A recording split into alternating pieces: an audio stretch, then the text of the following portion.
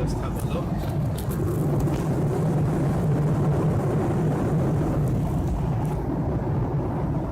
I'll be touching down probably in about five hours. Well, today is Friday. I'm now in the car with Alex and the ladies behind to go and see Miller. We're 10 minutes away. I'm with full colon David hyphen Wynn, full colon Miller, and period at the end. He invited me along for 6 hours when I originally just asked for 2.5 hours because I wanted to share some knowledge with him. So thank you very much, David. I've been looking forward to this since I first saw you on YouTube. For me, this journey actually started around about 16 to 17, when I was 16 or 17 years old.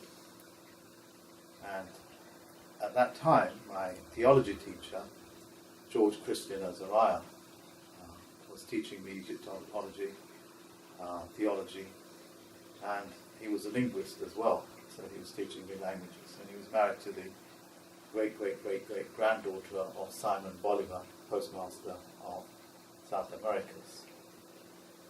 Full stop. He also taught me what he had received, and shall we say, in a revelation, as it were, what he called the levels. And the levels were the mathematical interface on the world of language, thought, and behavior. Okay, and I've got it with me. I looked at it, I understood what he was going with it, and that stayed with me the rest of my life, but I knew there was something very large missing. It was as if I was looking at myself or his technology in the mirror. I wasn't looking at it as a fact. So about 1.5 years ago, my little brother, my little baby brother, passed away, circumstances of which I will not speak about because it just takes time. That piece of paper, that the mathematical interface and language and thought and behavior, fell into my possession again. He had it in his briefcase. So I looked at it again, and about 20 years had passed since then. But it's always been in my mind, as there isn't a day that hasn't go past without me thinking about it. It's been with me, it's within my psyche, it's within my fabric, as it were. And of course I had your syntax key. And of course the conversations that we've had about mirroring, and my knowledge about mirroring with amputees and stuff like that, I worked out what he was seeing. He was looking at your mirror image of yours in a mirror. He was looking at the syntax master in a mirror, and what he was describing is actually the stratification of what happens when you take language, talk, behavior, and corrupt it. And I got it then. Okay, here's what you're trying to say. When you have a contract, you sign your name at the bottom because it has jurisdiction for everything above it and in front of it. Okay? So therefore, all words created worldwide are actually words of contract. All words and the definition of words come from a judge making a judicial decision as to the value of that word. There it is. Pen, P-E-N. Look it up in a dictionary. It's a writing instrument. Put it in a prison. Now it's a stabbing instrument, a concealed weapon, and it kills people. So, all things in the way they're performed are exactly what a judge makes a determination of. What was your volition? Was it to write with it, or was it to do harm with it? Thank you. That's just an example. So every word, when it ends, the last two letters of a word are a vowel and a consonant. When a word ends in a vowel and a consonant, it means contract. if the word starts with a vowel and two consonants, it means no contract. If a vowel is used as a single syllable, which is a hollow sound, it means no. So a vowel and two consonants means no also. And we spent 8,000 hours, Russell and I did, over a 2-year period. That's all we did for 2 years. And he lived here with me. And we brainstormed this way back in 1999 when we wrote these laws on this. And no one's been able to disprove that anywhere on the planet for the English language in all the countries that use the English language. So from that, we were able to make a determination when we break these words down. I go ahead and I use the number codes, 1 adverb, 2 verb, 3 adjective, 4 pronoun. But I also, when I see a word starts with a vowel and 2 consonants, I go ahead and I put no above that prefix, because P-R-E, A-E-I-O-N-U mean no. So all prefixes mean no, because it means to come before. Well, we live in now time. So if the future doesn't exist, because pre represents the future, then therefore the prefix, which is a future, is a no. So when you put a prefix, re, and d, and un, and in, and it means no. Now, you have the your taxation. It says pay your income tax. Now, if I said 3 plus 3 equals 6, you'd say that's correct. If I said 3 plus 3 equals 7, you'd say that's incorrect. We put in front of the word correct, which means no correct. So if I want you to join with me, I say come. CO means to corporate. It means join with me. So come me, CO and ME, come. And if I don't want you to come with me, I say income. No, come to me. So pay your taxes on the no, come to me. Therefore, you sign your tax form, but the IRS doesn't. It's a unilateral contract, so it's not a contract. And unilateral means it's a one-way contract. One-way contract means one. It just means one, and you're gifting or donating, but there's no contract for you to do that. They say, well, if you don't participate in our negative condition of, we're going to throw your negative, no person, into a no jail. That's why no law or fact should be tried in court. They make you into a no. And what is a no person? It's a nom de guerre, or studio, which is a dead person, which is not allowed to make contract or own property. And property, PRO, means no, PER is person, and TY is contract. No person contract, property. Now, how does property become a no person contract? Because all land on planet Earth has been subject to war,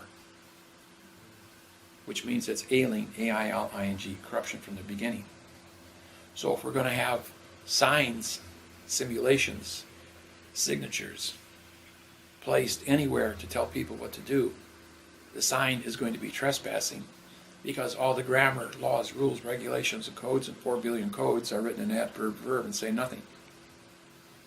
So if we have no people that say nothing, write in nothing, contract in nothing, are advertised in nothing, our world is a nothing world, where you can't, everyone is dead under nom de guerre. So we capitalize your name, and if you want to see where caps go to any graveyard. All your tombstones are in caps, uppercase spelling. So that's where we keep our dead people. And that's when you have peace on earth, when you're dead. That tells me what you just told me, that there is a very well-oiled mechanism to keep human beings Dead. completely subdued. Correct. And not being able to function. Subdue means no contract. Yeah. And they only teach you no contract in school, so when you graduate, I don't care if you got a PhD, you have a 2nd grade reading level. The 3 words, see the ball, or state of Wisconsin, is a pronoun, adverb, verb. There's no such thing as a verb Wisconsin, or a verb America. Just for a little bit more clarification, the adverb, so this is how I understand adverb when I'm doing passe and syntax. And it's ADV, no contract. Yeah. So you have, for example, the bank. The would be a straightforward adverb. Correct. But in the world of conventional grammar, what we also have is that the THE, AN, and A are known as articles. And an article is usually found in conventional grammar in front of a fact. But of course they don't call it a fact, they call it a noun, which is a modified fact. It's a no-no. It's a no-no. So this is how I began to syntax. I realized that they are communicating, the people that corrupt the language, they're communicating to me in different parts of my processor. It's different parts of my brain. So I'm aware of RAM state and what trans state is. And I realize that's how they're speaking to me, because article quite literally is the process of artistry. ART is creation, Creation. which And is that illusion, imagination, an adverb. IMM, ILL, no contract. And they're telling me, my subconscious mind, albeit my RAM state, my trance state, exactly how the poison is being injected into me and subduing me, subduing my biology, and as you folks say, controlling my vessel in love. TV, radio, newspapers, magazines, all written in fiction. And that's how we know that an adverb is actually like an article, because an article changes it and changes modification, as you say, and that's done by grammar, which are the rules of writing near perfect poetry. This interview is done in Babel, because Babel is the only language that everyone understands. But as we pick out the key words in our Babel, we will break those down into no contract and explain to the people that they may hear one thing, but they're actually hearing nothing until we explain and pull the nothings out and make them aware of the nothings. So the first rule of a teacher is to communicate with its student. Once the communication is established, we can then break it down into writing, which are the hieroglyphs on paper. Paper is a vessel in a sea of space. All vessels must have flags and advertise their transportation, and must pay the postage to move it between point A and point B if they wish to make contract with another human being. You say paper is in maritime. Can you tell me why paper is in maritime? Because it's a vessel in a sea of space. Staring me right in my face. Earth is a vessel in a sea of space. Earth is a vessel. All things on the vessel are cargo. So therefore, all things are maritime. In 1969, we never went to the moon, I'll tell you that right now. You can't get through the radiation belt. We don't have technology to protect the astronauts from that. And of course, there was 38 different angles of shadows in the video that we saw on our little fuzzy 280 line black and white TVs in 1969. And so nobody would know the difference, you know. But when you break it all down, the whole thing was to make a statement. Oh, look at Earth. It's a vessel in a sea of space. And the next day, the yellow French flag went up under maritime law on every courtroom on the planet, in every flag on the planet. You go to the United Nations, they have 7 flags in front of each of the 200 embassies. And they're all yellow French flags with a gold braid on it and a gold rope. And anything you put on top of the standard cancels the constitution of the flag, contract of the flag. You put a Coke can on top of the standard and it cancels the flag. And when you look at a United States dollar bill, the wings of the eagle are up. That's postal. But when you see the eagle's wings down, that's a phoenix. And a phoenix is a fiction bird from Harry Potter. And that's the Vatican. It's fiction. So let me just recap. They cannot pull off the moon landing unless I taught in adverb fiction thoughts.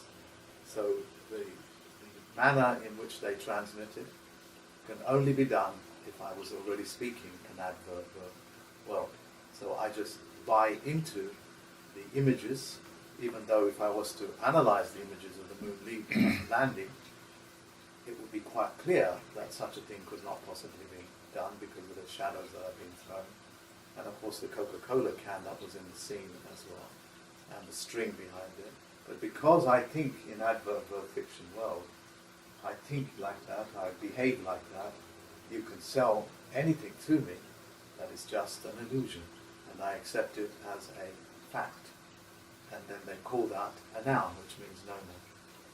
Oh, and one giant step for man. How does a retro rocket land a 8,000-pound vehicle in dust? That would have the force of that rocket would have cleared out everything for a quarter of a mile around it as a blast zone. They would have landed in a pool of glass because it would have melted the surface from the rocket. And for him to then step off the rocket into moon dust,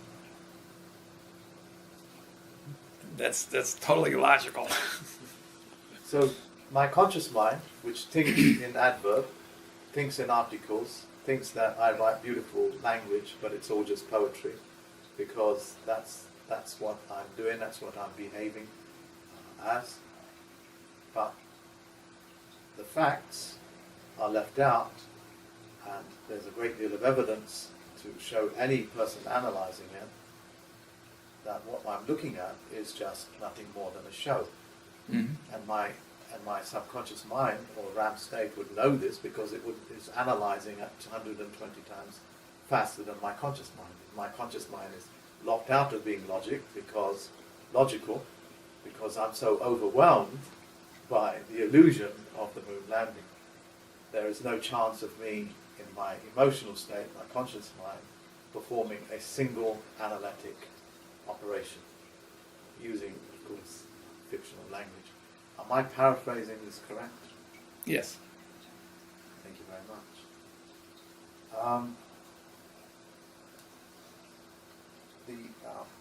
One of the students that came in through my webinar, he uses your technology. He knows you.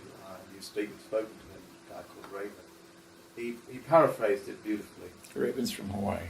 Yeah, that's correct. So he paraphrased it beautifully. He said he was actually being prosecuted for taking water out of a stream because he only drinks river water where he is. They were prosecuting him for taking power out of the river and robbing the river of H2O, as it were. Okay, and we was talking about London water. Now in London water, it's about 70 to 75% sewage water, and they sell that to us by using aluminium sulfate, which makes the water crystal clear and takes the odor away. Okay, and then put it through some simple Filters. Yeah, to take out the large particles, as it were. See, in Hawaii. So, where I was going with this is that what he was saying is that they cannot get away with this unless I really was thinking in complete modified forms. I was thinking in adverb words, and that's the only way they can sell me, buy me to drink sewage water, and that's the potency of what you have exposed, as it were, through your language, is that they are poisoning us, manipulating us, removing our sweat equity, our commercial energy, by keeping us in that illusionary world, as I wandered, as lonely as a cloud, humanizing a cloud, and therefore its modification, and now I get emotionally involved in it, and they are able to sell these garbages to me, and I just accept it into my vessel and carry it as cargo, whether it's ideology or food, or the rest of it. Is that what I'm thinking? Yeah. In Hawaii, the sugarcane people own the water rights. This goes back to 150 years ago. And they build aqueducts all over the island to catch the rain, 500 inches a year, and channel it down to the sugarcane fields. So whether you take a cup of water out of the aqueduct or you want to rechannel an aqueduct for your own purposes, they own the water rights. So if they don't prosecute the cup, then everybody would take and rechannel it elsewhere. So it's, and you might think it's a small thing, but if they allow the little things to get away, then it turns into big things, because it sets precedents. But then I came along as the King of Hawaii and I said, show me the correct sentence structure, communication, parse, syntax, contract, written at any time from an invading person or invading government into the Hawaiian Islands that did not pay their docking fees before they got here, or when they did get here, that they paid their docking fees to put their roads up on the land, because the roads are foreign material, foreign building material on the land. The aqueducts were foreign material built on the land, and they didn't pay docking fees to put the aqueducts in. And the treaty and the contracts that they that they created were written in adverb verb. All the mortgages in Hawaii are written in italicizing for the Hawaiians since 1919. So they're blank sheets of paper except for capitalizing the Hawaiian's name, which means they're dead on paper.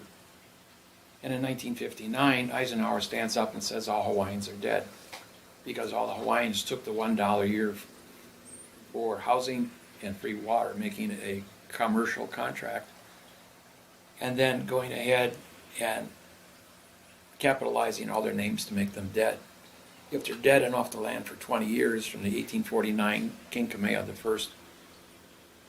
I declaration that if you're dead or off the land for 20 years, the land is free for settlement. So they capitalized everybody's names from 1919 to 1958, an italicized document which made everybody confess to being dead, and then they went ahead and took the islands. But the Hawaiian Islands filed bankruptcy October 22nd, 1871. The United States filed bankruptcy September 17th, 1859, for 70 years. The Hawaiian Island, the Americas, were in bankruptcy and invaded a Hawaiian island in bankruptcy with Rothschild.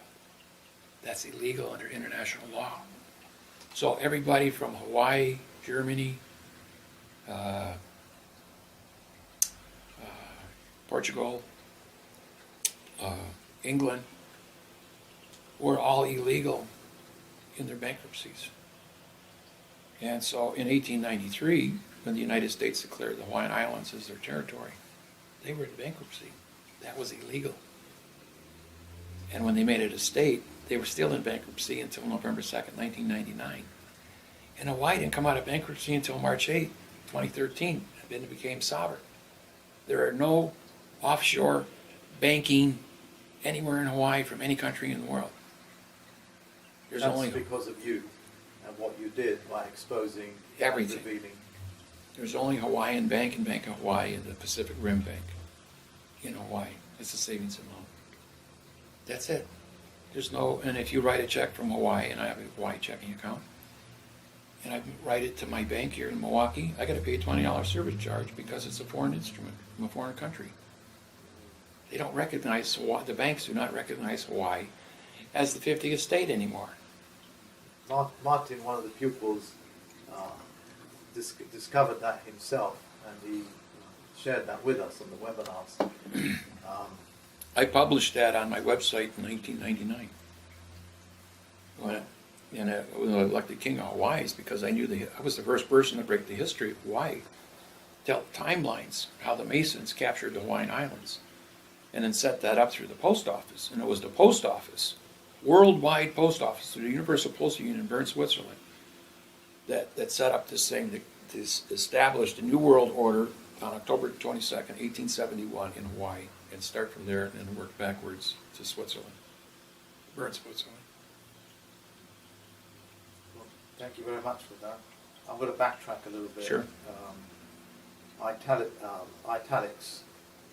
We now know that from the information that you gave us, that when you write things in italic, it's actually part of the cursive writing. It's completely removed from the paper just by making it artistic, because it's not a claim and it's not contract form of writing, and it's not recognized as a contract form of writing. And to do that, you make it in italic. Correct. and it's also part of necromancy to write in italic. They also name ships in italics. They write the names of the ships in all capitals and in italics as well. So we know that's in maritime. Well, that's corporate. So you have to elaborate a little bit more.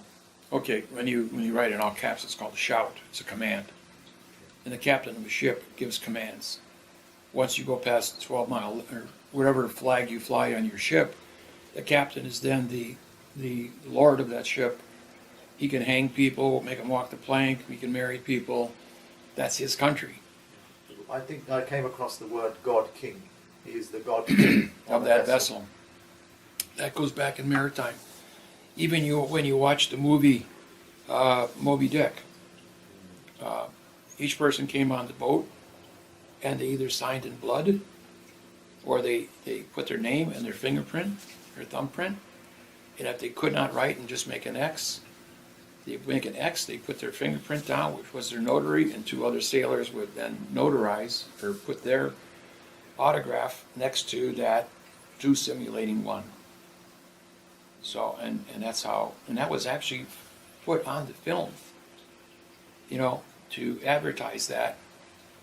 And then in the movie South Pacific with Burt Lancaster, he said if it wasn't for that flag flying there, I'd own the copra business on these islands, on the Pacific Islands in the Philippines. And then at that point, it was flag technology. When you watch the movie Kingdom of Heaven with Saracen attacking Jerusalem with 200,000 soldiers, you have 20,000 flags flying in the picture because each family was represented by their flag. And so they were advertising. The flag was the advertisement of their contract, of their flag. And even in the movie, what the flag that flew over Jerusalem was setting up jurisdiction as to who won the battle. And when the Muslim flag then was posted, the king of Jerusalem ran out and pulled it down and threw it on the ground, putting his flag back up. So flags were very important in that movie, Kingdom of Heaven. Flag, of course, or flag protocol is the language that one captain will speak to another captain aboard another All the vessel. ships, whether they fly the pirate ships or the England or France or whatever, the flags were advertisement. Yeah. And the black flag is Death a private operation. No, black flag was the death flag, that if there's disease, like smallpox or scurvy on board that ship, and you put that flag up, no other ship would come within miles of it, because if you were downwind, then all your people on your boat would die also. So that's a quarantine flag. Yeah, and nobody in the maritime ever violated quarantine flags. Okay. Some people used it falsely. Merchantmen would put it up to say we have smallpox on board, and the pirates would not take that ship. Okay. So, if I had a black passport, does that mean I'm in quarantine? No. All the passports around the world are different colors. It's just unique to their countries. Each passport color is a particular flag, and it's advertising to the world my position. Like I have a red flag, a red passport, which means blood will be spilled. Blue is maritime. Green is peaceful games. So I was going through this, and I noticed that the black passport or the black flag was to say that you're in the private. But I also realized that it also explains that you might be in quarantine as well. So I'm just kind of sharing. Well, today the passport industry worldwide is controlled by artificial intelligence. So if it's a counterfeit passport, you will be arrested and taken into custody. Okay. Every place I go, an iPassport has been stamped in like 30 countries. I get taken into custody the minute I hit the door. They're going like, "You're Miller." Okay, we know who you are. What are you doing in our country? I suppose what I was saying is that the passport colours are.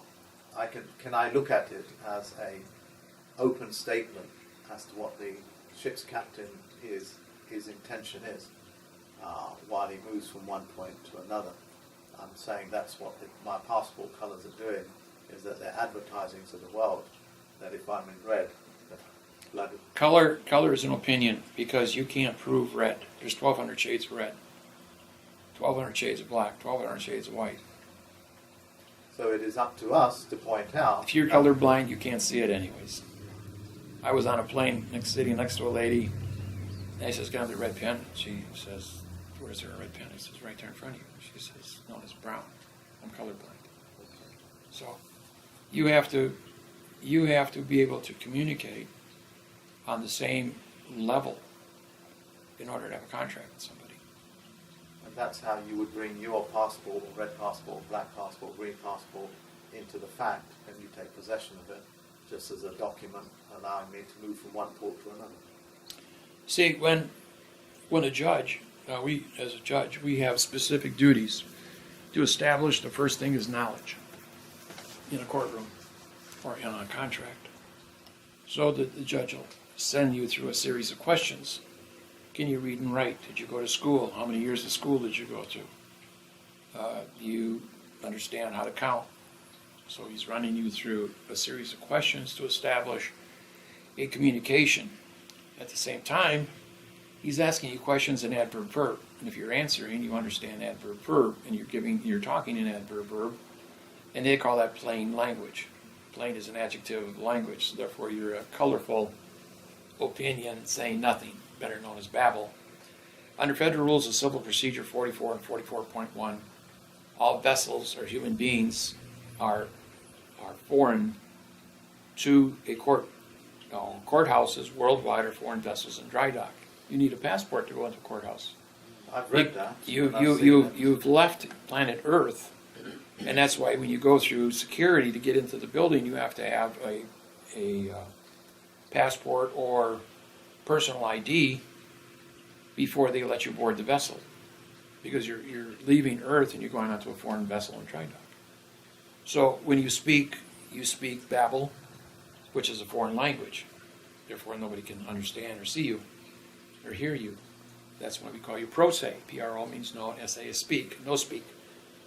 So we come into court with quantum language, and the judge says, I can't understand correct parse, syntax, grammar, because this is a fiction court where only fiction grammar is allowed here. 3 plus 3 equals the infinity of a wrong answer here. We only study perjury in all courts worldwide. They do not allow correct parse, syntax, grammar. Under Title 28, Section 636, when the necessity of correctness must be established, I'm authorized as a federal judge to open a court up anywhere, any place, whether it's in my front room, in a hotel room, pay the duty to rent that room, pay for the electricity, put up my flag, advertise at the door that by entering this vessel or this four corners, you have now entered a court of correct parse, syntax, grammar. And that will be the rule here today. And we will discuss, or we will identify the correct parse, syntax, grammar, and how it is mathematically used, and we also identify fraud and how it is mathematically certified frontwards and backwards. Henceforth, I do my syntaxing. Thank you very much for that. With the all caps name, this is what I discovered. Yes, the all caps name, and then you have a title. Now, as I remember from my sailor friend, when you have an all caps name and they give you a title like a Mr., it means a low rank aboard a vessel. So when you receive court papers through your letterbox and it's got all caps name as well as the title Mr., it's bringing you into a foreign vessel as the lowest rank in their ship, as it were, and you are answerable to the captain that's in the courtroom. So what I'm saying is that when you go aboard a vessel or you buy a plane ticket or an airplane ticket, your name will always be put in all capitals, because they can't guarantee your life, as it were, because travel is precarious.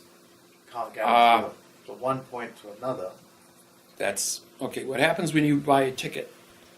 You then become cargo. If a plane crashes, they don't say people died. They said souls were lost. They only talk about souls. They don't talk about the cargo being destroyed. Because when you bought that ticket and you went on there, you were just cargo, no more than your baggage. And it says right on your ticket that you're just cargo. So it's a maritime bill of lading. You paid money for it. It got stamped. And so you are being transported, and your boarding pass is your postage stamp that you personally are carrying with you. So, and if you buy an insurance policy, it's written in adverb verb. If the plane dies, you die with the insurance policy. So, because in means no surety contract, no surety contract. Thank you very much for that. International law, maritime law, international law, they're all one and the same thing. They're all, no? In means no, TER is terra. Nation is people, AL is contract. I will withdraw that. So maritime means that you're a vessel traveling in a sea of space. International means you are no earth people contract. So it's they're trying to remove you from your possession of being an earthling, making you a alien, same as an alien. A is no, and lean, L-I, which is lie, and E-N is contract. No lie contract. So because no is there, 0 times the lean contract is 0. And as an alien, you have no contract. And so therefore you're trespassing. And the only physical entity, vessel standing before the judge or captain of the boat, is a vessel that walked onto a Chinese freighter. And he doesn't have a seaman's paper, doesn't have his medical papers, doesn't have a passport, so he's arrested for trespassing. You know, I don't care if you go to, these people get these traffic tickets and 1,000 other crimes. There's 4 billion codes in the United States codes. Just like this here nonsense. They just create nothingness, but the only thing that happened was he was a vessel in a foreign vessel without a passport or seaman's papers. So he was arrested for trespassing. Pretty elementary. Thank you. I'm asking these questions for the people that's going to be listening to the YouTube as well. I want to make this very clear. International law, maritime law. What you've just pointed out is that she gets international law, and if I'm savvy, I get maritime law because that's the knowledge that I have. But I know that international law is in maritime, and maritime is in maritime, but by just using that prefix, IN, she has vacated her position in maritime law, and then gone into this no law, no terrestrial national contract law. No? Federal rules superseded 44. All people are foreign to each other. All people babble to each other. All laws, rules, regulations, and codes for 8,500 years are written in adverb, verb, and say nothing. What maritime law is written in correct parsing, syntax, grammar that you are in possession of, that you gave notice to, not notice. Now notice, NO is no, TI is title, C is contract. No title contract. That you gave a warning for your 10-day advertisement that you were going to come to court. You see, people don't look at the timelines. 5-day, 10-day, 21 days, 45-day trust law, and 90 days. 90, 180, 270 days, runs in 90-day jumps. 1 year, 1 day. Salvage law. Salvage law, right? 1 year, 1 day, because the first day doesn't count. So everything is being salvaged on the trespassing, because people don't take time to do their paperwork. They don't take time to write your paperwork in correct grammar. And even to use the definition of maritime is written in adverb verb in Black's Law Dictionary as well as in Webster's Dictionary and all the dictionaries worldwide. So if you don't pay attention to syntax, which is the most powerful word, and know how to use syntax correct, then you will make a mistake, and one mistake is zero, and 0 times all your correctness means 0. And so you're right back in the fiction. So because the movie Matrix with Keanu Reeves, I'm Neo in the movie Matrix. Matrix was built off of my program after I published. And everything that's happened in the movie Matrix, from myself going up against the government of the world, isn't about the United States government. You see, when I developed this technology, it wasn't, I was fighting for my children, but it had to be correct in Milwaukee court. It also had to be correct in county court, and state court, and federal court. But if it's only correct here, it must also be correct in international courts, or global courts, or the World Court, The Hague. It must be correct in all countries worldwide in all languages. So I had to develop the technology that could be translated to all languages, all 5,000 languages, and built a procedure that 1 + 2 = 3, 3 - 2 = 1, that 2 × 3 = 6, and 6 divided by 3 = 2. I had to use add, subtract, multiply, and divide, sine, cosine, tangent. Everything written frontwards can be checked backwards. Everything written in language could be checked backwards. And I proved that. And I proved that in any language and in any scenario. So then they come to me and they say, well, the Hebrew language has no prepositional phrases. What are you going to do? I says, I'm going to take their symbols, I'm going to use the English translation, and then I'm going to put the English prepositional phrases in between the words, so it is mathematically certified frontwards and backwards. They say, we have no vowels in our language, only consonants, because the vowel is a hollow sound. I says, what? The Hebrew language goes back to one of the first languages on the planet. Written language. And it was set down that they would put the vowel sounds in where it was convenient, so that the words gave the bankers jurisdiction for collection as money changers. And then when Jesus came along and he wanted to interfere with the money changers, he was crucified for interfering with money. He didn't die for his sins, he died because he interfered with the money and commerce. So they had to have a real unique experiment here and fool the people. You see, I'm a keymaster for the Vatican. I got my keymastership in 2005.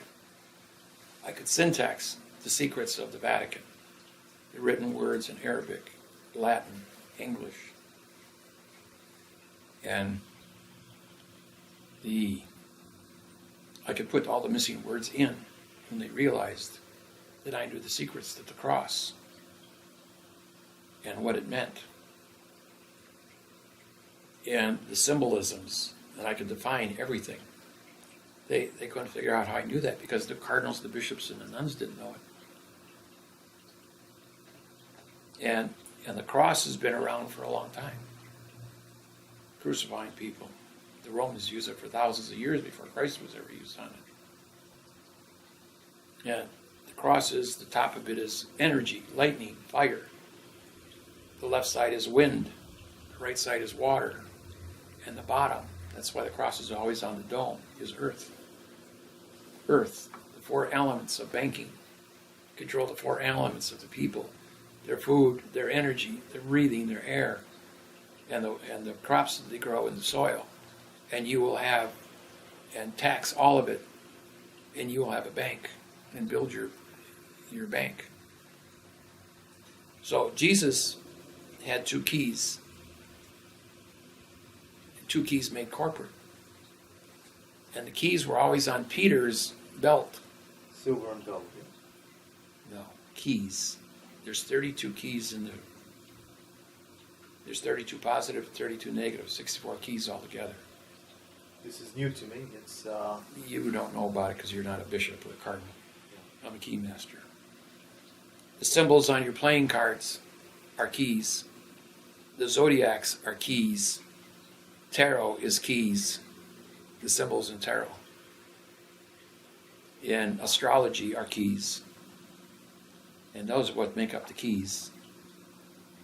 When I hear the word keys, now this subject is completely new to me. I only know St. Peter's Cross as in... Well, we're not going to get into keys right now, okay? That's a little bit on the... I would have to sit down with the books with you, and that would take an entire day of just showing you the keys and showing you where the keys are and how to use the keys. That's fine, but I want to understand the word key is to unlock something. These are the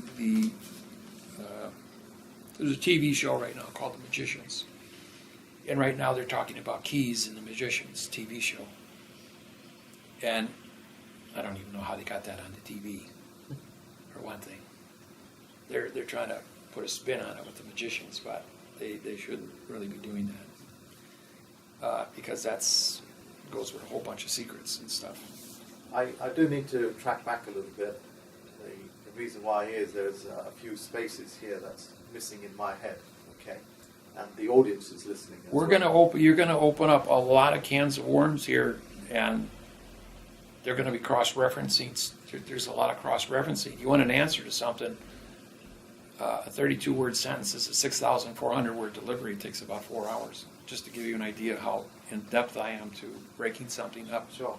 What I can do is that I do know what you are talking about, but this is new to me. But let me just add the thought a little bit. The symbolism of the cross is completely new to me, but I won't question about it because I've now got the clues, as it were, and I can go off and do my own searches. Who's been to the Vatican? None of you? When you go to the Vatican, you cross a granite step. It's about 4 feet by 6 feet. On the granite step, there are 2 granite keys connected to a rope that goes around, and the rope holds the 2 keys together because it's corporate. There are 2 keys to open the door to the Vatican. Two making corporate, and the Vatican was the bank. So when you take the keys, you have, it's like 2 hands together. I'm making a cross now, okay? And the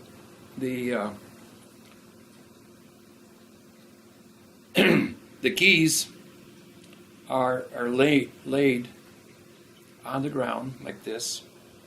My thumbs being the lock, and my hands being the straight. And they're connected by a rope. When you put the keys together, it makes the cross. When you look at the keys hanging on the Pope's seal, they're turned like this.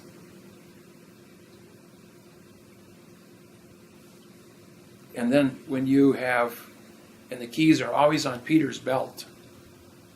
Now, because it was corporate. Now, Jesus had the keys until 34 AD, and he gave them to Peter. Peter had them until 79 AD, when he then gave them to the first pope. And the first pope didn't have money, so he went to Persia and borrowed money from Persia to build the Vatican. And that's why all the arches are Persian arches.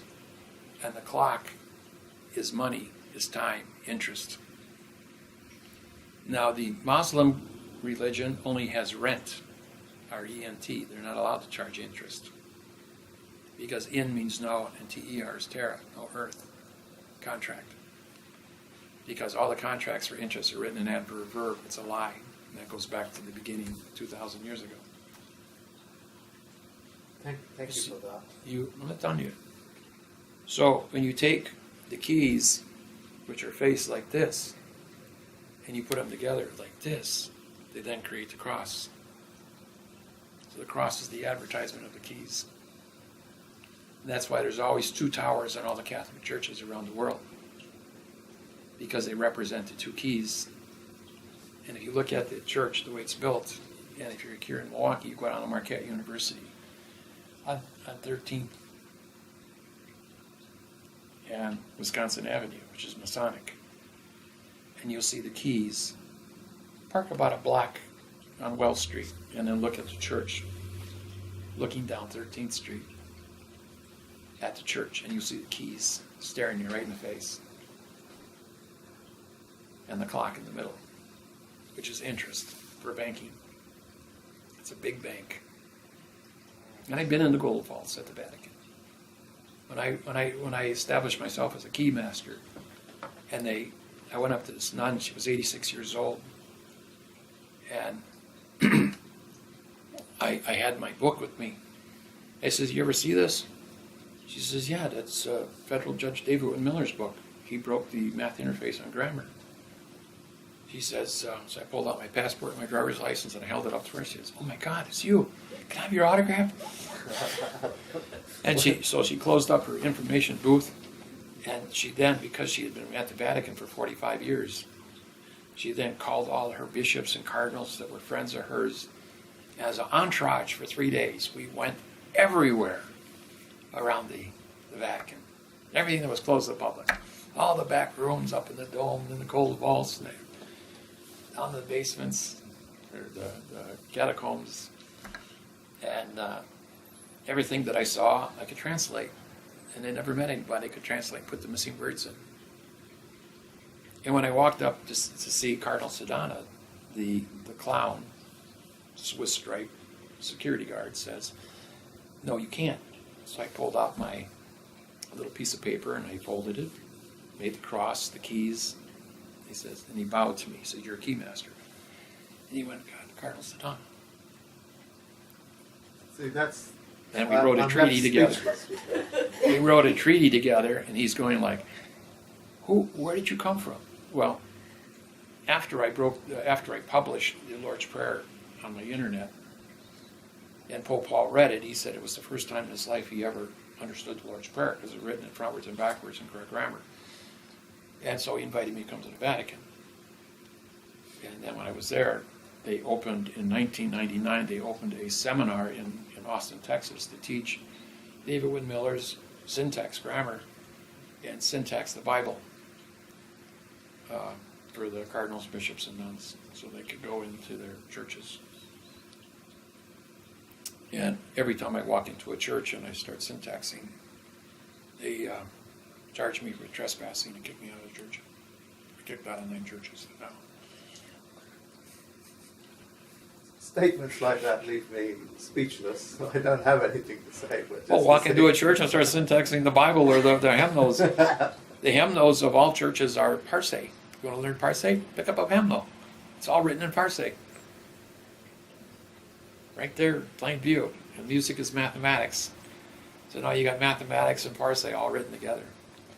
Henceforth music, and white people sing.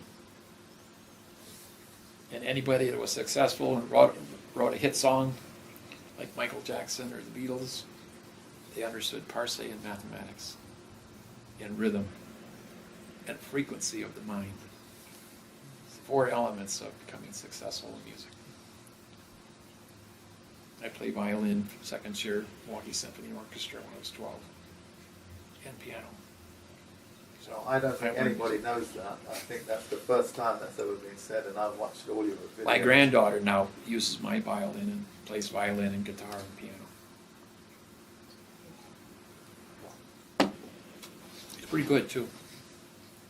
Well, there's a few things that's left me speechless. I feel like I need a moment to recap in my own head. I saw Russell in Montana. I think it was in 2013, and he showed us the key master, the actual keys, solid gold, triangle. The key was inside the triangle, locked in. It was a tiny little thing, and I tried to do a lot of searches on the key master roll. Oh, that's for our coinage for the United States of our World Corporation. Those coins are like $480 a piece. Those coins, they're one troy ounce. Or no, $1,400 a piece. Those are made out of solid gold, but they're $1,380 an ounce. But because we only had a few of them minted, they're a little bit more expensive because they're collectible item. It's well, Russell's got his bank up, and the minted platinum. We've Yeah, it's a seen it. platinum gold one. See, it's 92% gold, 8% platinum, and 1% copper. When you mix that together, it's called a eutectic, because I was a metallurgist. And it makes it a very, very durable coin, very super hard coin. And they're forged under 40 tons of pressure when they blank those out. Okay. I'll share this for you and the audiences as well. When we invited Russell over to Ireland, I wanted to put an ad out in the newspaper, and I wrote it out, and it was quantumized, and had the full colons and everything. And the lady took the ad, and said, "Yeah, that's fine. We could run that." And when I tried to make the payment, it wouldn't go through. And then I phoned them up, and as soon as she heard what it was, the phone went down. Everything went silent after that. I was advertising Russell was coming as the keymaster to Ireland, and then the whole thing was run out of City of London. Everything went silent, So I began at that stage to realise the potency of what I just thought to myself. Well, you have a dominant Catholic and Protestant issues in the English Isles in England, and depends on who's controlling the newspaper, which is the judges own your newspapers and your press, and the judges are all Masonic, and so all the technology that Russell and I have tips on keymaster technology from the Vatican as well as the Masonic codes. And a lot of this is pretty deep secret stuff. It's been secret since the beginning. And they don't want the public getting into that. I was invited to, there's 1,600 samurai in Japan. Those are your lawyers. And I broke the samurai code, and I was going to go to Tokyo. I was going to put on a seminar in a baseball stadium with 10,000 seating. And they were selling tickets for 30,000 yen a piece. And they were sold out in 48 hours because I was going to come and talk about the samurai codes. This is the general public. Yeah. That kind of money was being thrown on the table to listen to me. And this goes back like 15 years ago. And the United States government got a call from the Masons and the samurai in Japan, and I was not allowed a visa to leave the country. To leave the country? Yeah, I can't go to Japan. I've been to Tokyo already, but only transferring. I was flying in a plane. I couldn't leave the plane. I could change planes at the airport, but I couldn't leave the airport. I was under strict security. I was coming back from Perth, Australia, through Brisbane, then Beijing, then Beijing to Tokyo, Tokyo to Honolulu, Honolulu to LA, LA to Midway, and Midway to Milwaukee. 34-hour flight. Brutal.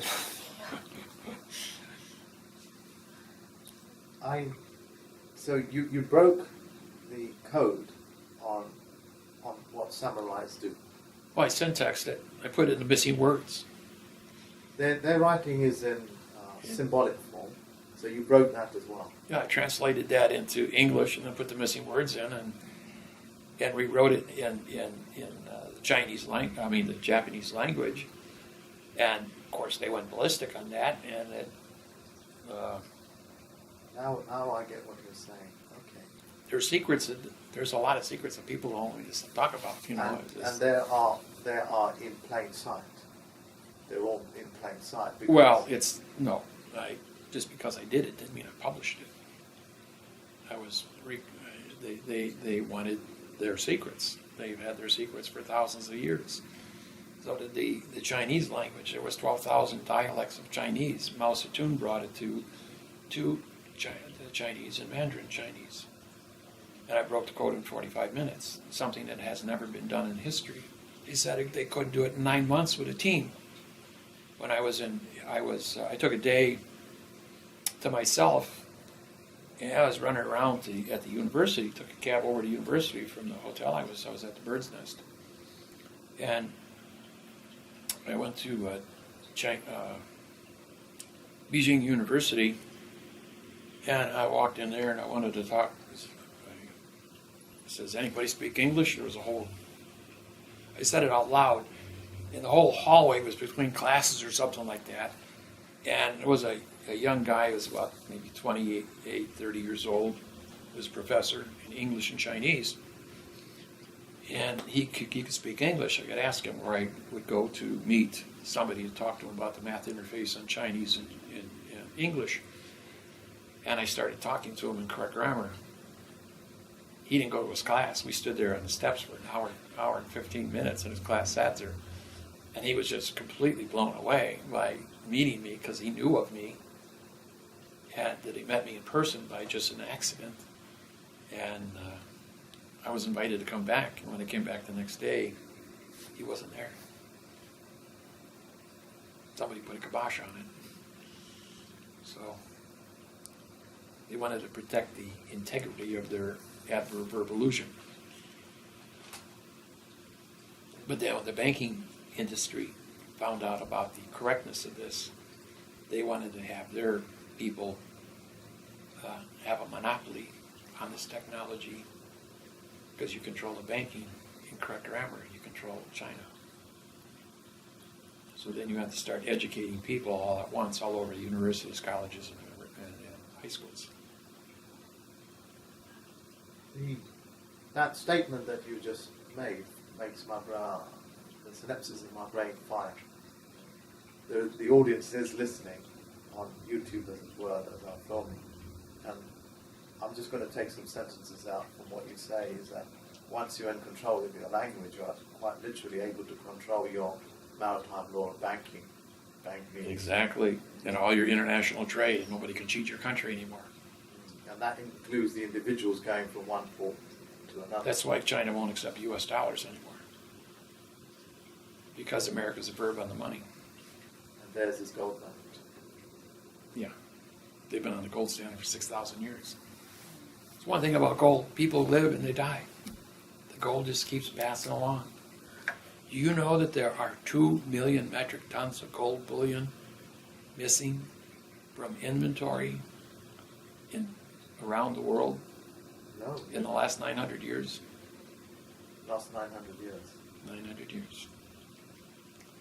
And this is the rule, and I'll share this with you. When no person comes for the gold, they will be arrested and put in prison for life. It's a riddle.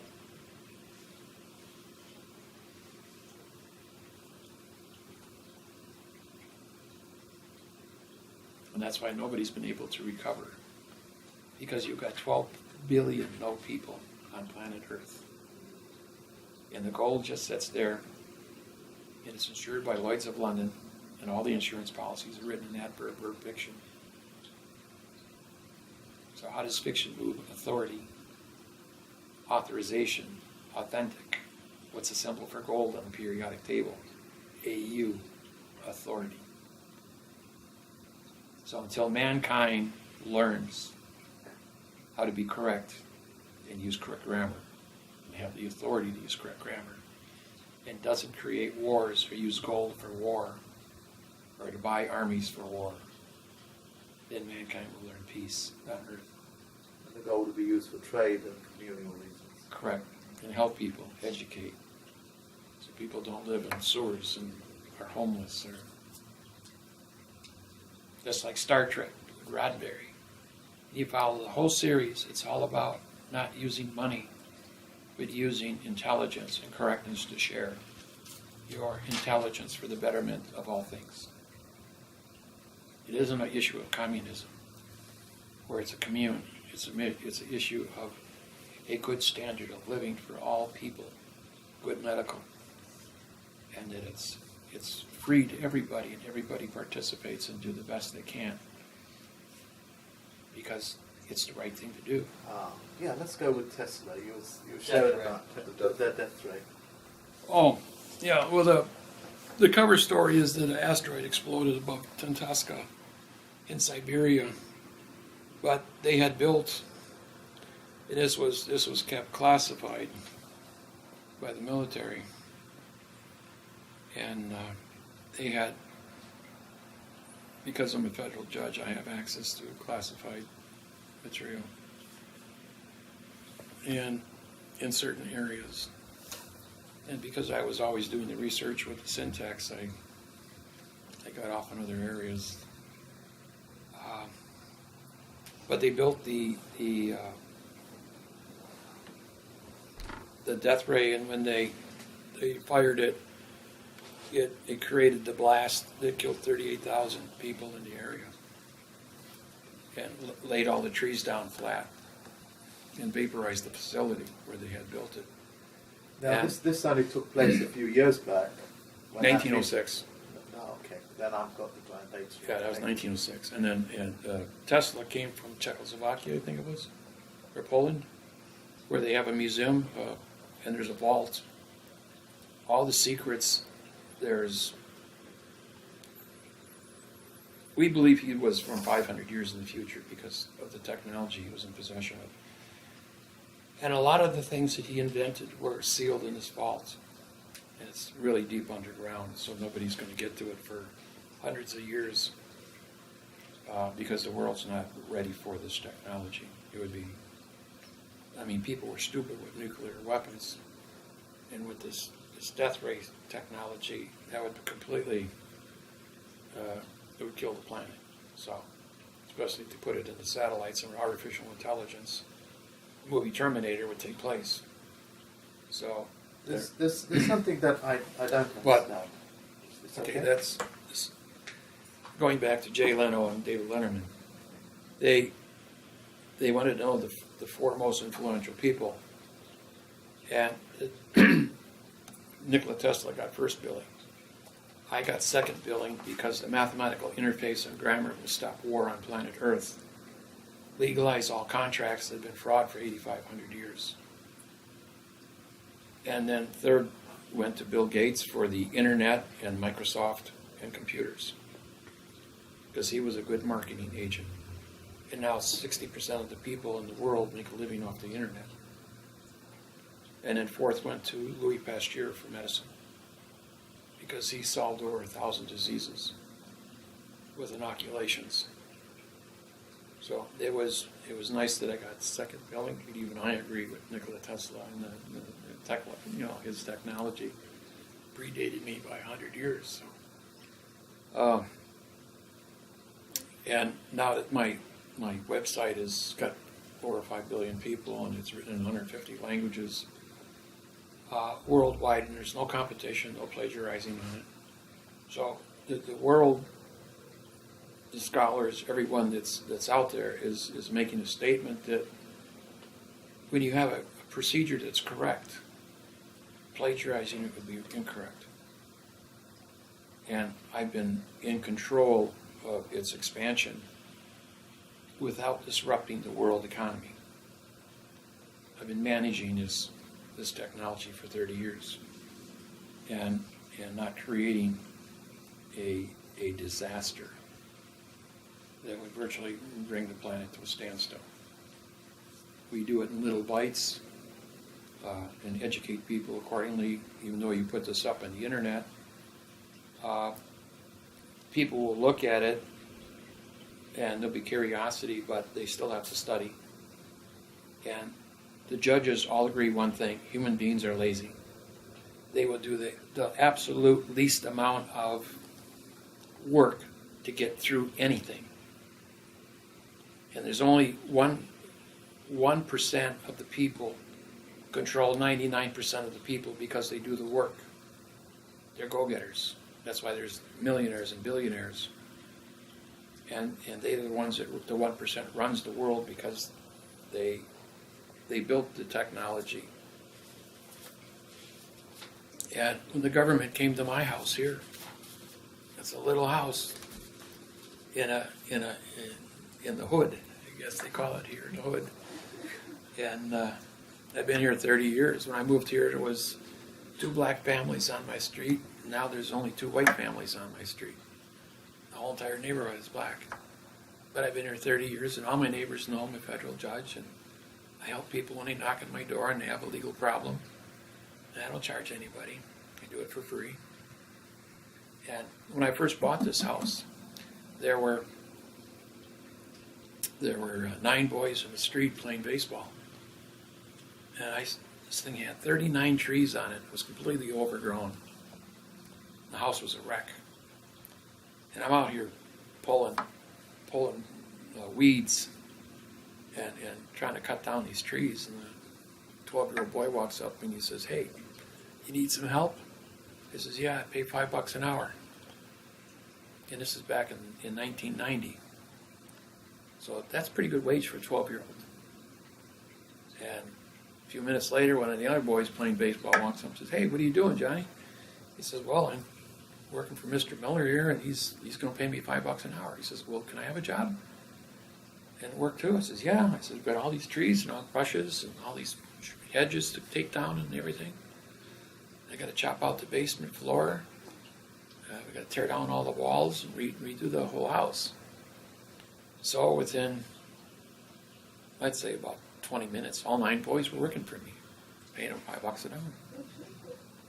And their parents came down and interviewed me because their boys were down here all day working together. I was teaching them carpentry and concrete work and how to dig out trees and work as a team. The oldest boy had made the foreman, and he had to manage the other boys because they all knew each other. And at the end of each day, they all got paid. And then one day, one of the boys just stood around. He didn't want to work, so the foreman fired him. I didn't fire him. The foreman did. I said, "That's your job. You get $6 an hour, and the rest of you get $5 an hour." And but all the boys worked, and they worked hard, and they learned carpentry and electrical and plumbing. And as we rebuilt this house, it took us 30 days. And as the years went by after I moved in, all those boys lived on the street, and nobody bothered my house. I had a Corvette parked in the driveway. Nobody vandalized or tried to steal my Corvette. Everybody on the block, the parents, the kids, they all watched to make sure that David was okay because he was our employer. Same thing when I rebuilt my 8-family apartment building. I employed all the kids in the neighborhood to work for me. And they worked for me for a year. And I was the only white guy in 212 families. And I got $150 a month more rent than anybody else in the neighborhood. This is 85-ounce Monsanto carpeting. It sells for $65 a yard. My entire building had 85-ounce Monsanto carpentry. I bought a semi of it in Dalton, Georgia, and drove it up here and laid 6,000 square feet of carpeting in my 8-family apartment building in white and powder blue. And all my homes, I did the same thing, my 5 homes. And when the people came in where they had been used to living on outdoor carpeting or linoleum, and they saw an apartment done in white carpeting like this, an inch deep, I got quality people, and I had 100% rents for 8 years with 100% occupancy in my building. And I was lived in the building, so I was an on-point landlord. So I had to respect the law, and then I organized all the landlords in the neighborhood. We created the Can Do Corporation, 240 landlords from Silver Spring to Call Avenue and from 60th Street up to 76th Street. And we cleaned up all the drug dealers, got them all arrested, got them out of the neighborhood. We had 39 undercover vice cops living in the neighborhood, which kept it clean. We were in advertising on TV and how to clean up a neighborhood. We turned around the whole north side here, made it a safe place to live.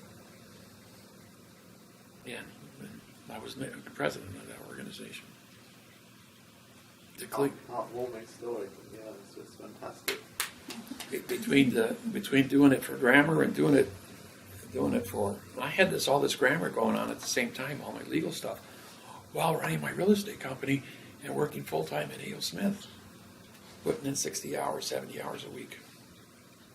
So I would work at 3 full-time jobs all the time. I didn't have to sleep like other people did. You see, I'm 68 years old now, but I stopped sleeping after 1975. And so, from 1975 to 2015, when I had my heart attack, or 2013 that is, I was awake working a 24-hour day. Or you people have to sleep that 8 hours a day for those 50 years or 40 years. I got that added to my age. I'm here at 68, but I'm actually 102 years old in living experience, travel, education, and learning with oxygen, because I can learn 10 times faster with oxygen than a normal person will. So I'm actually about 102 right now for living experience and traveling around the world 5 times. 5 million miles I've gone. David, Yeah. you mentioned that the whole world will have to eventually learn this if they want access to that gold, make peaceful trade. Which I'm teaching people, correct sentence structure. Passe, I'm good at passe now. Good. I'm very good at it. I'm very happy with that. Now, when I got passe, it had a purging effect on me. It was like, I know that I've got viruses in my head. Of course, that's what the passe is, the poison prefixes and the suffixes.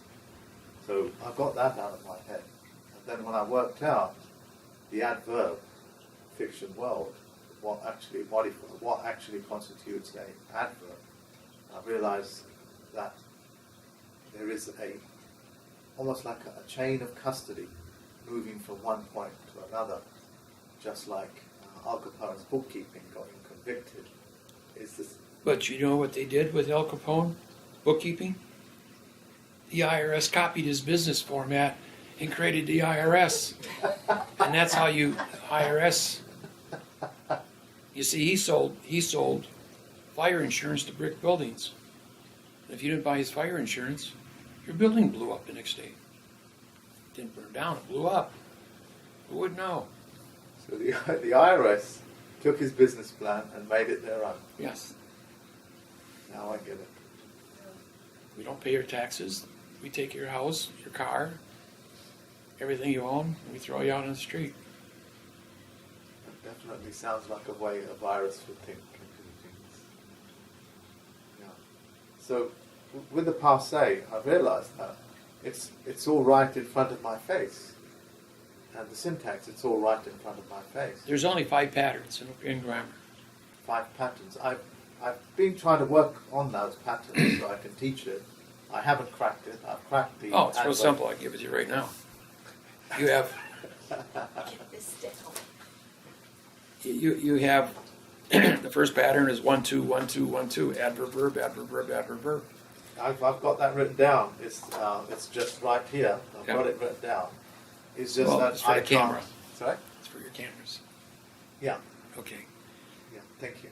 And if you want to write a perfect lawsuit in the world of fiction and impress the judge and get paid $500 an hour, you write an adverb, verb, adverb, verb, adverb, verb sentence structure, and you specifically engineer it so it comes out that way. That's what this is.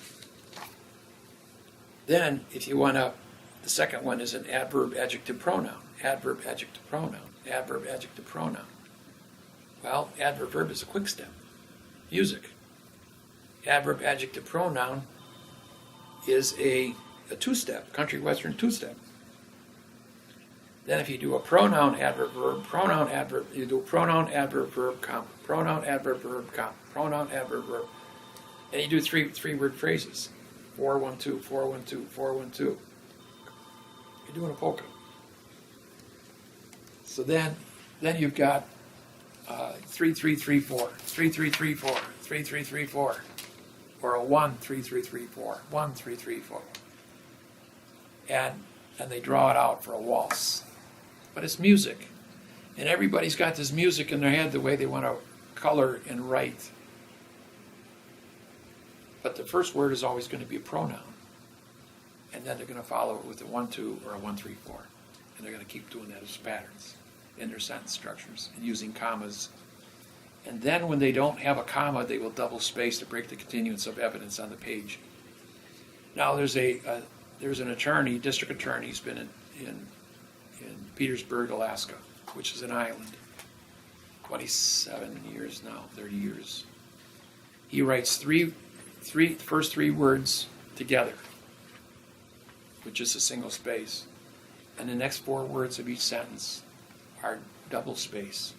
So it's a pronoun, adverb, verb, pronoun, pronoun, pronoun, pronoun, because he puts a double space between each word, so they're all independent words.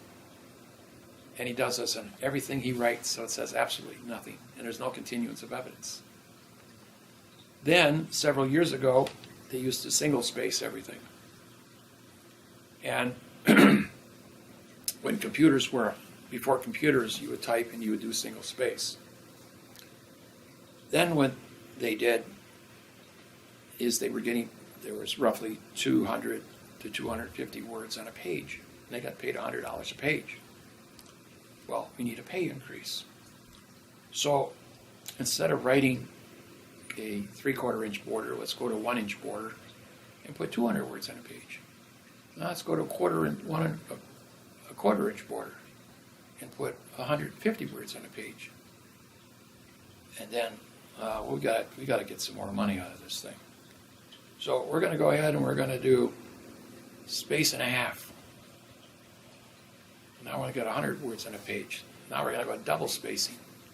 Double spacing lines breaks the continuance of evidence between each line plus the borders. So now we only got 75, maybe 50 to 75 words on a page for the same $100 a page.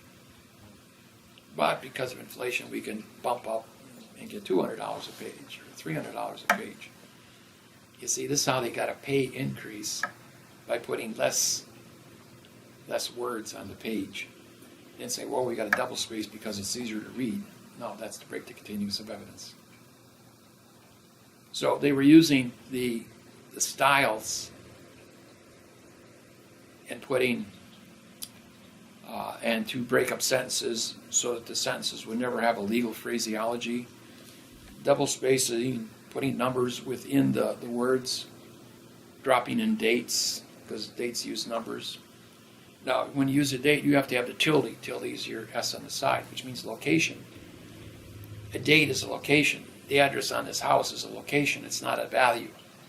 So they use values amongst words, which is a totally different hieroglyphs. So therefore, it breaks the continuance of evidence. Then he would use commas, brackets, or parentheses,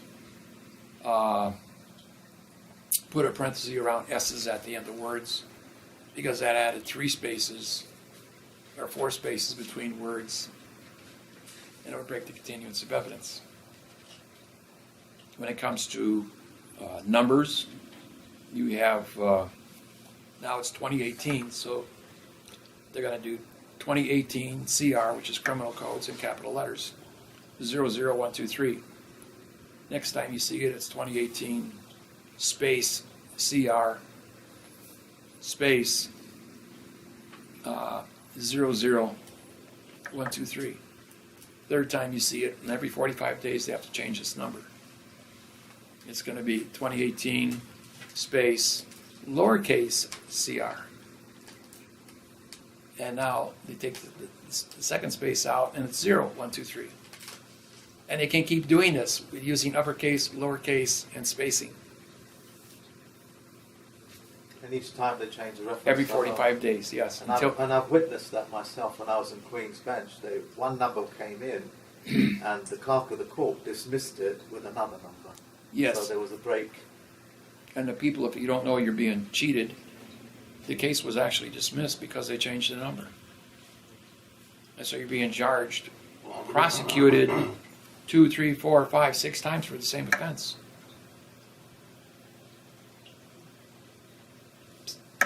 They do it to everybody all over the planet. As I exposed each one of these syntax violations that they did through our publications and lawsuits, and won these lawsuits, they came back and saying, how's this welder from Wisconsin beating us all up and killing us all the time. And so they studied it at all the law schools and taught everyone about how I'm exposed all the secrets. And every time they thought they had all the secrets, I exposed another secret. They said, well, gee, how many secrets are there? I said, well, it's 50 secrets. That's why there's 50 stars on my flag. 50 procedures. And he says, you only got 37 of them right now. And I've won all my cases, 12,000 of them. So you go ahead and you don't even know what you're doing. I says, and I'll keep bringing out one at a time when it's necessary. And that'll take you years to catch up with that one, because each one is an exponential of the one before it. Now, what you just told me, that last segment, I do not understand. You may have to add a little bit more words. There's secret and procedures. So every time they think they've won their case, I bring out more procedures to show that they don't know what they're doing. If you lack knowledge, then you can't be a judge. You can't have an oath that's fiction. You can't arrest people. So you're changing your procedures by adding a few more. I'm not changing them. I'm perfecting. Right, I'm advertising. Now, when I use, I just said you cannot. Well, that's a negative statement because you understand negativity. When I bring out a new procedure, it's a performance. I add more performance. Just like we had the correct sentence structure, communication, parsing, syntax, grammar. And 5 years ago, I added the word performance to that. And what is performance? It's motion. It moves things. When we put tildes in front of numbers, we qualified our numbers and we moved to things. And we did it right there in front of them. But you couldn't get past the fact that it was correct. Which means that in a world of fiction, when I'm reading a document, if somebody was to ask me what a single word means or what that lettering in that word means, I could not give them 100% closure because I'm not in control of the words or the grammar, but you are actually in control of every single symbol, every single letter, every single space, every single symbol on your document. Yes. And you're able to create 100% closure. And as a result, nobody can trespass on your document. That's And if they copyright. do want to access your documents, they will have to have a reading level of your level, 29 grade reading level. 29 grade level. And the way that I'm now seeing that is if I have that level of creativity and understanding to begin with, why would I want to go around cheating people? I can Well, then you would have knowledge. If I went out and wrote a fiction document, I had knowledge to create a fraud. Therefore, that's wrong. That's why my documents are perfected by me. And under the McNaughton rule, which means I have knowledge of right wrong, and I do right. And when the judges, attorneys, and lawyers, and sheriffs write like this, they have knowledge they're doing wrong because this is engineered wrong. Yes. This isn't an accident. No. This is perfectly engineered to be wrong. The signatures are scribbled. You can't write it. There's no words in any English language to identify who the foreman is. And F-O-R-M-E means no man. That's what foreman means. So how do you have a no man of a grand jury? It's nonsense. And then they call it a true bill. A is an adverb, making true to be an opinion adjective of a bill. But they don't say what the bill means. They didn't define the word bill. They didn't define the word a. They didn't define the word true. They don't take jurisdiction for the words they use. So everything is a dangling participle verb at the beginning and at the very end of it. In this case, Bill's uses a pronoun, no, because it's been colored and modified. And a pronoun, as it stands in every single word, is which or whatever it is a pronoun because it's just a no-no. And in contract writing, 3 strikes and you're out.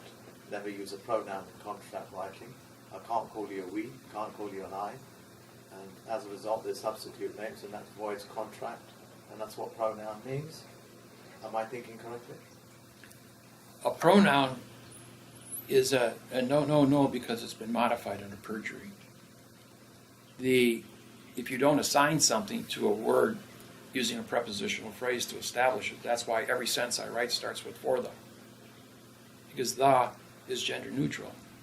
So for the claimant's knowledge, establishing knowledge of the facts is or are with the claim or with a damage claim. There's only two claims. Either damage, you're either getting paid or you're paying somebody to make contract. For the correct sentence structure, communication, parsing, syntax, grammar, performance of the laws, rules, regulations, and codes with the contract by an author. You see, in the last three words, by is your assignment of authority for the author. So the opposite of by is for, and the opposite of is with. So the prepositions written backwards are the same. Now, if you want to learn sentence diagramming, you do grafting. You write in a column. You make three columns. Your first column is for, of, is, with, by. Your second column is, like that. Your second column is the, or any one of the, this, these. A could be used, and could be used in front of a vowel. The word starts with a vowel, but we don't use words that start with a vowel except authority. And then you can take your words and you move your words up and down the list. Always says the same thing. I love that analogy. That helped me more with sentence structure than anything else. Yeah, when you do things linear, you don't see it. When you do grafting, it means you go to your right brain and it all clicks, just like a math problem. So that's what I did, and that's how I created this chart. For the water is under the bridge, as you said. For the bridge is over the water. It's exactly the same image. I'm never going to disagree with him. He's never going to disagree with me. She doesn't ever need to sell an armament to me to protect myself from him, and vice versa. And that's the beauty of real estate knowledge. And I'm a kind of a romantic person. I just kind of fell in love with it. And it's well, when people get it, they really get it. And when they get it, you ain't not going to move them back into the world of fiction. It's just as simple as that. I just cannot go back into it. Before I forget, when I was going through customs for Detroit, to get to the domestic flights, they pulled me in, full security checks. I think it was just random. No, you're like me. You're one of my business partners. FBI's got you flagged because you call me, Skype me, and we talk, and you do seminars. So you're flagged by Secret Service all over the planet. Just like the Canadian CSIS, FBI, CIA, NSA, MI5. Yeah, MI5. Metropolitan Place came to mind. And in Paris, you got Interpol. I'm real big with Interpol all over Europe because I went all over Europe and I had 2 cars of secret agents following me all over Europe for 2,000 miles. I drove 2,000 miles, didn't sleep for 222 hours. They continually drove. We went to all the churches. That was really, I got lost. And every time I got lost, I wound up at a Gothic church. Where you supposed to be, I remember. And then we plotted all the Gothic churches in France on a 4-foot map. It made the Star of David, with the church in Paris in the middle with a cross on it. And then when you do the ley lines on top of the Star of David in France, it intersects with London at the Masonic Lodge, with the obelisk at Vatican Square, with the obelisk at Mecca, with the dome where Christ and Muhammad were born, and goes to Giza, where the obelisk, the Sphinx, and the pyramid is. Then when it goes around the world, you draw a straight line, you pull the string on the globe, it winds up in Las Vegas, Nevada at the Lexer Hotel, where you got a Sphinx, an obelisk, and a pyramid. And the pyramid, when they turned it on, was a radio transmitter that created 1,000 times more powerful signal than they were planning on when all the pyramids on planet Earth vibrated in sequence with that at the same time. It sent a message out into the universe. And they had the frequency for it, and they found out that when they built the Luxor Hotel. And then you've got the pyramid in London. You got the pyramid in the glass I pyramid. got a pyramid in London. Yeah, it's on the Rose Line I'm ignorant, I'm sorry, but I will at the look it up. Masonic Lodge. Yeah, Okay. and it's above. It was done on Demons with Tom Hanks when he made that movie. What was the name of that movie? Da Vinci Code. The Da Vinci Code. And they show the glass pyramid. That was at the Louvre, I think. Yeah. And then when they were digging, they were putting in the expressway in Memphis, Tennessee, and they got 65 feet down in the ground, and they found a 24-karat gold pyramid about the size of this room, and it had all the symbols on it. They were all Masonic symbols, and so they built a glass pyramid above it, and the expressway was rerouted 1 mile around it. So when you come into Memphis, you go this way. Then you got to go all the way around the city, and the glass pyramid is above that. That became a big holy site, and it was next to the river. The river sediment had covered it over. It was over 100,000 years old. But then you've got the spacecraft in Greenland, which has been up there. It's the size of Lake Michigan, 300 miles long, 55 miles wide, and 2 miles high. Now it sticks out of the ice almost a mile. It's a big obelisk. It's a big spacecraft, and there's another one in Antarctica, and there's 3 more on the dark side of the moon. On September 21st, 2012, I got an email from my buddy who works at Hummel Telescope, and he showed me a picture of these 3 spacecrafts coming in beyond Pluto. 1 year later, it docked on the dark side of the moon on the 21st of September 2013. 5 days later, the moon was moved 17.6 degrees out of orbit, and now we have 4 full moons every month. And the orbit was changed from 240,000 miles to 222 through 256,000 miles, and last night was the blood moon. For the first, normally we have 1 blood moon every 5,000 years, now we have 6 blood moons a year because of the moving of the moon. On February 6, 2014, a few weeks later, an asteroid slammed into the moon, moving to 41,000 miles an hour and blew a hole in the moon 41 miles wide and 10 miles deep.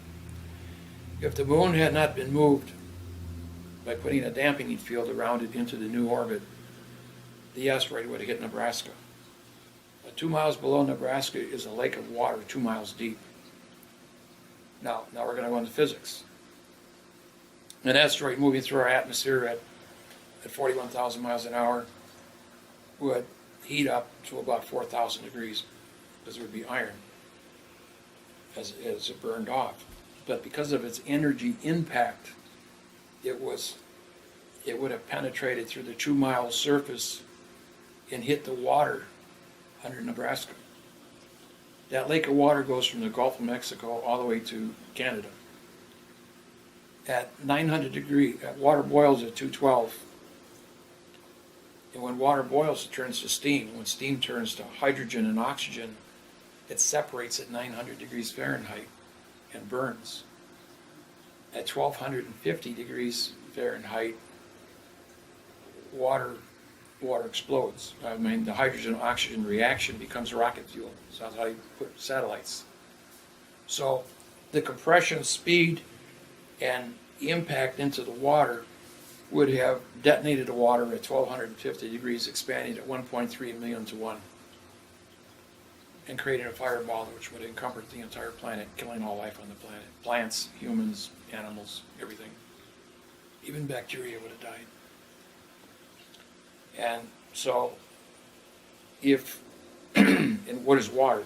Water is cold fusion. 1 gallon of water would drive a car 250,000 miles. It could be frozen in ice and space because of the temperature and used for rocket fuel, hydrogen and oxygen in cold fusion reaction. and propel spacecrafts anywhere. 2/3 of the Earth, or 3/4 of the Earth is covered in water. Enough that a spacecraft like the one in Greenland, even though its size, can hold enough water to jump between galaxies and be an intergalactic spacecraft, moving at astronomical speeds in the gravitational fields between galaxies. And now that we've got 3 of them on the dark side of the moon, and one in Antarctica and one in Greenland, they can set up what's called a dampening field around planet Earth and shut down electricity. If you stop electricity with a dampening field, no cars, planes, automobiles, trains, shipping, internet, cell phones, the whole world stops.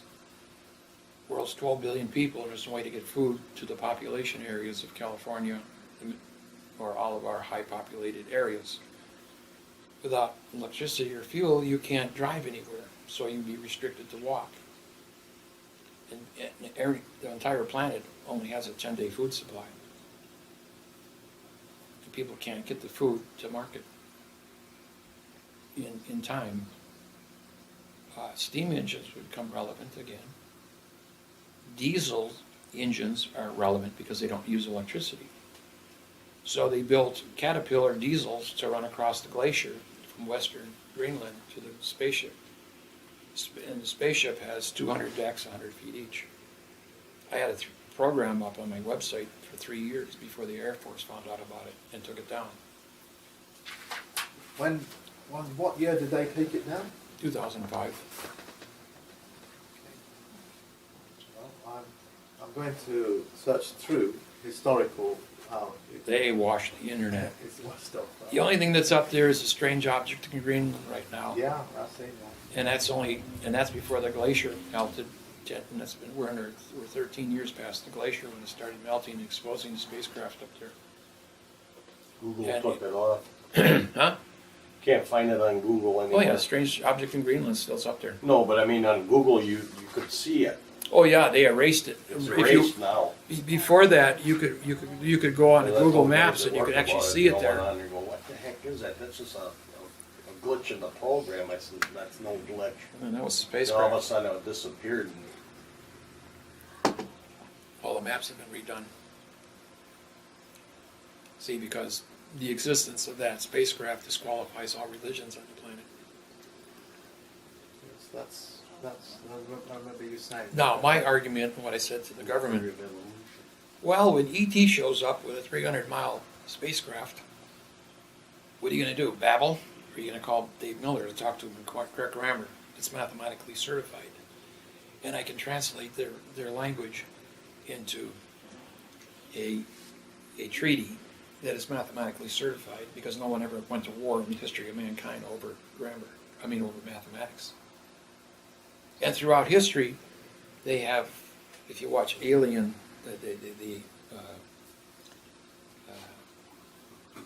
Alien programs on TV, Ancient Aliens is the name of the TV show. They show going back 10,000 years of how ET has been influencing things around here. Peru, crop circles. They had a thing on the other day from our first spacecraft that we sent out on the Voyager. The symbol on it was done as a crop circle in England, over by Stonehenge. And then they compared that to NASA, and it was identical. So, somebody's making statements, you know. But when no matter how much they hate me for a lot of things, they need me, and they need me to be alive and healthy. And when I was at Tripler, and I was dying, the surgeon came in and said, we have orders to keep you alive. If we have to give you a new heart, a new liver, a new kidney, we're going to keep you alive, period. Keep your brain alive, no matter what. And I'm here, in spite of being dead for 55 hours. So, next question.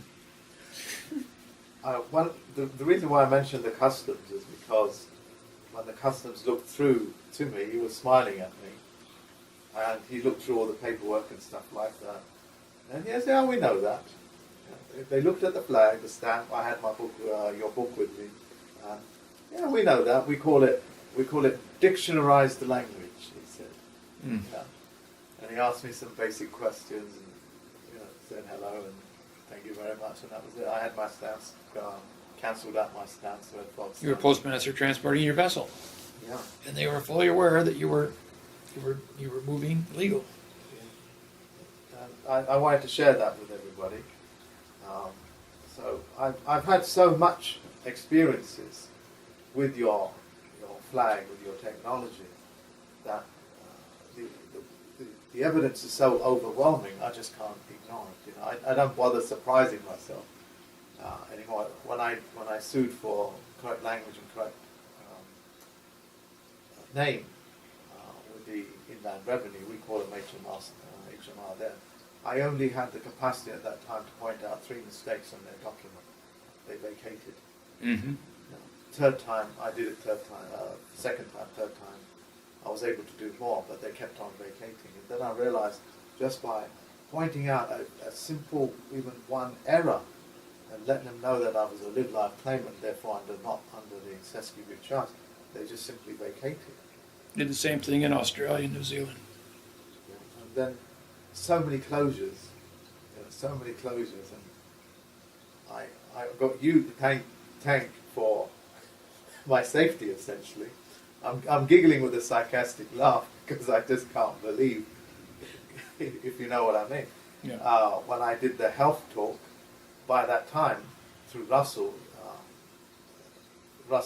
postal roads, I knew how to do the postmastership. So when I did my health program in England, they wrote articles about me, day and night, television programs. Trying to slander you. Yeah, but what I found out what I did not understand at that stage is that why they would publish my postmaster treatise in the Telegraph, and I realized the Telegraph is actually part of the federal system. And they Post had office owns everything. yeah, so they published it with me, with the registered post sticker, with the postage stamp, with my thumbprint, with my autograph, safeguarding all of my speakers into Britain, and then safely left. Yeah. Technically, what they told everybody, if you don't know Christopher, leave him the hell alone. We don't want him in our courts. So stop bringing him in here. So when I done so much with the evidence, I taught everybody how to hold seminars, health seminars, because we were getting shut down. They were shutting us down, The way that they would do it is that they would hire the hall, take the money off you, and then cancel the hall the next day, not giving you a chance to be able to revenue yourself as it were. So I taught everybody, and they never did that to us. We even held it without publicizing the actual location, met them at a train station, safeguarded them, walked them into the venue, walked them back into the train station.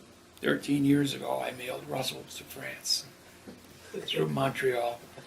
I put a postage stamp on him, registered mail, as bills of lading for cargo, and I was the postmaster transporting the document. I signed my name across it. He signed his name across it. We mailed them through Montreal to Paris, because Montreal and Paris are connected. When I got to Montreal, though, I'm not allowed in Canada.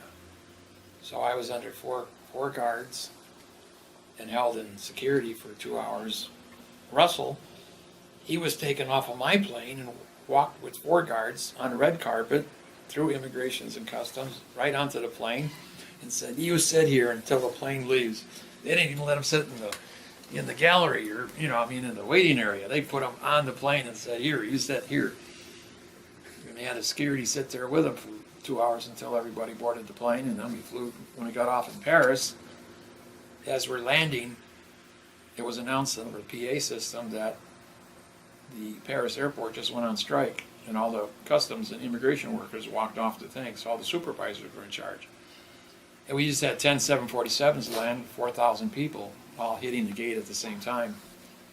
So when Russell and I came up to the gate, I had my passport, and they stamped it. Russell didn't even have a driver's license or any ID or anything. He just had his registered mail sticker on his chest that I signed across. It says, I'm transporting this cargo. I'm the postmaster and he's my cargo. And I'm signing for him. Okay, you can go. That was in front of an immigration's customs officer. And then we went and got our car over at Nuremberg, and then drove to Paris. Well, first from the airport, we got off at the airport, and we took the shuttle. It was supposed to take us to the station, so we get on a train, and there was a fire, so they had to discharge us at the church that was built in 300 AD, which was the center of Paris. That was the first Gothic church that we saw. And I photographed that, not knowing that we were supposed to be there and go through the church as a museum. And then we had to walk 3 blocks, 95-degree heat, to get to the train to go get our car. Well, when we left there, we got up to Nuremberg, and there was a church built in 1006. It was another Gothic church. So we went through that, looked at that. Well, when we left there, we headed south, and they have roundabouts in here. And we came out of the wrong roundabout and wound up over here in front of another Gothic church. We left there and went down the Riviera, ran into another Gothic church on the Riviera. When we left there, we got lost and we went north too far. Found another Gothic church. From there, we went over to Giza, Leaning Tower of Giza, and then down to Rome for 3 days.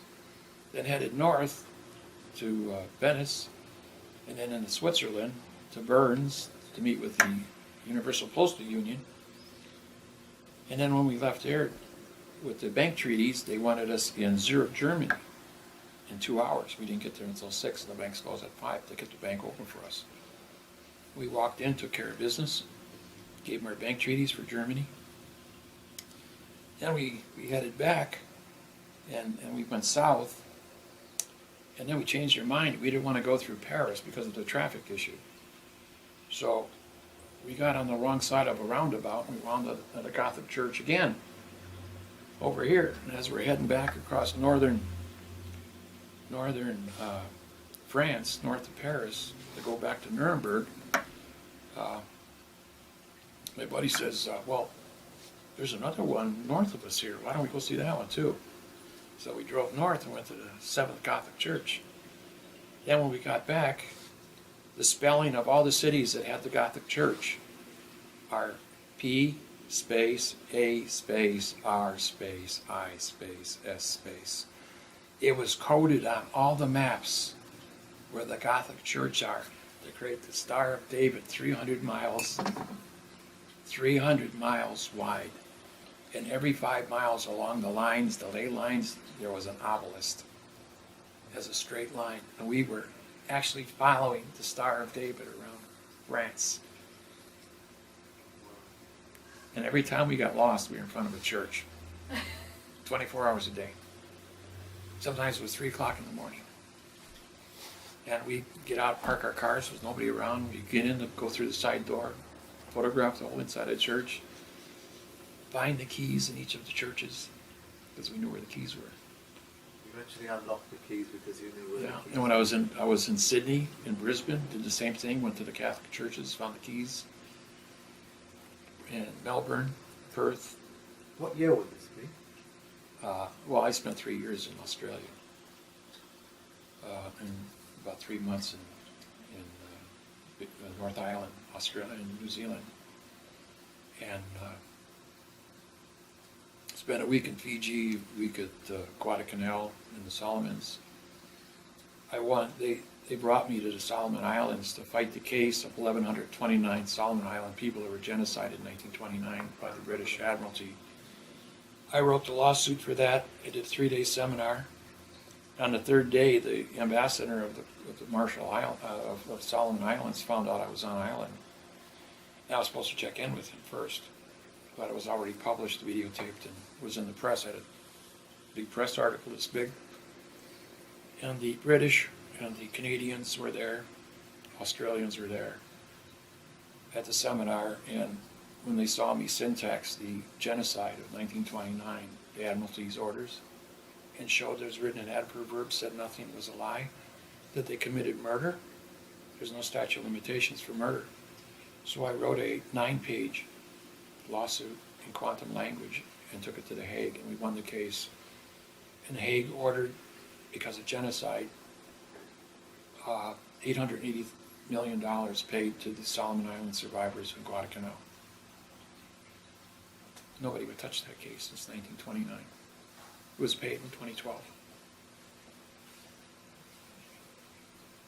Did a lot of things in 2012. So, even the 12/21/2012, when we opened the federal postal court, the Mayans said 1,800 years earlier that would be the day of the end of the world. The being the adverb modifying the verb world. And it was 3 days after that when we realized that on 12/21/2012 that we had opened the federal postal court and created the new court system in quantum language to prosecute the world of fiction. Is that court still up and running? Yeah, I'm the federal postal court chief judge. So is Russell. So is Keeley Kahau, Monty Miller. I have not spoken to Monty Miller in maybe 3 years. I've not heard from him. Well, he's been busy doing other things. But he still has all of his knowledge and status. So, next question. Yeah, so many things that you say just blow me away. The level of closure you're talking about on a grand scale. I forget what I'm supposed to ask, what I want to ask, and I apologize about that. I'm going to ask you your permission to do something. Now, the syntaxing that you do, okay, I'm able to syntax the first 2 words, okay. After that, I get unsure. You got to be able to syntax frontwards and backwards. You can start at the end of the sentence, the beginning of the sentence, the middle of the sentence. Doesn't matter where you start in the sentence. It's the same going frontwards and backwards. Now, I can't see the patterns that you're referring to, but I can see the patterns, especially on Wikipedia. Now, I can syntax Wikipedia because it is quite literally written in adverb, and Yeah. I can see it. You know? Wikipedia hates me because I told them their whole entire program is bullshit. Yeah, and Excuse it's my copyrighted to burn Switzerland. Yeah. Wikipedia, it says so. It's copyrighted to burn Switzerland, and it's not the property of that so-called philanthropist. That's, so, any coherent, methodical way of me being able to see what you see with the patterns, because I can't see the patterns. I can see the adverb, but I can't see the adverb, adjective, pronoun. I can see the pronoun, adjective, and that's it, and the pronoun, adjective, and that's it. Any cloud? Pronoun, adjective. Pronoun always precedes an adverb. An adjective always precedes a pronoun. That's Anytime any you have part. 2 facts together, the first one is an adjective, the second one is a pronoun. Unless it has 4 colons, with a hyphen underlined as a compound. Then it's a compound verb. That's that. It'll be used as a compound verb. In 1834, the Congress of the United States passed a law that all the states' names, New York, New Hampshire, North Carolina, South Carolina, New Mexico, North Dakota, South Dakota, were compound words. So it said state of, and then it was a compound, so it was a 4-1-3-4. But the money says the United States of America, 1-3-4-1-2. So they had to make America had to be a 2, therefore all 50 state names had to be 2. So they had to change all the compound names of the states and make them compound verbs to go with the American verb. And A means no, M-E-R-I is Latin for mercy, E-C-A is Latin for sheep, no mercy for the sheep. They fleeced the sheep of the wool. They fleeced the people of their money. It's called slavery. So we're a slave community in fiction. They don't teach you how to read and write so that they can harvest you when you walk in the courtroom. When you leave your country, all 50 states are territories. But when you leave the territory, you walk into the state of Wisconsin, which is a fiction court of birth, or the state of North hyphen Carolina, or North hyphen Illinois. So the way that I would understand that in maritime is if I have a ship docked there, my sailors are given leave or liberty for an 18-kilometer radius of that ship, and the MPs, military police, would make sure they don't exceed that, and their behaviour and conduct. It's 12 miles. It's 12 miles, but 18 kilometers. Oh, Yeah. 18 kilometers, okay. So is that, am I thinking in the correct Yes, line? you're thinking right.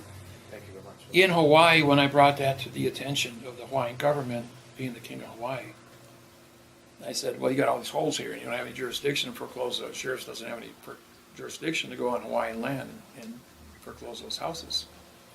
They're outside your venue.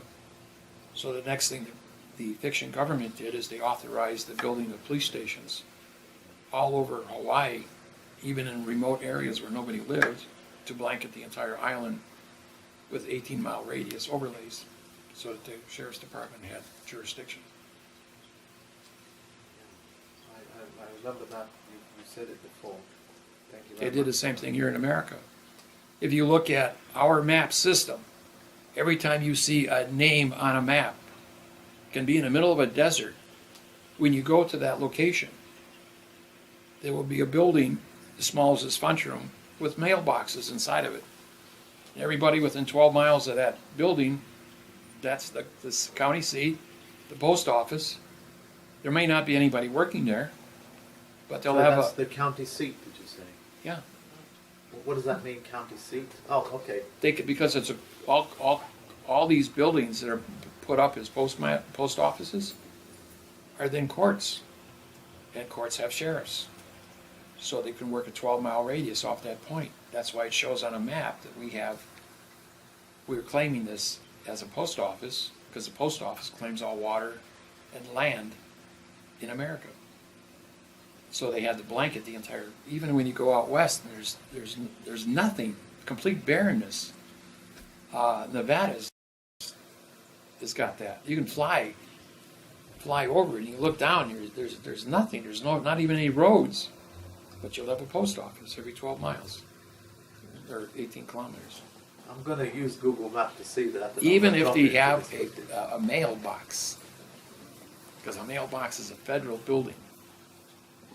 When Russell was arrested because he wouldn't join with fiction, they put him in a mental hospital. And the sheriff's department was going to transport him out of the hospital back to the jail. And he was in his hospital gown, and he jumped up on the federal mailbox, and he wouldn't come down. And the sheriff's department and the police department couldn't touch him. They had to call the federal court and get a federal marshal to drive over and pick him up off the mailbox and put him into a federal licensed vehicle and drive him over to the federal court to put him in a federal court, because he was a federal postmaster and federal judge. Because he signed the I stood there for almost 45 minutes next to him, and they wouldn't touch him. I witnessed all this take place. These are stories we tell people that you would never see this happen anywhere unless you had the knowledge of a postmaster, like Russell does, at maritime law. We've done some really outlandish things. Yeah. We deputized all the sheriffs at Madison County Jail in Dane County to be postmasters so they could mail the food to Russell when he was locked up. And as I was postmaster, I had to go out to the grocery store and buy food that he could cook that was approved in the jail, and put postage stamps on it and deliver the mail to him so he could cook his own food in his own jail cell. These are the extremes that the county went to. And he was known throughout the entire prison system of Wisconsin for what he was doing, and nobody understood it, but he was a story they tell. And so am I in all the prisons in the United States about David Miller and his capturing Shawano, Wisconsin, creating 400 federal lawsuits, and polluting, 320 jails 6 weeks after they arrested me. So it's Teaching a prisoner quantum language. yeah, they didn't watch TV or radio. I had a captured audience for 5 days, and they threw me out in the snow in my underwear. No kidding. I just had an undershirt, my T-shirt, and a pair of underpants on. No socks. It was 20 below zero. They threw me on 18 inch. We had about 15 inches of snow on the ground at 5 a.m. in the morning when they discharged me from Shawano Prison, Rogers County Jail. And I ran 3 city blocks to a cornered tavern that was open. I knew it was open at 6 in the morning for third shift getting off. And when I went in there, every single man that was in that bar had been at the trial 5 days earlier, and everyone knew me. So they scampered around and they got pants and shirts and shoes and socks, and they dressed me. And to keep me warm, gave me coats. Called Milwaukee, and my brother came up and picked me up from Shawano. It was a 3-hour drive. You was detained in prison. Yeah, 5 days because I was there when you arrested him. Yeah, You was there. he was in court, and it was Judge Schmitz and Grover confessed to treason against the American people. Look up the definition of treason in the dictionary. And I walked him through the definition, and he confessed the entire definition. He says, you just confessed the treason in front of the people. A jury of 12 and 120 of the people you put in prison during the 1983 Shawano Indian Wars. And all those people were in the courtroom, and all their children were there because they closed the high school. The seniors and the juniors were now the children of the parents that went to jail in 1983. And they all 125 people were in the courtroom, and they witnessed Grover confessing the treason, and that was payback. And it was the first time in American history that a state sitting judge of 38 years confessed a treason in front of the people. And that was such an embarrassment. They shut down the entire court system, state and federal. All 11,000 courts in the United States were shut down for a week to figure out what the hell just happened. How did Miller punch a hole through this thing in 1999? January 15, 1999. I remember that like it was yesterday. I got a story for every court appearance. I could talk to you for weeks and weeks and weeks of all the adventures around the world. Kuala Lumpur and Solomons. I went to Fiji. They wouldn't let me go to Fiji. You know why? Because they had a coup going on. The military, the general, that... No, there was a coup going on between the Indians and the Fiji people. Yes. Back in 1850, they had to import Indians to handle the sugar crops, again, because they didn't have enough Fiji people when they opened up the sugarcane industry down there. So they wanted to build railroads too. So they brought in the Indians because they were willing to work for cheap. Well, they stayed, and now we're 6, 7, 8 generations later, and the Indians are great bankers and businessmen, but the Fiji people own all the land, and they were fighting. So I was brought down there to put on a seminar for 50 businessmen from Australia because I was banned from Australia. I couldn't go back. And had a 3-year moratorium freeze on me because I prosecuted 129 judges in Australia. So then the chiefs, there were 3 chiefs in the back of the room, and they were watching about 4 hours of my seminar. And they were back there dancing, realizing that the fictitious conveyance of language is what the Indians were using against the Fiji people to try and secure their land rights, and why the Constitution was fraud. And they were jumping up and down. I go, what the heck's going on? So they said, hey, would you come with us? So I walked into this room, and they had 30 chiefs were in the room in a circle. They had folding tables set up in a big circle. And Steve and Al were there. And Steve and Al were secret police, CIA, from Pearl Harbor. And they had just dealt with them 2 weeks earlier at one of my seminars. Like I'm walking in the room, I go, hey Steve, what are you doing here? Miller, what are you doing here? I says, well, I was invited here by the chiefs. I looked around the room and I says, what are you people doing here? He says, we're writing a new constitution for the Fiji government. I looked at the easels, because everybody had what they were going to talk about on the easels. I was surrounded by all these people because it was a break. And so I started walking around the room like this here, and I go like, I hereby charge all the chiefs in Fiji with treason against the people for using the fictitious conveyance of language and of syntax. And then I put on it must have been a 20-minute presentation on syntax on one of the easels. You know what they did for the next 5 days? They studied syntax. So they got the grammar right. And they came to an understanding. The Fiji people would own all the land, and that only a Fiji person could own land, and that the contracts had to be written correct, and the Constitution had to be written correct in the Fiji government. In your technology. In my technology, yes. And they all live life claimants as well. And Fiji is a heavy meaning it can land 747s. There's only 2 heavies in the Pacific Ocean. Well, it's 3 now. You had Pearl Harbor, Fiji, and Tonga. We're getting across the Pacific, but now the planes can fly 14,000 miles. That's irrelevant now. But that was the importance of Fiji back then. I remember you saying that the Fiji people all have live life claims of the land. Yeah. And the Fijis claim the Hawaiian Islands as theirs. But then I said, show me your contract written in correct grammar, which they can't do. And so the Hawaiian Islands got their sovereignty, and so did Fiji. It's with correct grammar because I assisted with the Constitution of the Fiji government. So I put on a 5-day seminar for the 50 millionaires that were there, and I got pictures around here someplace of all the. Wait a minute. Just hang on a second.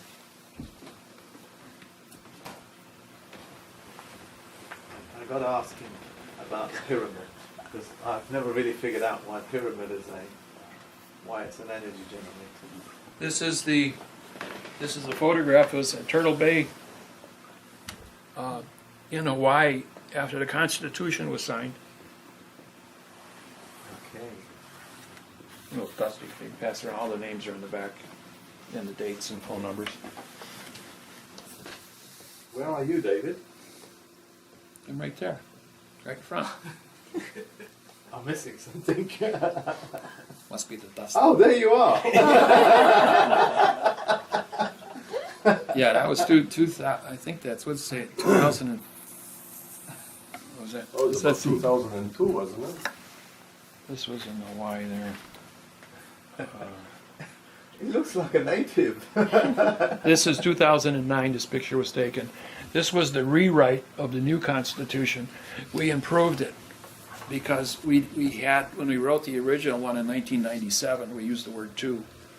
We took the word "to" out, and then in 2009 we added the word the performance, and we cleaned it up in now time, and it was mathematically better in 2009, and that was accepted by The Hague. And we went to The Hague in 2009. That's when the blood diamond lawsuits were going on, where 385,000 people were murdered over blood diamonds. And they stopped the trial to hear the Hawaiians' quantum language, because the 4 times I went to The Hague, all 4 times The Hague shut down and gave me audience for 5 days to hear quantum language, because I was the only person on the planet that had correct grammar.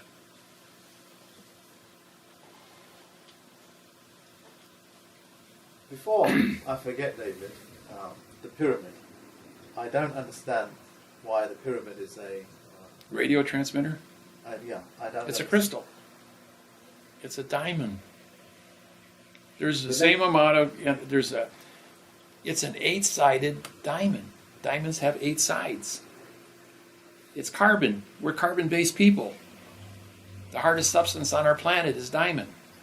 Diamond is the highest piezoelectric substance transmitter on this planet for frequency. It can sustain the highest frequency for transmission. That's why all pyramids are built in the shape of a diamond.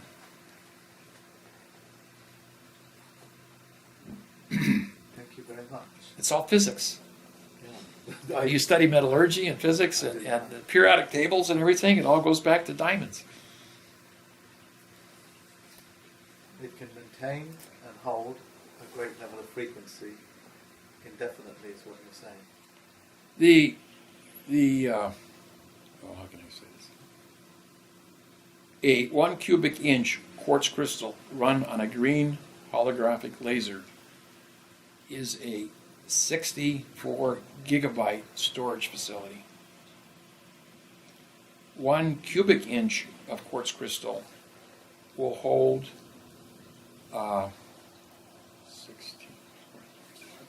64 times 64 is 3.6 billion, not billion, but trillion. So it's almost 4 terabytes on one square. And a green holographic laser can write information to 4 terabytes. Potassium silicon must have current electricity always present to maintain a memory. Potassium does not require electricity. A single 1/1,000,000th of an inch piece of potassium, the size of a dime, can hold 3 billion pieces of information. And that's only a millionth of an inch thick, and that's permanent.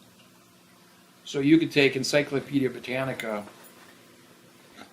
and put the entire information on a microscopic wafer and implant it in your brain, and you'd have all the information in Encyclopedia Britannica in your brain that could be wired in, hardwired.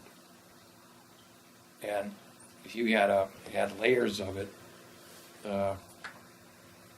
where these wafers of potassium were stacked, maybe 1,000 layers, you could have a 500 terabyte storage system on instant recall, just like a computer, like the internet, for instance, in anybody's brain walking around. So this is technology that's in the future, but the technology is actually 20 years old. You just haven't perfected how to graft it into a brain. But today you talk to your cell phone, and it tells you anything you want to know just by talking to it. So voice activated, sound activated, memory recall, you program it for your voice frequency and it's done. My phone's really good, someplace around here. Thank you very much. I have many other questions. Is it okay if we take a few minutes out? So You are heavy. There's no doubt about it. You are heavy. I told you I got 400 hours worth of material, so it's whatever you guys can stand. Yeah, I'm going to start asking the questions just after this, because I need to get. We haven't had any questions yet. Anybody got We've been at questions? this for 4 hours, 4.5 hours. We've been at this. Does it feel like 4.5 hours just went by? No. No, no. Yeah, it's We have 2:30. actually. We have. Yeah, 1, 2, 3, 4. Yeah. We're keeping record We as do. well. We do. My friends from Chicago come up here and they get here at 9 o'clock in the morning, and it's usually 4 in the afternoon, 6, 7 hours later. And it's just interchange it back and forth. And they don't even realize they've been here 6 hours. What about in the 90s when I used to come down and we'd sit on your computer from about noon on Friday till Sunday night when I'd leave to go back up to Appleton. Yeah, him and I nonstop. pull 70-hour sessions without sleep. We just sit there and type and type and I type don't and sleep type, either. I go to brainstorm. bed between 12 and 1 and I'm up at 4. My clock shorted out. I've been doing that for 20 years. And I Yep. feel a hell of a lot better. You're- And I'll be 60 in a month. How? How do you do that? How? Yeah. Well, what started was my divorce or whatever, and the judge was a personal friend of my ex-father-in-law. My ex-wife's brother-in-law is a police chief up there by me. So if that tells you what I ended up getting in the court system. Okay. I think it's stacked And I was arrested once for basically lies, but my side of the story that make no difference. The guy went to jail regardless. And with the threats that you guys made to me, sleep became not an option because it's kind of hard to sleep when you're not knowing is this the night the Gestapo's going to show up? I get it. So my internal clock shorted out. See, when you wanna go without sleep, Form of dissonance. Huh? It's that form of dissonance you're talking about. It doesn't matter. I'm thinking out loud. But thank you very much for that. So I'm starting to make the connections. Your body only needs about 3 minutes a day of REM sleep. You have to acquire REM every 24 hours. There's something in the REM chemistry that takes place in your body to re-energize yourself. Now, a normal person sleeps 8 hours a day and works 16, or is up and active 16 hours. Now, if you change your pattern and you work 8, sleep 4, work 8, sleep 4, and you get yourself into a rhythm, once you get used to that, then you work 9 hours and sleep 3, then you work 10 hours and sleep 2, then you work 11 hours and sleep 1. Now you're getting by with a 1 hour nap. You have standard temperature and pressure in your body never breaks down. You get your 1 hour nap in, you work 11 hours, you get your 1 hour nap in, now you're productive 22 hours a day. And instead of only having 8 hours a day worth of productivity to increase the assets of your life, now you're working 22 hours a day to increase the assets of your life. And so you do twice as much in half the time that anybody else does. And it doesn't hurt you one We bit. can just come down there and it'd be, I'd be sitting next to him going over stuff and we'd be talking and stuff and next thing you know, I'd stop hearing this. I'd look over and he'd be, so I figure, okay, he's exhausted, I'm gonna let him sleep. 5 minutes, 10 minutes later, well, I'm good for another 12. So then we start again. Yeah, you just got to shut down, get REM sleep. It's like me. I Mind go to bed, control. I'm dead to the world. In fact, I missed the tornado sirens going off one night. I walked up the next morning and the buildings all around me are all like, what the hell happened last night? You didn't hear that? I go, hear what? Tornado went through here. Sirens were going off. I says, ooh, I didn't hear nothing. But when I wake up, it's done. It's over with. I haven't heard my alarm clock in probably 15 years. And I got it set an hour before I get up, would get up to go to work. 4 o'clock every morning. It's like somebody kicked me and I'm up and I'm up. But I used to go with guys out of state to work or whatever, and they used to get ticked off at me. Jump up out of bed, get dressed, I'm ready to go to work, and they're still laying in bed going like, oh, I hate you. You ever wake up to an emergency? Okay. If you remember how to wake up to an emergency, that's going from a sound sleep to what I call forced override on your body system, where you're forcing your awareness, your adrenaline, your body. It takes maybe 5 seconds to do a forced override, and you're fully awake and functioning. And that's what you have to train yourself to do. Driving from Milwaukee to Key West, Florida, it's let's see, 14, it's about 1,800, 1,900 mile drive. That's about 27, 28 hours. And staying sharp the whole distance, one thing. Driving from Los Angeles to Milwaukee, 34 hours nonstop. Staying 100% focused the whole time. That's doing a forced override. And I've done that my whole life. Been staying awake with forced override, getting a lot of work done, accomplishing a lot of things. I made 125 trips to Florida, Fort Myers, and Clearwater. Straight.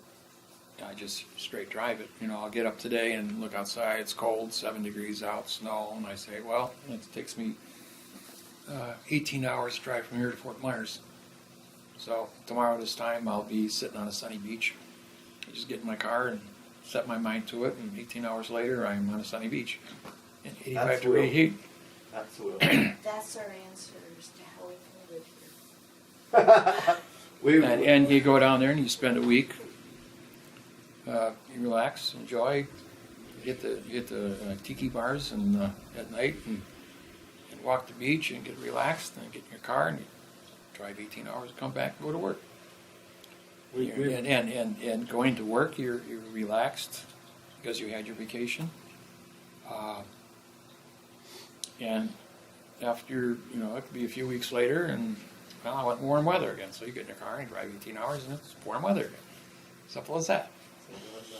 I was joking with everybody that when I get here, I'm going to convince you to move to a warmer part of the world where I come and visit you more often. Well, I've done since 1995. I planned all my seminars in the South: California, Texas, Arizona, New Orleans, Florida, Georgia, South Carolina. The warm climates for the winter. And I worked around the weather, so it was always 75, 80 degrees. And I was usually out 4 days a week in hot weather and 3 days back here in Wisconsin to prepare for the next out, but I was in the house warm, so I was always warm. And I did that for 22 years. So, I can give attest to that. He's never home. now, if you want to invite me to your court, I Just have to pull your high school records to see if you cheated on your high school exam, your college exam, because you have to have a 4-year college degree to become a sheriff, and your sheriff's exam to see if it was written in adverb verb. If it was written in adverb verb, then you cheated, and you're not who you say you are. You're not licensed to carry a badge or a gun, and you don't have an oath of office. You get out of my county right now, and don't come back. I'm not going to give you a ticket, because I don't want you coming into my jurisdiction and syntaxing or challenging the sheriff, the other sheriffs, the district attorney, and the judge. I know who you are. I've heard stories about you my whole life. You're that guy. Now get out of here. And then I left. And I drove the speed limit. But What about the time I left down here with you? Washington County, I'm doing the speed limit. Washington County Sheriff's Deputy goes wheeling past me doing about 85, so I thought, well, what the heck? Drafting him, right on his bumper. About a mile down the road, turns his lights on and sticks his arm out the window, pulling behind him. And he says, can I see driver's license and registration? I says, for what reason? He says, well, you were speeding. I says, well, how do you know I was speeding? He says, because I was doing 85 miles an hour and you were on my bumper. I says, oh, thank you. You just confessed to speeding. You broke the law, and thereby you can't enforce the law. So therefore, I says, first correction is give yourself a ticket. Title 42, 1988. Then he wanted to know who I was, and then I told him, and he says, oh, he says, I heard about you. He says, well, just let this go. He says, you go on your way. And I says, okay. I says, just about remember, though. I says, speeding for coffee and donuts does not constitute an emergency. And he just kind of gave me a dirty look. And I thought, well, that's it. You were speeding, so I thought I was getting a police escort. I didn't realize you guys were so cheeky as well. Oh, yeah. Him and I put on a 20-hour seminar about breaking wind and kicking stories back and forth and keep the audience roaring. Before I forget, there are some students that want to ask some questions. Yeah. It's questions that unfortunately you've already answered, but they would have liked it answered this way. But before I do any of that, certain people wanted to extend their love to you. Don't know her. You've spoken to her, my girlfriend. Oh. Yeah. So I speak, you're going to have to understand, I speak to people 12 hours a day, 7 days a week. Yeah. She also said, watching your videos, she has spent more time in bed with you than she has with me. My apologies. My good friend Richard, he wishes to extend his love to you. He has spoken to you once or twice. He's in Ireland. My tutor, the way that I went about studying your technology, I couldn't. My mind seized. So what I did is I put a YouTube link out calling for anybody that can tutor me in Miller's technology. So 2 people answered. One of them was David Anthony, full colon David Anthony. Yeah? And we still keep in contact, so he wishes to extend his, he wishes to extend his love to you as well. And he said quite remarkable things about you. He said, it'll be a shame if that man goes to the grave without getting all that information out of his head. Well, that's why I made the videos and put them up on the internet for the world to see. Because I knew I was terminal at some point. And that's just gravity, you know, just a human being. But I've died 8 times now, and I'm still here, so it's, they keep rebooting me. Yeah. I also want to thank you because I rang you last Christmas, and you was in hospital at that time, just about barely speaking. So I wanted to thank you. Yeah, Christmas Day was pretty rough on me. I had 3 heart attacks in less than 8 hours. Yeah. And for the record, as it were, he answered the phone. No. Yeah. Answered the phone, took my call. How you doing, buddy? A little bit slower. I was I was almost paralyzed then. A couple hours, a few days later, I was fully paralyzed. I couldn't speak anymore. They put a trach in my throat, cut my throat open, put a tube down my lungs, had edema. And they were training me every 20 minutes, 24 hours a day. I went 40, I forget how many days. I think it was 22 consecutive days without any sleep. And I had one 6-hour session where I actually shut down and went to sleep. And then I was up for another 22 days without any sleep. Because every 10 minutes I had to come in and drain my lungs. I was never able to fall asleep. I couldn't change the channel on TV either. I was paralyzed. Some of the shows that I had up there, I just turned it off. And there's another one, first thing being is there anything that we can do? These are the people that are asking. Is there anything that I can do for you? I don't want to take things away from you. Sorry about the negative. I want to add value to all of this. Yeah, just keep teaching people. You know, keep getting the word out. That's all.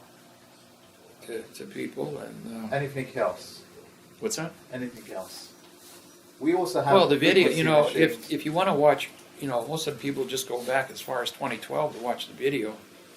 But if you type in 1995, 1996, 1997, Australia, David Wynn Miller, you're going to pull up all the Australian seminars. I've done almost 1,000 videos up there. There's thousands of hours of stuff up on the internet. Fortunately, it's not accessible.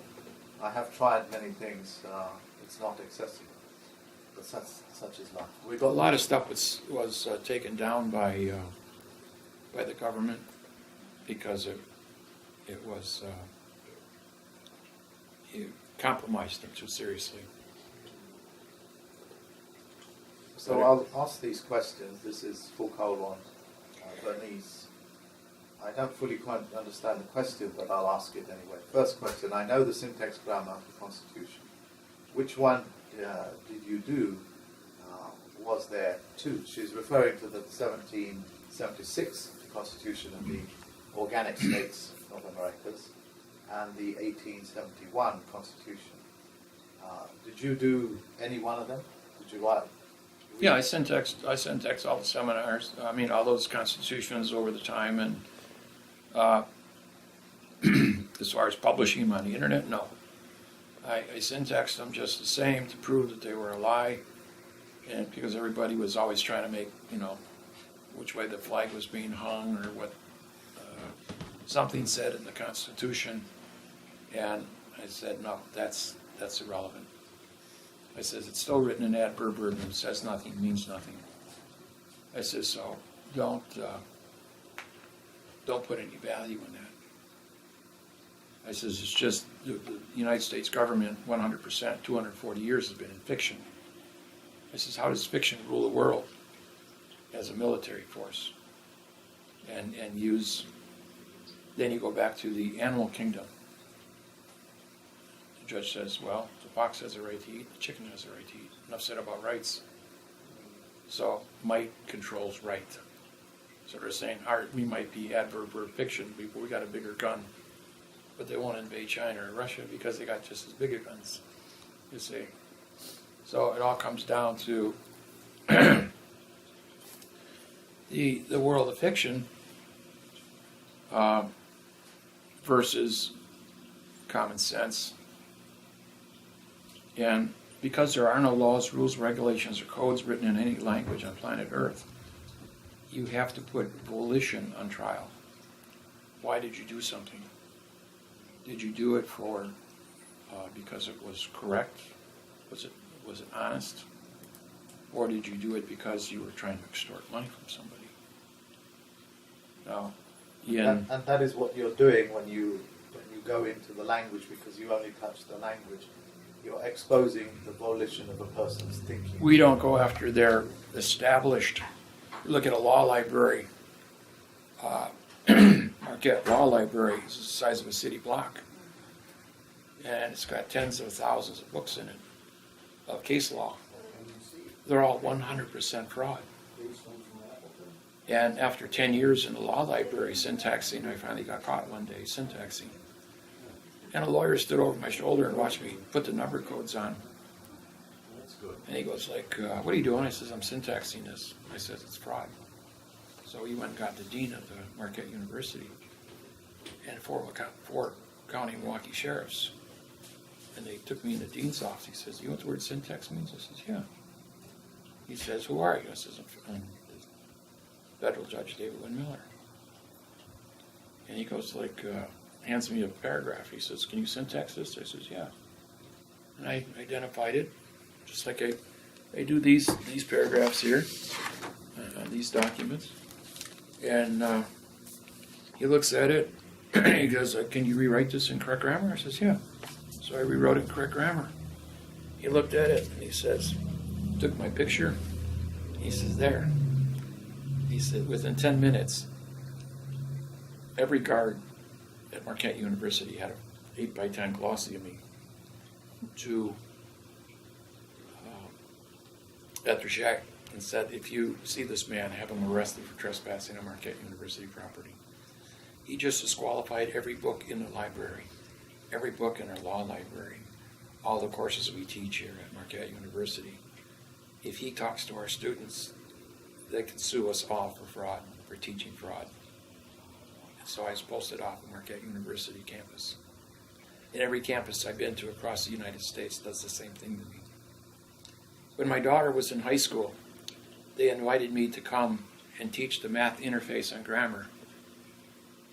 When I got done after 45 minutes, 2 English teachers and a social study teacher at the high school handed in their IDs and quit 3 weeks before exams because they would not go back to class and lie to their students.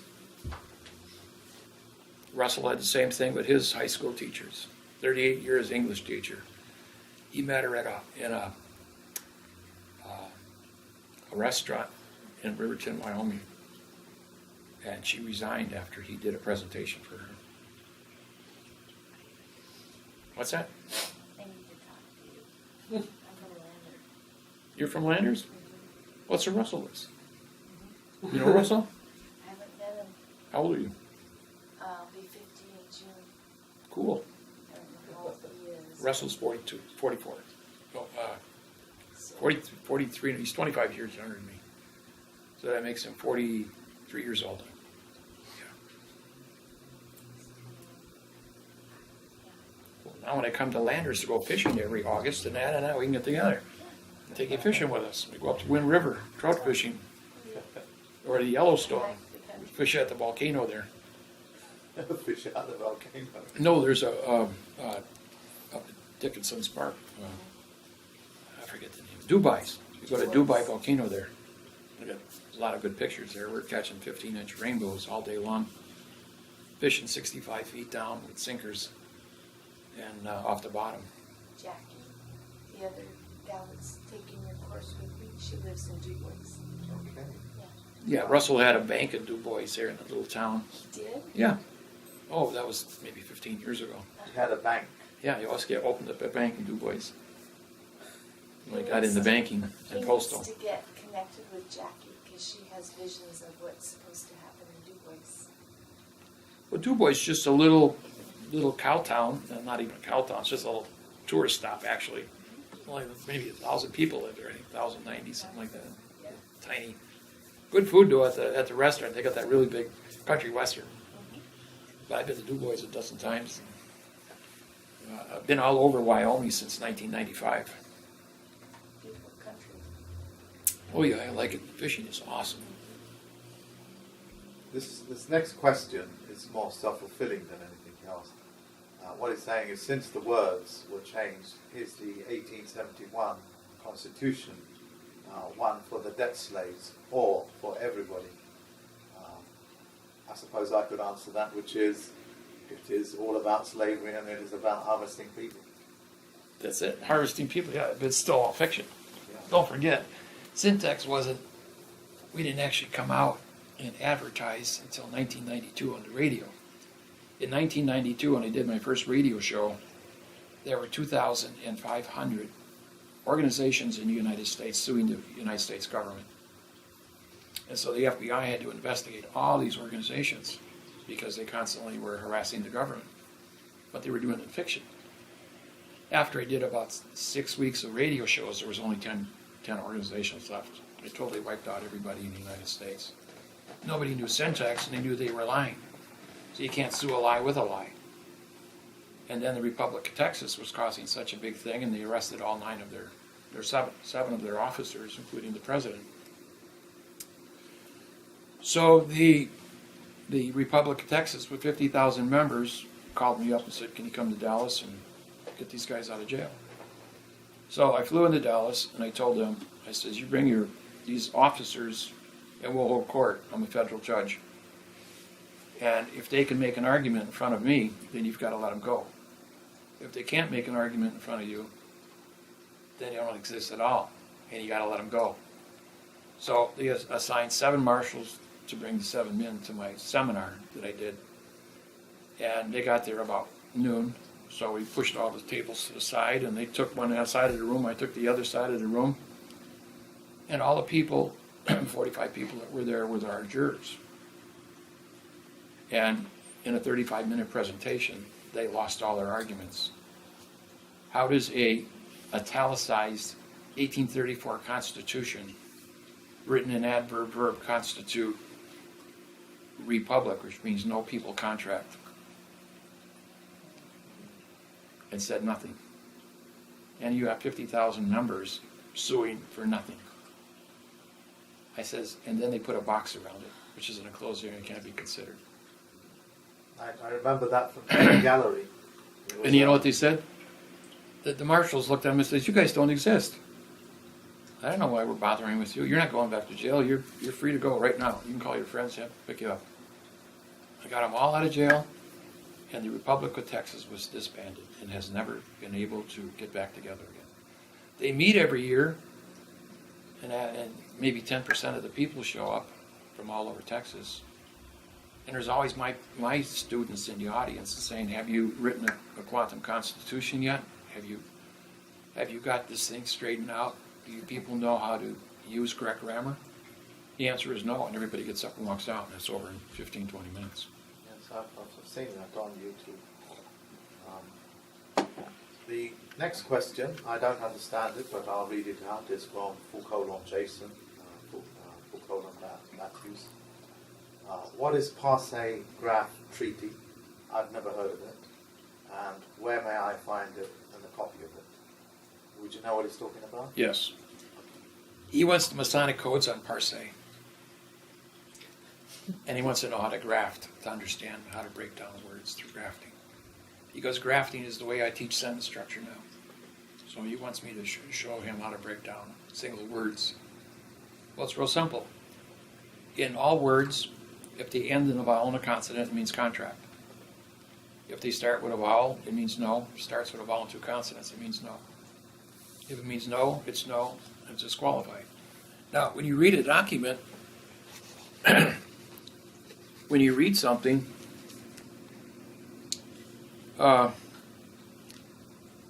it says on or about. Well, about means no contract. So, on or no contract, the 9th of May, in the vicinity of North McCollum Boulevard, Lake Havasu, Arizona. No contract, Layton,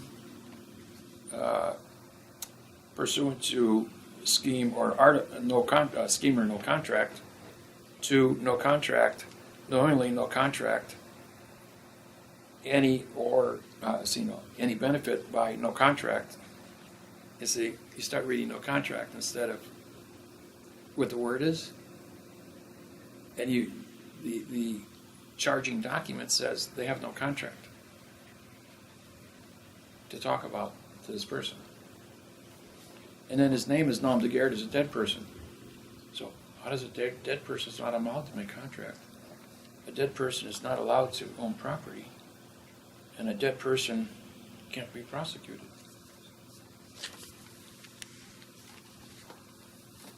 It's just an illusion, and it's nonsense.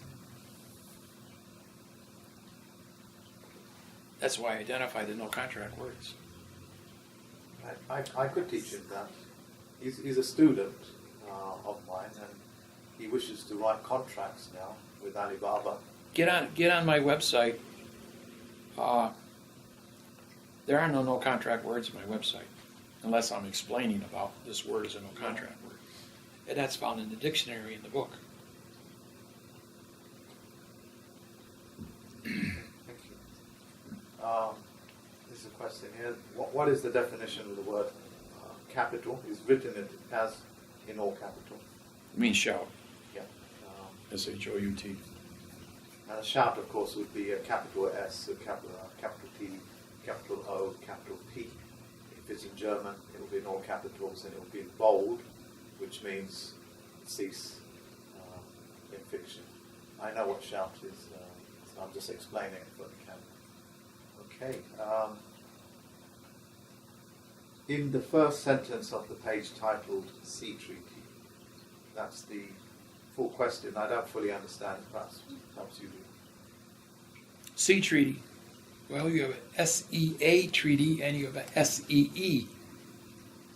You see, you have to be able to see where you're going, and you have to have a C-S-E-A treaty to pass the vessel in a sea of space. And then you have to have a drogue law, D-R-O-G-U-E, to anchor your body on planet Earth.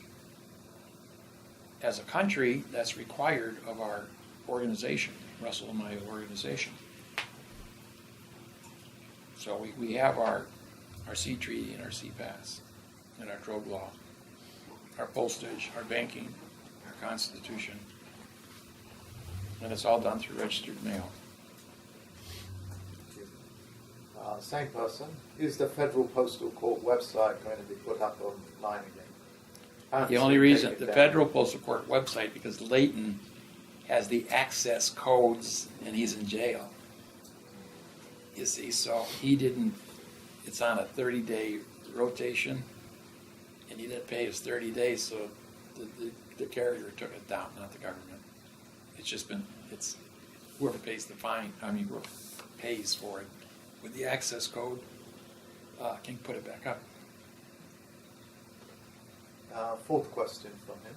Is there a written glossary of definitions available for the contract terms such as passe, draft, treaty, drogue laws, transshipments, laws of the bailment, freight waybills, transit waybills, switch waybills, etc.? That's all on the website. That's all on the website. It's already published. Thank you for that. This is from Stefan Parker. Where should a person wanting to learn syntax and the bigger picture of the courts and contracts start to learn from ground zero, perhaps with syntax or perhaps something else first? For an example, I can't distinguish nouns, verbs anymore, and I have to relearn my grammar. What is the best place to start and the best way to learn all David Wayne Miller's website? The main problem that the students are having, which I have greatly closure with because I've given them all the information, is that they do not know grammar. They've never been taught verbs, pronouns, adjectives, or what they actually mean. You have my book, right? Sorry? You got my book. Yes, of course. The cover of my book, Syntax. right here. That took 6 years to write that. Yeah. Now I did a presentation on that, and I've shared it with all the students.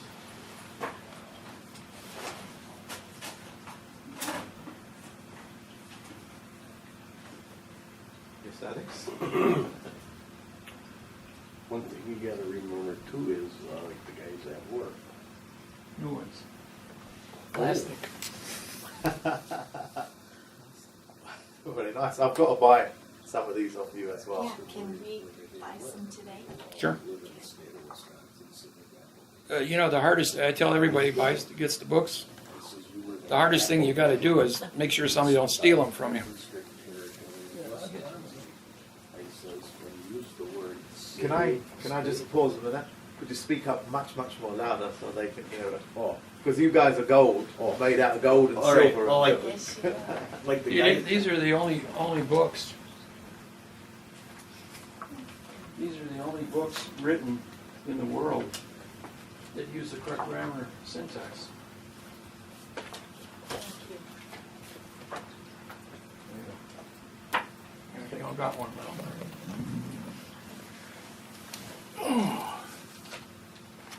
Like I was saying, guys at work, you know, I'll ask them where do they live, and they'll go state of Wisconsin, city of Appleton. I go, or city of Appleton. I says, well, no, you don't. I said, do you live in Appleton in a die-strict territory in Wisconsin? I said, you have to remember when they put the word state, county, united or whatever in there. I said, do they ask for commerce value? Do they pay commerce value? Well, yes, they do. I says, well, then that's not a land dirt location, is it? That's a banking vessel corporation. So right there, and when you know right there, well, that's kind of a fraud too, because it has nothing to do with the land location. Trick. We've been talking to shadows, dancing with shadows, communicating with shadows, and the shadows have walked us into being slaves. Well, just like the word cursive, if you can't define an adjective cursive, you look at the word curse, it'll take you through the dictionary, look at this, look at this, look at this. Well, it all leads to a word called necromancy, and then when you look at the definition, NE means no, chromacy, which means fiction, communication of dead. Well, if you're To dead, do evil to paper hurt says people. nothing. Right. So you don't use cursive. See, the dictionary here shows you the wrong words, and it shows you what right words you can use. And knowing the dictionary, and then studying the back of the cover page there, and learning how the direction, I use the arrows to point the direction of modification. And I explained that on the page there. But people don't read with understanding. They skim read, but they need to study that for the mechanics of it. See, I'm And then not the brightest. there's lawsuits in there so that people get an idea of. But if you copy the lawsuits out of the book, you also have to have a definition page, abbreviation page. You have to take jurisdiction for your preposition, your article, and your verbs. And you have to claim those on a document. And if you don't claim it, then it's all going to be bonded together, including your forensic evidence that you're talking about. Otherwise, you don't have a vessel that's complete. It's just a lot of loose paper. Document preparation, I think, is what Dave was talking about. Yeah. People go ahead and write stuff up, and if they don't prepare it correctly, it still says nothing. When I went to court the first time I was in a trial back in 1995, and back then I was using spiral notebooks. And the judge said, "What are you doing?" I says, "Well, I have this book." He says, "No, that's loose paper in a spiral notebook." He says, "It's only legal if it's bonded, glued, stitched, or riveted. Then you have a bonded published book. In order to be a novel, it has to be more than 5,000 words." Well, that's more than 5,000 words. So then I bonded everything together with all the information, and as a bonded book, and I'm the author, I can testify on a witness stand to 100% of syntax, because everything on the syntax is in the book, including the Treaty of Versailles, and that's a 3-page document. That took me 5 days to rewrite 60 words and tell the secrets within 60 words, which took a 3-page document to complete, and 5 days of my work to get it done. So when I say there's 600 words to explain 60 words, no, it's more than that. It's 900, about 900 words to explain 60 words. And when I told the secrets like that, I figured the banking community was going to kill me because of exposing that secret. It's the last page of the book, by the way, that last entry. But I needed something to do, and it doesn't matter what you put in front of me. All the stories in the Bible, I've been syntaxing the Bible for 30 years and showing people what is actually going on.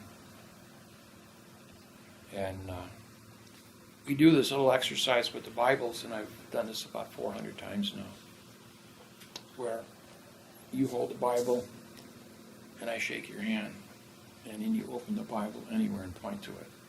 And that's who you are in your heart. And I have got 400 out of 400 correct. So somebody says, well, it can only be done with the Bible? I says, no. We're in a bookstore. It says, randomly, you pick any book in here, walk up to it, pull it off the shelf, shake my hand, and then open the book anywhere and point to it, and that's who you are in your heart. He says, any book? I says, yep. And wherever you pull, it's going to be the right book, it's going to be the right phrase. He says, that's 1,000,000,000,000 shot that you could get that right. And I've never missed. It's a gift. I mean, so if I open up your book like this in quantum, what it falls on, and I put my name on it, you do that, and you will know what it is then. Yeah. Would I have to do it? Sure. Do you have to be involved? Yeah. It's through you. Yeah. Okay, It's, so. and I, You can shake his hand. Oh, sorry. I forgot. you can hold it, you can hold the book. I want to get up. You can hold the book. Oh, okay. Okay. All right. Now, open it anywhere you want and point to it. Let's see what she said. Okay, Article 8. For the claim of the witness is with the claim of the counsel of the parties counsel, and with the evidence in the claimant's vessel, with the truthful language claimed, with the noun as the noun, and the fact as the fact, with the claim in the paper vessel charter, within the court, and for the speedy trial with the truth within these 45 days. And you're the counsel. You're a teacher. And you're teaching the truth. And That's what it says. That is about as solid of a statement. That's what it is. People do come. But we took the word noun. We took the word nouns out. Use facts. Just facts is facts, and they're hyphenated. So, but it's That's what that it's. is. I had this man. We were in a basement in Baton Rouge, Louisiana, with about 20 people, and he was 32 years old. He was a teacher, and I did 17 men in the room in a row. Got every one of them with the Bible, spot on who they were. Everybody knew who they were, and he's going like, "That's nonsense," he says. He says, he says, I just seen you do it, and all these men agreed with it. He says, but I don't believe it. He says, okay, your turn. He says, and so it opens it up, and it says, you are a teacher of 10,000. You are a teacher of 10,000 people, or children,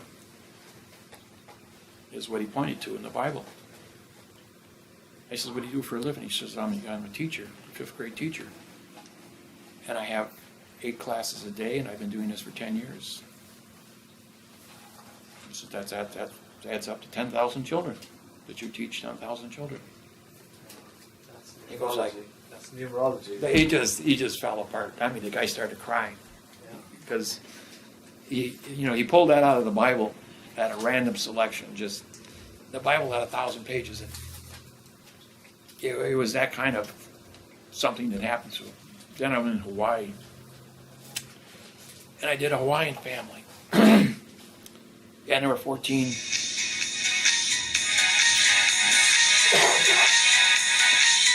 there were 14 people in the family, and the grandmother was the matriarch. And she says, this is witchcraft. She says, I don't believe in this stuff. And they did the whole entire family, the children, the adults, hit everyone spot on. She says, nope, you can't do me. I don't believe in that kind of stuff. Of course, the whole family gangs up there and says, yes, you got to do that. So she held the Bible and shook my hand. It says, you are the matriarch in the guidance of your children. You control the family and the rules of goodness and peace that they live by. And she started crying. Because that's who she was. And that's the, it's a gift, and people challenge that, but they know who they are in their hearts, even though they may not say anything to anybody in their whole life. But because of that, it has for them to watch me do it to everyone in the room, or do it to everyone in the seminar, walk around and get every one of them. They're knowing that there's something very special happening. They can't explain it. It just is. So. Can you do that with us before the end of the day? See, to me, what you've just said is it resonates so many things. There's a scene in Pirates of the Caribbean where that compass he holds always points to the wishes in his heart, as if to say he's never had access to his heart. He requires a device, and that's what you're saying. You are that device. Yeah, the broken compass that only points to the things you desire. Well, I don't know if we can do it anymore, but 24 years ago when we first started, when we'd be down here, twice he did it to me. He put a 6-page thing on the computer, and he says, go in there. He says, I'm going to leave the room. He says, change a few things in there. He says, let me know when you're done. I'll come in there. He says, and I'm going to tell you exactly where you did the change. So I'd walk out of the room, I'd go through there, and I would change a few things. He'd come in there, sit down, he'd hit run, Oh, page 3, paragraph 2. And I looked at him and I says, are you from this planet? I don't know how the heck he could do that, but he did that 2 times to me or whatever. And I'm just sitting there going like, how in the heck can somebody read that fast and find and tell me exactly where I did the change in the document? That was 24 years ago, though. Corporation Act 2001 is the England, Canadian, Australian, New Zealand, and South African Bible, like our United States codes. And I was in Sydney, I was speed reading, just hitting the down button as fast as it would roll on the page like that. And one of their 18-year-old boy come up to me and he says, he's been studying speed reading. He says, what are you doing? I says, well, I'm speed reading. He goes like, that's impossible that you can read that fast. He says, that's like 400 words a second. I said, yeah. I'm doing it in math codes, though, not adverb or fiction. So I got to translate it, too. He says, I don't even understand what that means. He says, well, I got this fraud here. He says, what are you going to do about it? I was like, oh, that's 702. I'm going to back it up to 702 using the cursor on the side. He went, here, that's the law you want right there. He read it and he goes like, damn, he says, that's what I needed. How the hell can you read that whole document? It's 1,000 pages long. And then pick out one line out of 1,000 pages and tell me what I needed. You asked me a question, I gave you an answer. The rules are, you ask me a question, I'll answer it. When I stand up in front of an audience, 125 people, I can belly down. I says, I'll answer all your questions today. And the old man on the right-hand side says, that's impossible. You don't even know what our questions are. I said, you're the official question counter. I says, if I miss any questions, he says, you can blow the whistle on me, okay? So we start at 9 o'clock Saturday till 9 o'clock Saturday night, and 9 o'clock Sunday till 5 o'clock Sunday afternoon. By then I was pretty hoarse. I says, well, we're going to wrap this up now. So he stood up and he says, you answered 125 questions, and you did it 100% correct, and I agreed with every answer to every question, and so did the audience. He says, I got a real tight question for you. Now, of all the people in the audience, I think the youngest one was over 50. So this is all senior citizens. He says, who is God? He says, well, that's the easiest question that was asked today. I says, God is a word. I says, there are 5,000 religions on this planet.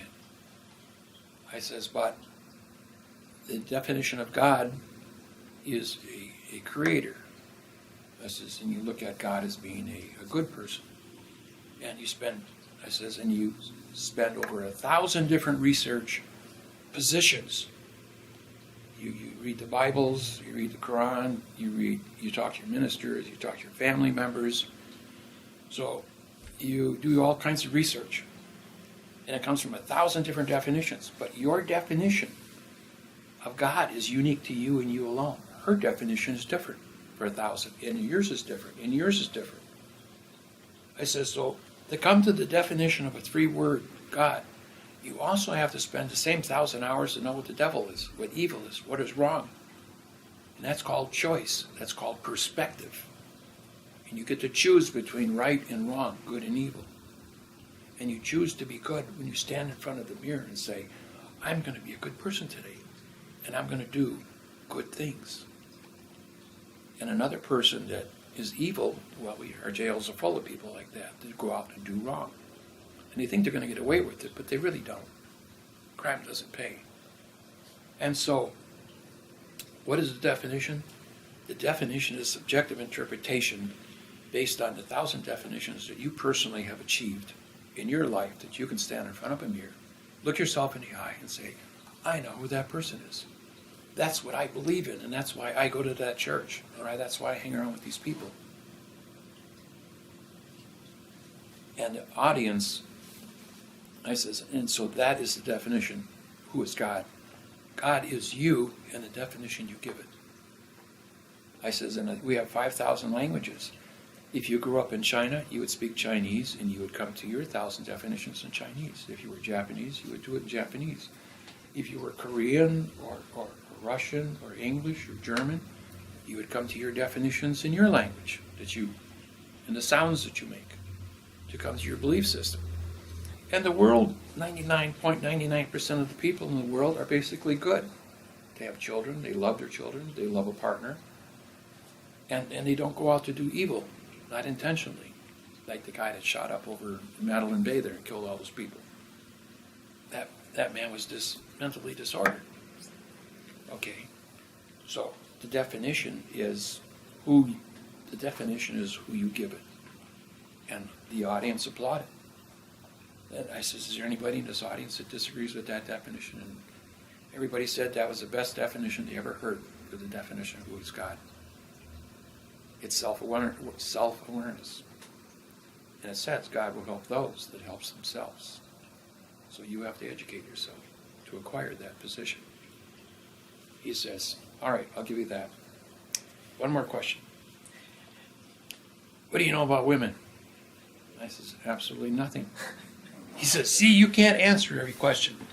38 women stood up and said, that's the right answer. And 87 men applauded and stood up and said, he's right. I says, well, it's 125 to 1. I says, all right, I got to give you that too.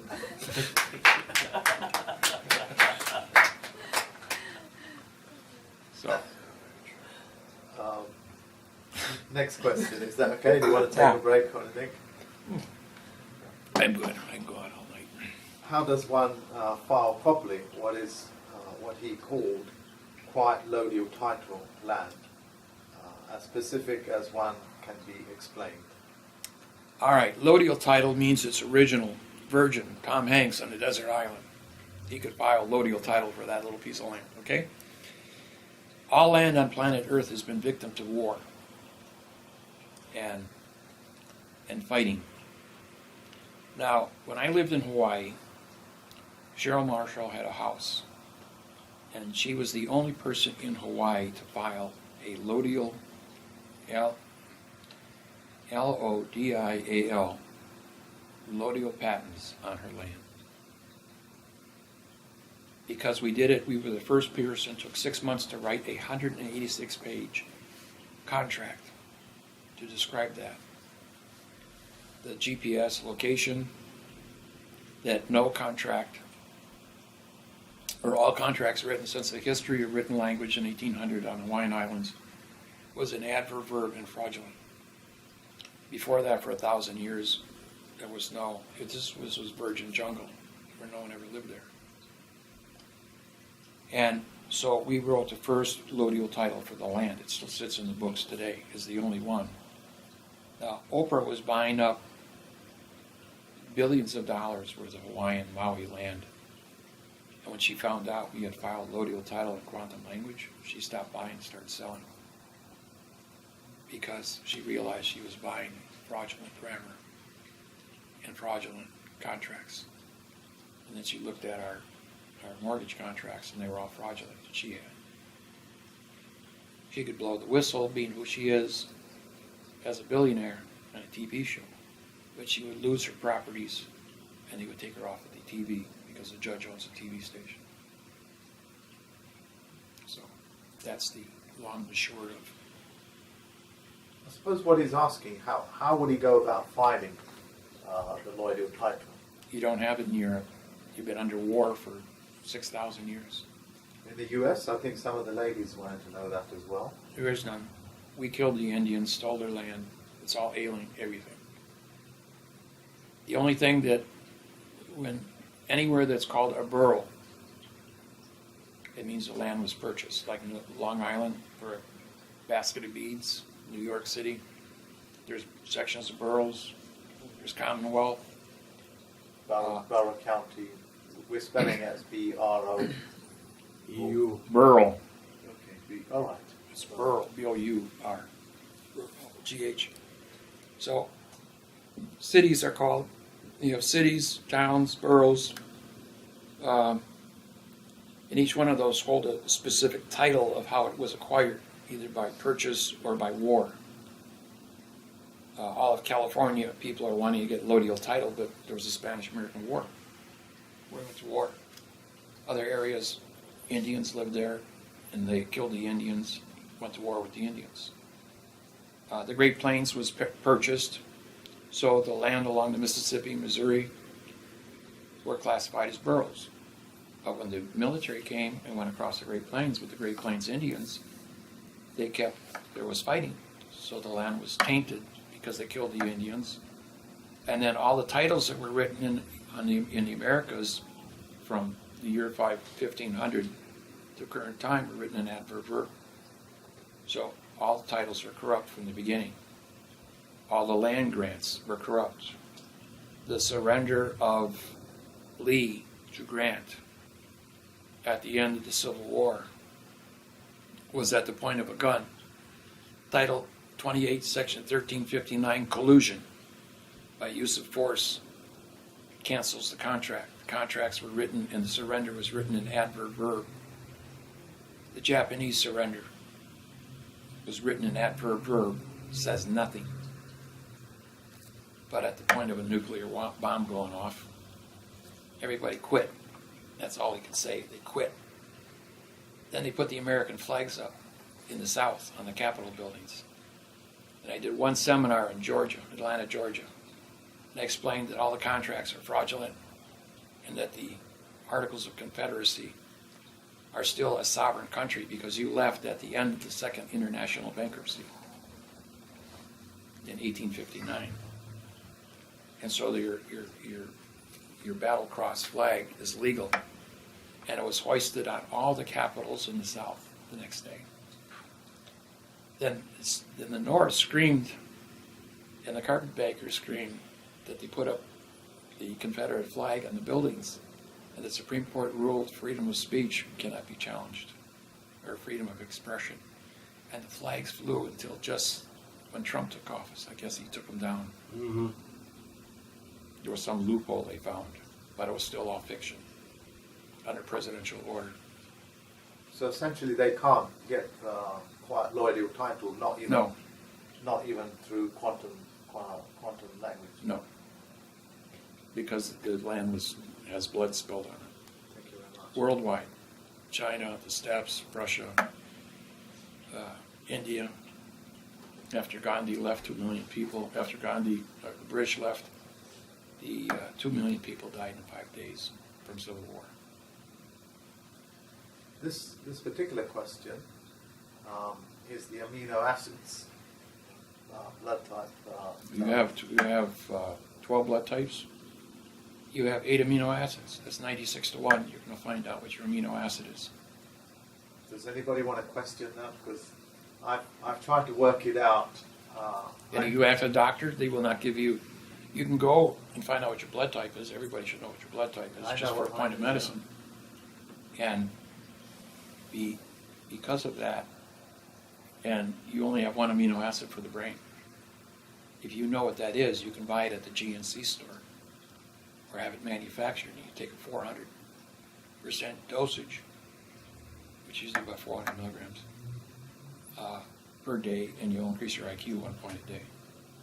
So essentially, what's the dilemma here is that we can't find such a test kit. And they won't be with the hospitals. So as a result, you're finding a solution by experimenting with the amino acid. So say 3 months of one amino acid, 3 months of another amino acid, and monitor the effects of it. Well, you can go to the library, study your medical books on amino acids, find out which one the categories under your blood type, cross-reference it, and then just start from there. It's pretty elementary. Elementary for you. It is what it is for my brain. I've been on it for 3 years. I can't get any closure on it. I can't say my brain increases in size because of the amino acids that I use for my blood type. It's not an issue of I increasing would in say size. the- It's making, like, a normal brain probably has 7 or 8 neuron connections per neuron with other neurons. Mine's got 20. So, And females have got several hundreds, I believe. I don't know. I don't know anything about females. Just told us that.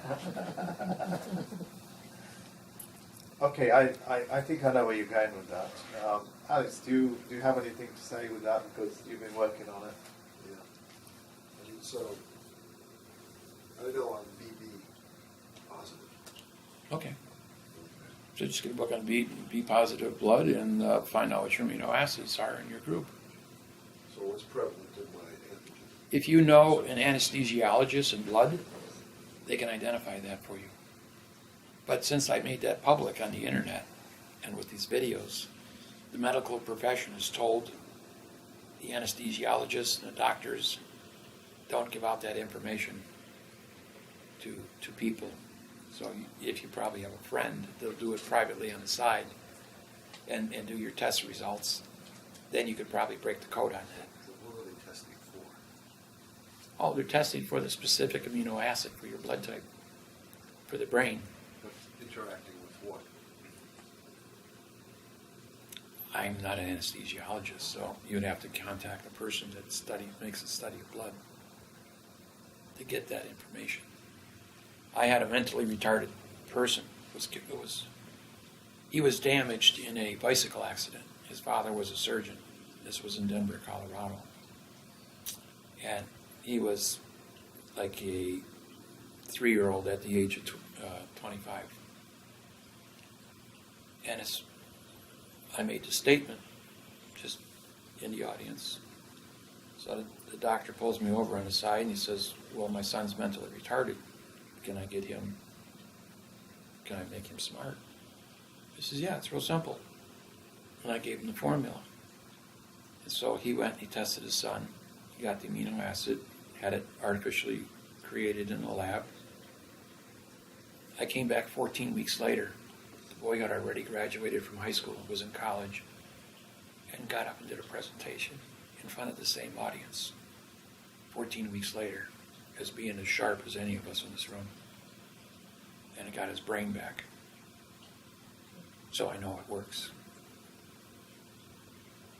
There's another movie with Robin Williams where he took mentally retarded people that were asleep and revitalized them.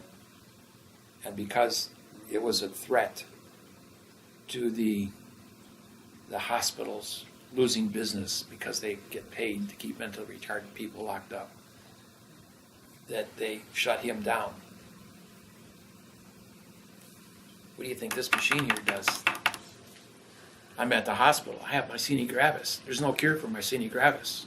In 72 hours, I cured myself of a disease that can't be cured, and did 100% recovery in 48 hours from being paralyzed and dying and being artificially kept alive, using that machine with 5 of the frequencies for against destroying the DNA crystalline of the myasthenia gravis protein against my nervous system. It specifically targeted, got rid of it in 72 hours. That was a year ago, and I'm still 100% with no myasthenia gravis in my system. So when the doctors came in and said, how did you do something?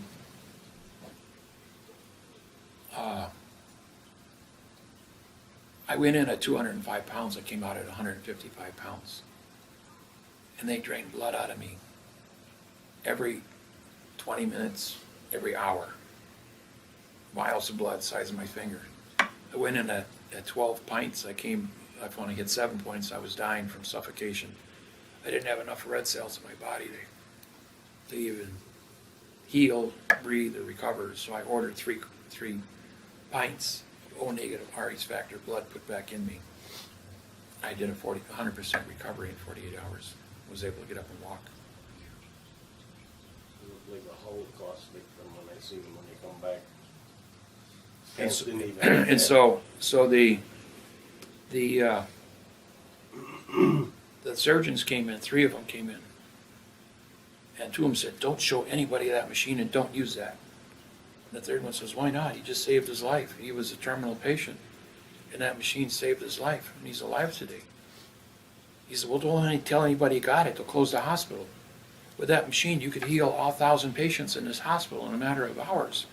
You got one machine, and we'd have 1,000 people suing us because we don't have that machine to heal you. I mean, to cure them of all the different cancers. 3,800 cancers that machine will cure, and diseases. It goes back to what, Johnson, 1973? No, it's all Clark stuff.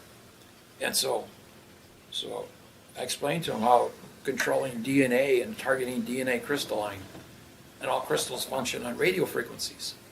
You just vibrate the frequency at the right thing and it breaks like a china glass. Once you break the computer on your car, which is a crystal, your car won't run. And that's only 1/4 inch square. Well, the same thing is true with the human body. If a ballpoint pen represents the DNA, then that coffee table represents a single protein. And if you put 1,000 proteins on the head of a pin, we're talking about something that's very, very, very tiny. So the square wave frequency of radio that this thing generates can pass through your body, just like the airwaves pick up your TV radio wave, and specifically target that one specific thing. And going through the X-ray machines at the airport, they've been doing it for 20 years now. What they're doing is they're recording the frequency of your heart timer. And we've got a couple satellites up there that control frequency.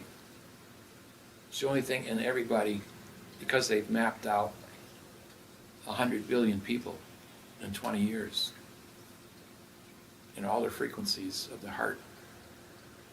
The only thing they have to do is dial in a species of heart timer frequency and turn it on, and people will drop dead because their heart timer will stop, and their heart will stop, and they'll fall down dead. The United States, the government's not worried about one country invading another country. They just dial in that country's frequency, and they don't exist anymore. And that's what we live with on a day-to-day basis. Those are secrets they don't want people to know about. I won't go through the scanner. I opt out. And all those people don't know that they're being programmed when they walk through that machine.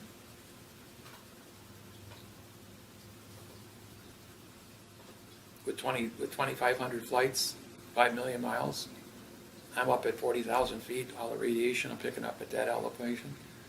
I don't need any more radiation from a machine.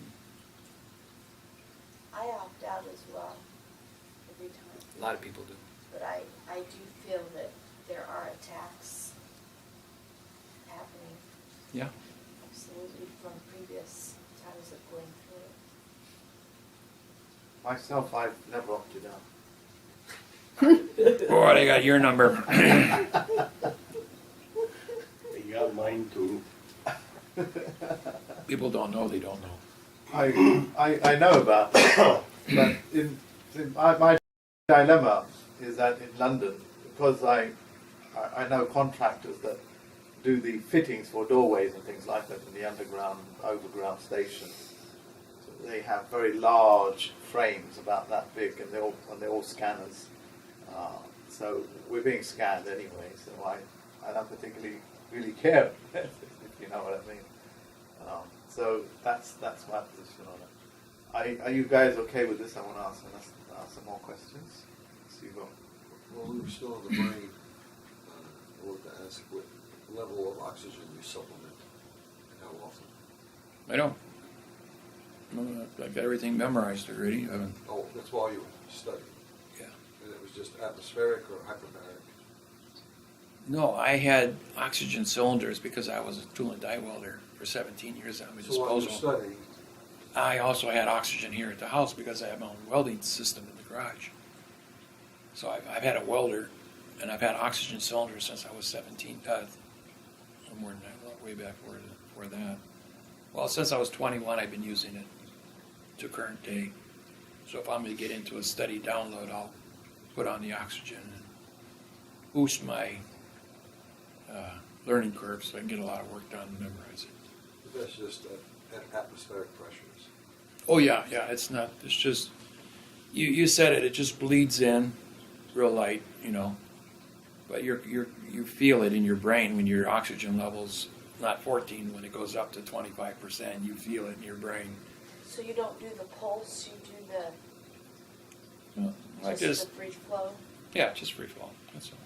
Just to let you know, from Alibaba and eBay and things like that, you could buy oxygen compressors. It compresses it and it can regulate it. What he's talking about is entirely something different, which is a whole lot of oxygen that will go through your system, which he survived. All the other studies would say that your back of the eyes will begin to hemorrhage and you'll go blind and stuff. I'm just saying this because of the camera. They will scare People you are- out of doing it. Period. They'll say it's dangerous. Don't do it because they don't want you becoming After smart. my dad's stroke, I bought hyperbaric, and I added supplement. Oh, no. You're talking about the incubator technology, hyperbaric. Now, the cure for cancer in hyperbaric, or your incubator, is 2 atmospheres pressure.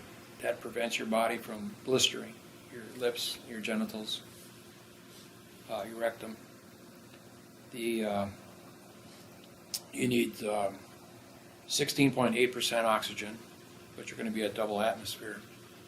Use an IV drip to put you into a coma, put you to sleep. So you need an anesthesiologist to give you a IV drip, and you also be fed through IV, so you get your proteins. The longest breast cancer, ovarian cancer is 100, and prostate cancer is 125 hours. And you'll be artificially heated to 105 degrees with a chemical drip. It's a chemical fever. But the barometric chamber is also heated the air inside to 105 degrees also. And the pressure keeps you stable. But the protein can't reproduce itself under fever. Cancer protein. So it dies of old age when it hits its life cycle. It doesn't reproduce. Now, some cancers, you only have to have 103. Now, the cure for yellow fever, for instance, that you get from mosquito bites, is 104 degrees for 8 hours. Now, a person that gets yellow fever, which is the #1 killer in third world countries, we were in Guadalcanal, and there were 2 German scientists there from Berlin University on a 2-year study to find a cure for the yellow fever. And we were having dinner the first night, and they explained why they were there. And I says, well, what, you people don't know what the cure is? I says, that's been around for a long time. He says, well, then how come all the 1/3 of the people in the world are dying from it? He says, well, you just put the person in an incubator, heat them up with an IV drip to 105 degrees, 104 degrees for 8 hours, and he'd be cured, permanently cured. The virus will leave the body. And Dickie was my guide and my translator for the Solomon Island language. His son was 9 years old and had yellow fever. And so he had an episode that night, and his fever went up to 103. And what was the first thing people wanted to do? Cool him off. Well, the reason the fever goes up to 103 for 8 hours is because at that time, 98% of all the yellow fever virus is killed because it can't reproduce and it dies. Now that the population is low enough in the body goes back to normal temperature. If you try to refrigerate the virus will expand and absorb all the oxygen, you'll suffocate. If you try to keep the fever down. The secret is to go 1 degree above it and maintain it past the life cycle of 8 hours. And the body will be 100% purged of yellow fever permanently. So we went down to the docks the next day, and they had a Coast Guard cutter there in Guadalcanal. And they had it there, a barometric chamber, because there's 212 wrecks down in the Solomon Island Straits from World War II.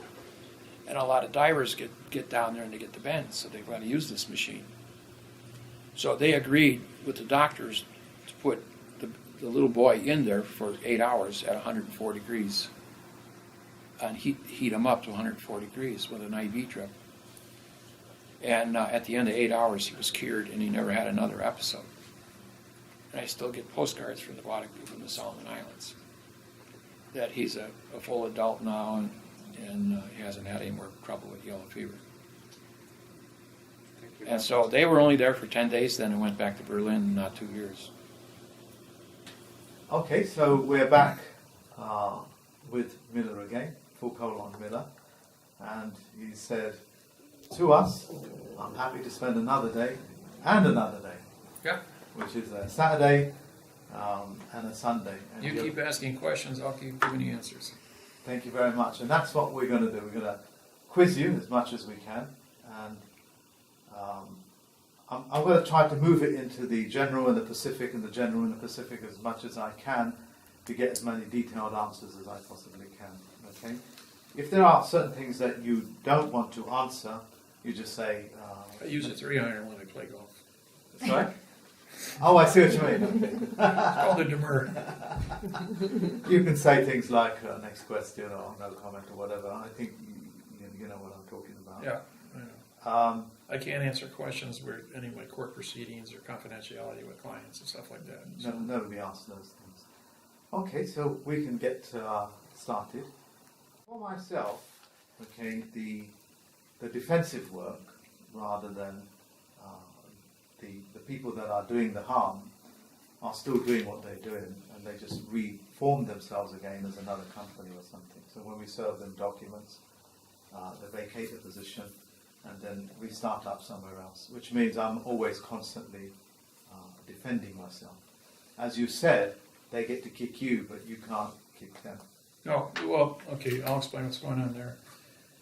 Every 45 days, there's a thing called 45-day trust law that goes back 8,500 years in the history of this planet. Pharaoh set this up because he was a Mason.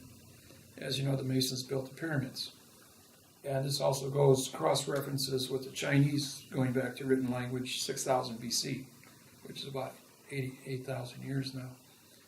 They went ahead and said, so it is written, so it shall be done. Because 2 plus 2 doesn't equal 4. TO plus TOO does not equal FOR.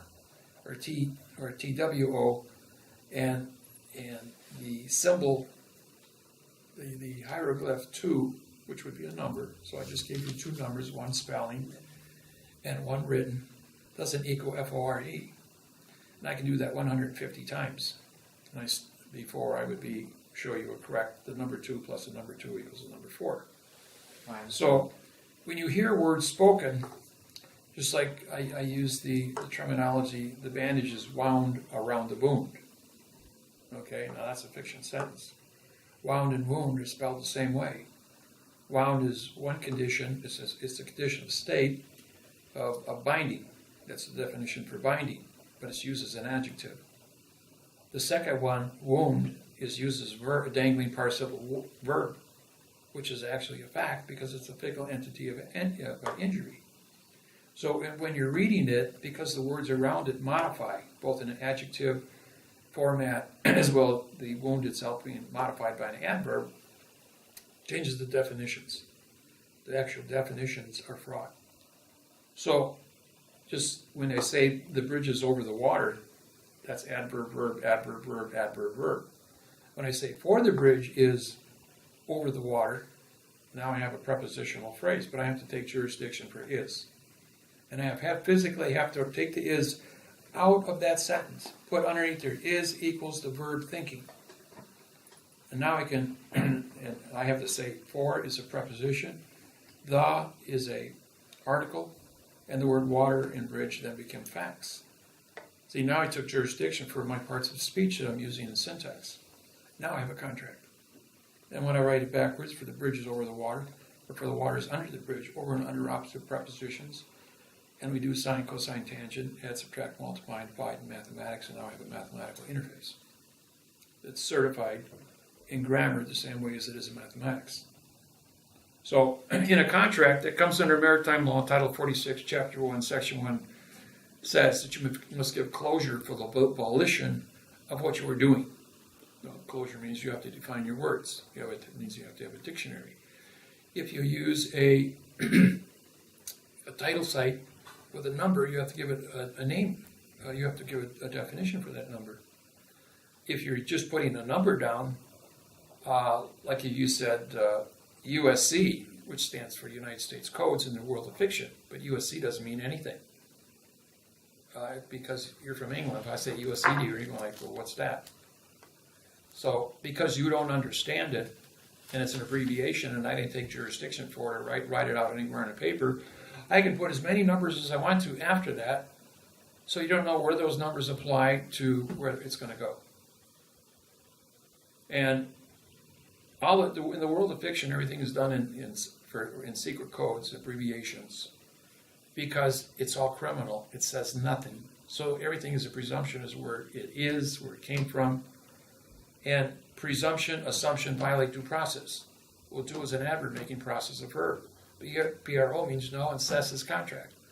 So you have an adverb modifying a verb contract, or a no contract. And no is an adverb-making contract of verb. You see, so it's a whole series of misdirections of no's modifying whatever you put after it. That's why no law or fact shall be tried in court. And that's the oath that all judges, attorneys, and lawyers and politicians take. So after 45 days of us serving them documents, as it were, they're resurrecting themselves and coming back with the same document. They have to reinvent themselves again with a new number, a new case number. And that's why you're always you're going 45-day hops between each hearing. If you ever wondered what was going on. Okay. So essentially what that means is that you're stuck in their perpetual world of 45-day trust law. And they can keep you, just like when the Freeman did the Montana thing in 95. They brought me in to save those people. I sent in a 6-hour audio tape on what was going on. And the Freeman walked out and surrendered. And then they took Schweitzer, Peterson, and Clark, and they put them in jail. They had 22 counts of fraud against them, using fictitious conveyance of language to extort money from the government. They didn't know about quantum then. So their fiction grammar under Title 18, 1001 was their Achilles heel. But then the laws, rules, regulations, and codes also were written in fiction. So they only prosecuted on one case every 45 days, times 2,200 prosecutions. And all 3 died in prison. Never going to trial, never resolving the issue, but never being free. So when it reoccurs every 45 days, you have to be able to be in a position to disqualify their claims and keep that in a perpetual state of them wanting to Right. making claims, and you are in a perpetual state of disqualifying their claims. Correct. And you're supposed to be innocent until proven guilty. That was under the old fiction constitution, which expired on November 2nd, 1999. When the United States of America Corporation took over on the 2nd of February 2000, you are guilty until proven innocent. So they arrest anybody they want for anything they want, throw 1,000 or 20 charges against you, and then spend 45 days on each charge and disqualified so they can put you in prison for a year or 2 years and get you off the street. You're never found guilty of anything. And in the meantime, while you're in jail, they have their way with, because the judges own the newspapers, they slander you in the newspapers so bad that when you finally get to trial, the jury, which means no contract, JU means no contract, and RY, or JU means no law, and RY is contract. So they take a no contract jury with a second grade reading level that's been prejudiced for a year before you even get to a jury trial, and then they are so prejudiced already from the newspaper that they find you guilty, no matter what you say, and throw you in jail for as long as they want. 10, 20, life. Thank you very much for that. If a person is that vulnerable, when you say that if they don't learn syntax, if they don't learn their parsing and be able to be disqualify these claims, they really will get harvested. Right, when people get harvested, because they can't read and write above a second grade reading level, they've been brainwashed by watching all the crime shows on television to hire an attorney or a lawyer, and then they will guarantee that this person goes to jail or pleads guilty to something they never did in order to, so the government can't be sued under Sanders versus English, 950 Fed Second for $75,000 an hour for false arrest. And there's 1,900 cases of false arrest where the government had to pay out on those. And right now, Layton's been in jail for 230 days. Layton Lionel Ward, as of May 4th, and they haven't been able to have a correct sentence structure, communication, parse, syntax, grammar, law, rule, regulation, or charge put against him. And he won't speak in anything but correct parse, syntax, grammar, and he keeps syntaxing everything they put in there and disqualifying it. So he's never been charged with any wrongdoing from the government because they can't produce a law that he ever broke.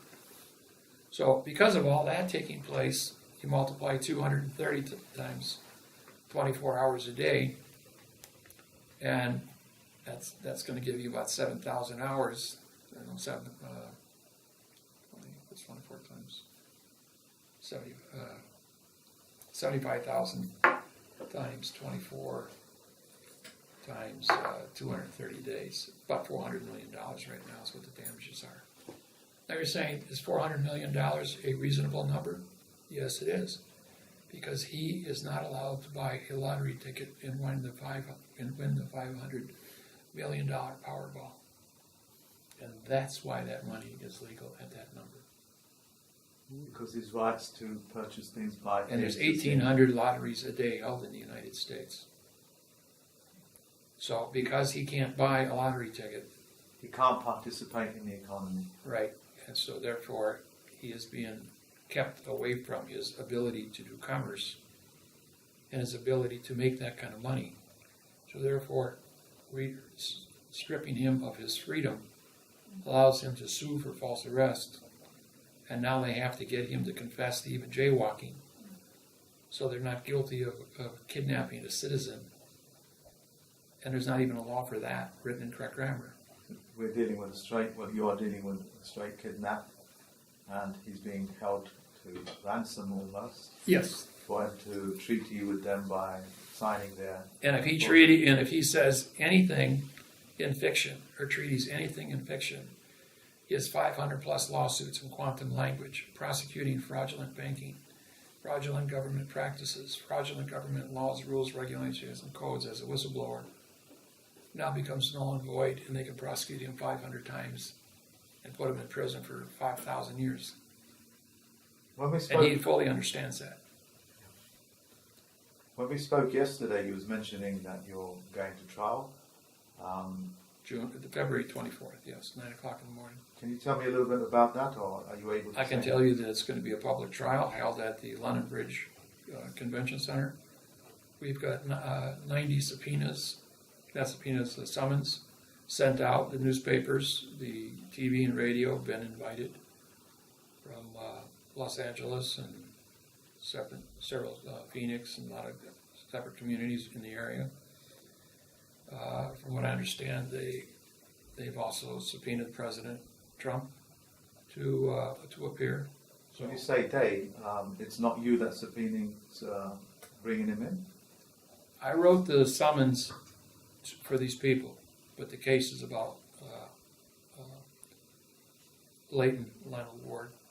That's about his case. It's about grammar and how grammar was fraudulently used with signed confessions to hold him in jail where he hasn't done anything wrong.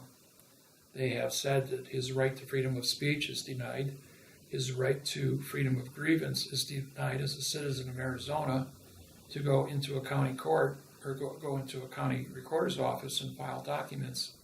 Leighton is a citizen of Arizona. Yes, of Lake Havasu, Arizona. And they're telling him he's does not have a right to file grievances or have a right to a translator, right to counsel. They're assigning right to counsel. They've ordered him to do Article 11, which is a psychiatric, but the order is written in adverb verb, which says nothing. He wrote it in correct parsing, syntax, grammar, but the doctor and the judge won't sign it. So therefore, there's no communications between the world of fiction and the world of fact. And you're going to hold this trial and you're going to transmit live, I think is what you said. Well, the trial will be videotaped. There will be TV cameras. There will be private cameras. It will be posted on the Federal Postal Court website. It will be put up on YouTube. It will go up by the TV stations, and it will go viral. It's going to be a long trial because there's 90 people. It'll take all day. There'll be, as a judge, I will set down the foundation of communication skills. Can I get that full address for you later on where you're going to be holding court? And it's going to be a postal court and you're going to be the chief federal judge there? Yes. Okay, we'll get that address now, so Darcy, if you can do that, that would be good. Okay, any questions from anybody? No? Okay. You got your list. The average person, what they hear is that there are consequences at this stage in what you're saying if they use quantum grammar. Okay. Now, when I hit the ground, running as it were, every time I filed paperwork and things like that, there was never any consequences to me, which kind of surprised me because I always thought there would be kickbacks, as it were, but nothing happened. England's courts in New Zealand, Australia, in England, Ireland, Hong Kong, South Africa, when you hit them with correct grammar, they back off because they don't have. And we won all the cases in those countries when I went in and was acting counsel for all the cases that I went into. And I was there at the request of their government. So they invited me into cases that they had no way to stop. And so the government backed off and dropped the charges against them. No matter how many attorneys they brought forward or other judges to come in and talk with me, there wasn't a single one of them that could make an argument that they could prosecute a case.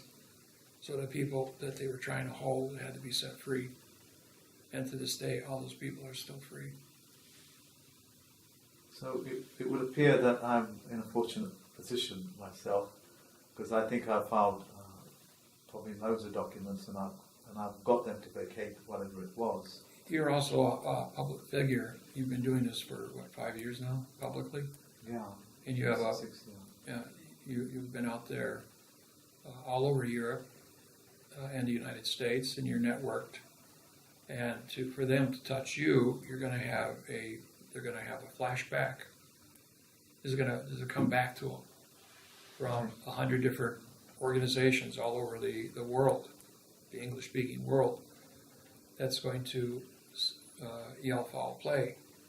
Queen Elizabeth already has enough foul play after the genocide cases that I fought for the Solomon Island people, and she's getting the kickbacks from Gandhi and all his work, and that was 1900, where they tried to tax the people for salt. You've seen the movie Gandhi. Yeah. If you haven't, watch it. It's a very, and the way they tortured those people is the same thing they're doing to Leighton as they did to Gandhi. The same thing they did to Martin Luther King, they're doing to Leighton.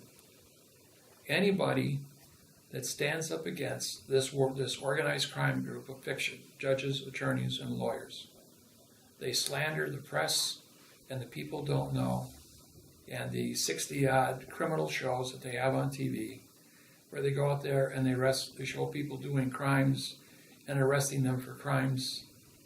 Those are people that are killing people, raping people, and doing really serious crimes, where these people, no matter what language you speak, in all countries of the world, will put you in a box, will arrest you and put you in a box.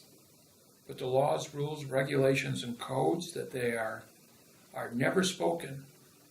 They show you the crime, but they never on TV will show you the written language, because they do not want my organization of 5 billion people to syntax it worldwide in any language on their TV shows and go back and say that's a lie. Because there are no, of the 4 billion codes that our law library possesses, there isn't a single one of them that is legal. They're all fiction. The way that I've always understood code is that you need a cipher for it, otherwise you're not going to break the code. So when they give you a code, you have to break it, because that's what a code means. I've always understood parsing language in that sense, in that it is right before my eyes, and hence the ability to syntax and parse reveals what they're doing to you right in front of your eyes.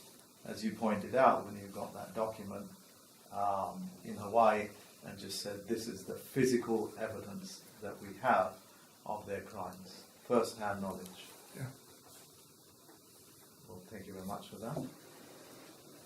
When I rang you, and I said, David, I want to do this, okay, I remember quite clearly you said, don't get yourself dead right. Don't get yourself dead right. You understand what I mean? Yes. You asking me. That was you asking me on the phone conversation. I said, yeah, I understand what you mean. So what would I do? You said, use Facebook, use YouTube, make yourself public. And one other key element that struck me, and I've always kept to that, don't make it about yourself. Don't go messianic on this. I'm not the center of attraction. I'm going to move educational claims. I'm going to teach people how to do it, how to win their cases. That way it's not about me, but about the ideology. Right. You teach the syntax. You don't teach you. No. And no one can do anything to you. You cannot point to anyone and say that person did something to me. It's like I do this. What just happened?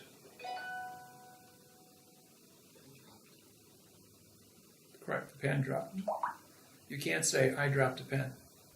Now 90% of the people come back and say, I dropped a pen. I'll do it again. You see, an object at rest remains at rest until set in motion by an opposing force. This is I'm holding it. So therefore my thinking makes me liable for the security of this pen. And when I stop thinking, I stop holding. If I stop holding, then gravity takes over. Or somebody in here has telekinesis and can move the pen out of my hand. But I can't see the movement of telekinesis.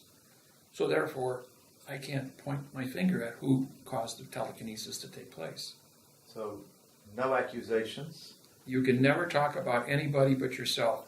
You are the only person that has first-hand knowledge of your brain and what your brain has suffered. So, and you also have to establish that you have knowledge about what you're talking about.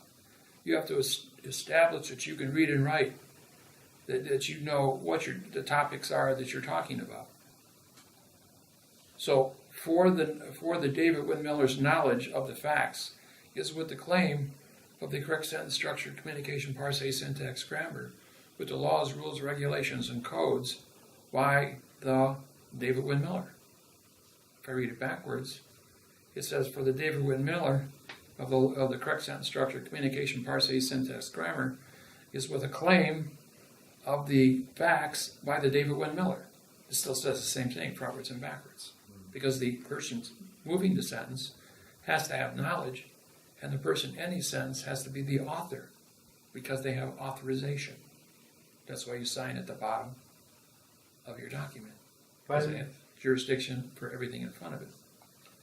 When a letter arrives to the letter box, we open it. I use the word collectively, we open it. And as soon as we read into it, we get emotional. And that would be called a fishing trip or fishing expedition by the courts. Mm-hmm. They hook and sink you because you read it on an emotional level rather than analyze it and do a forensics on it. You send me anything, I syntax it, I say, and I correct it, and I say, well, you've had 175 So I mistakes suppose- on this document, and I send it back to them. You have 10 days to send me a correct document, otherwise vacate your position. And each judge that gets that piece of paper back quits the case because he knows I know how to syntax. But because I've been doing this now for 38 years, I have a worldwide reputation that almost every judge in the United States, Australia, New Zealand, and Europe, in the English-speaking world, in Canada, has gone head-to-head with me. Well, when they went to law school, all the law schools have to teach my courses now. I didn't And I've been know. teaching at Scottsdale, Arizona, and Reno, Nevada Judge Institute since 1995. My programs, my videos. Sorry, can I just recap? Did you say students or the judgeship program? The judgeship program has to be taught. Yeah, that I've experienced because, as I said, when I went through customs, they knew who he was, they knew what the flag was and who I was, and certainly when we've been caught and that flag hits the courtroom floor, the judge runs out, the position is vacated, the clerk remains there. I've witnessed all that.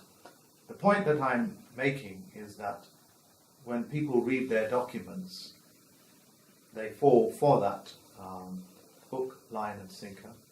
They contract with it by getting defensive. Contract is now established.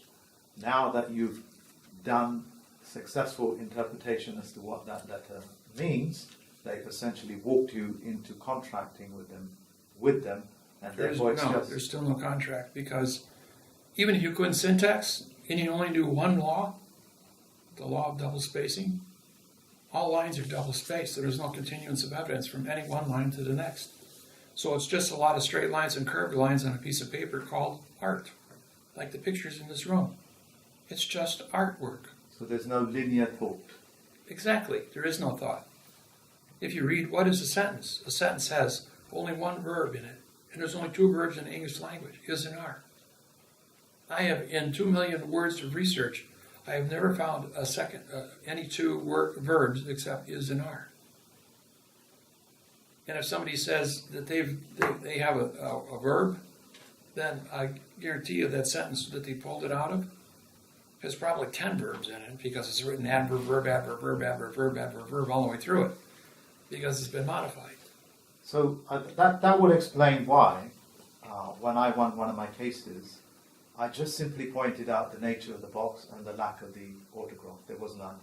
But they wanted sums of money, and the value of that money was somewhere else and not adjacent to the money that they were asking. I pointed out. There's 50 ways to Sunday to disqualify anything. So the point I'm making is that I only did 2 of it, or 3 of it, perhaps even by mistake 4 of it. That was my first thing.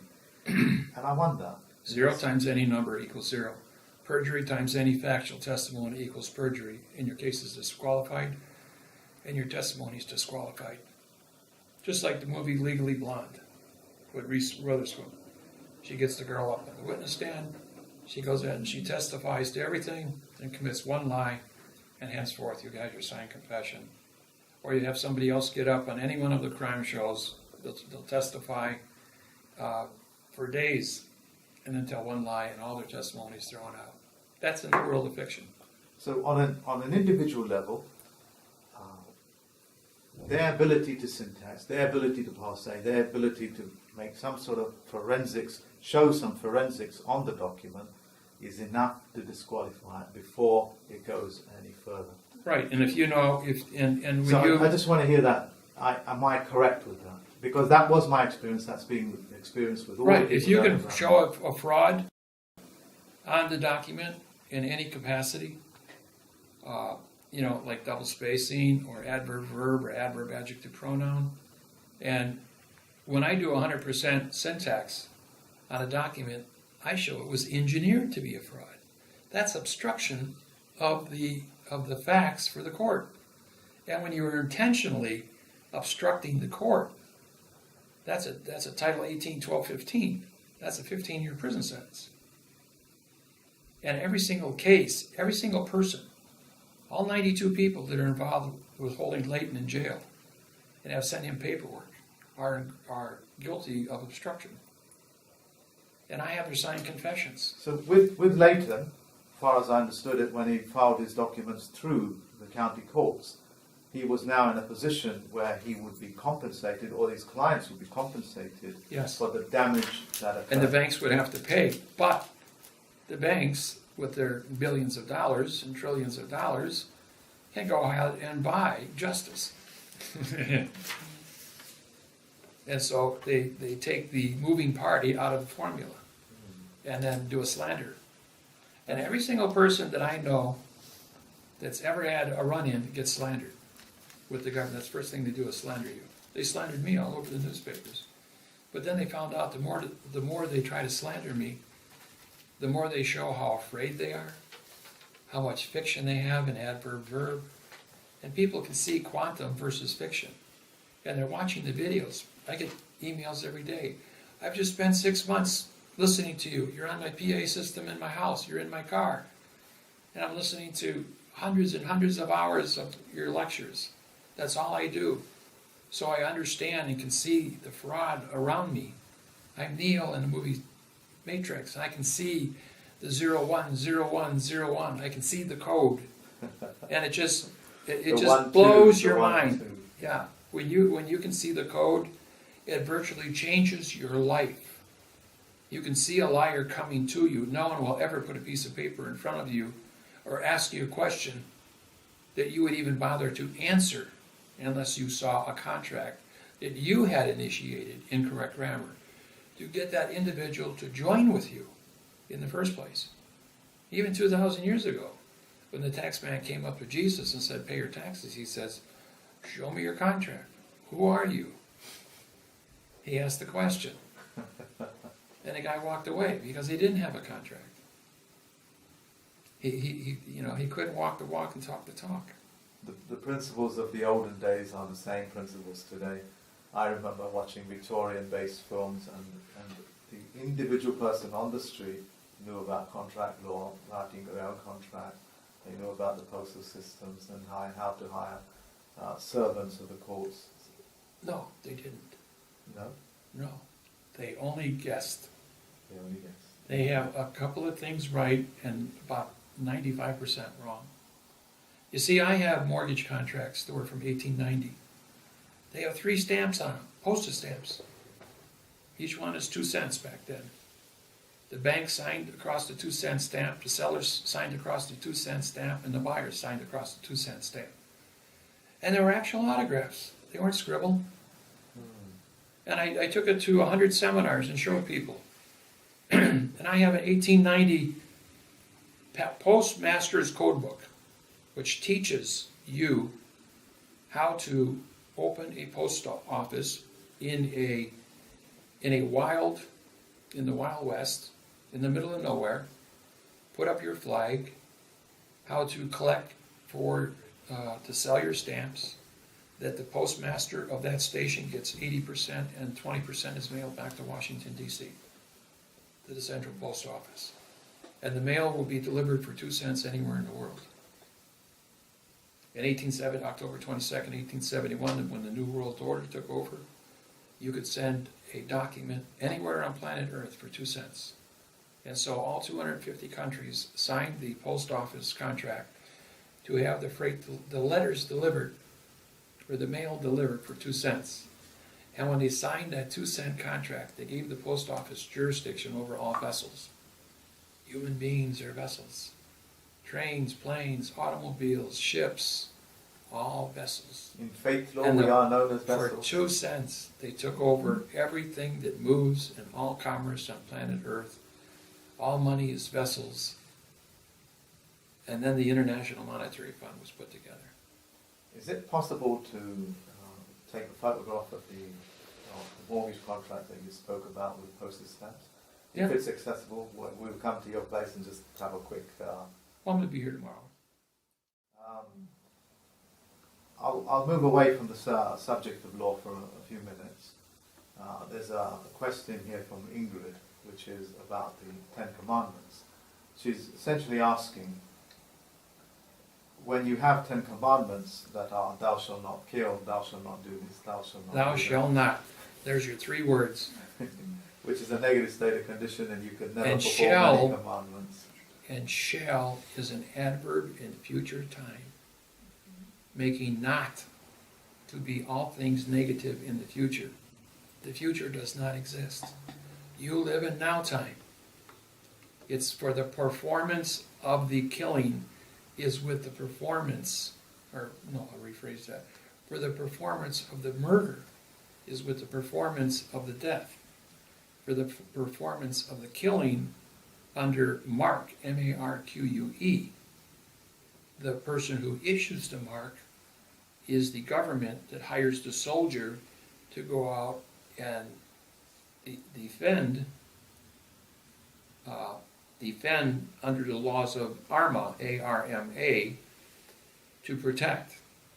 But when the mark is also taken from the person you're supposed to be defending against, and you go to both sides against the middle, like you sign a mark with England, you sign a mark with France, now you're called a privateer or pirate. And that's how the pirates came about. Because they harvested both sides of the fight.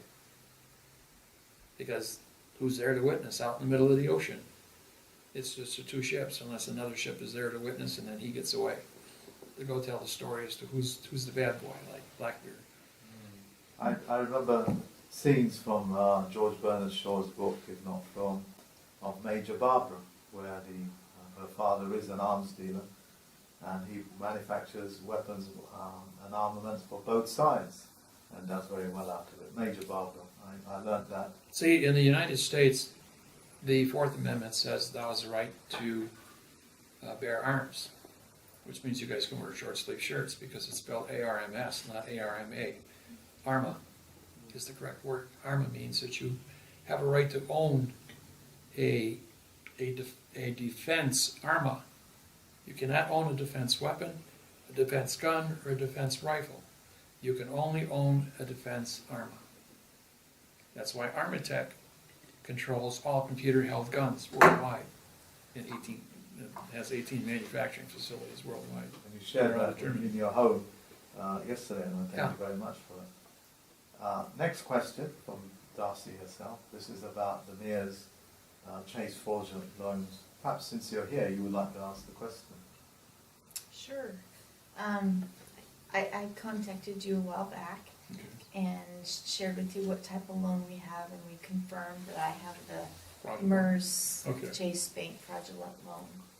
And out of matter of principle, I would like to know how to correct this and get out of this fraudulent agreement, so I'm not partaking in it, Okay. and help others to understand what has truly happened. That's what Leighton and I do.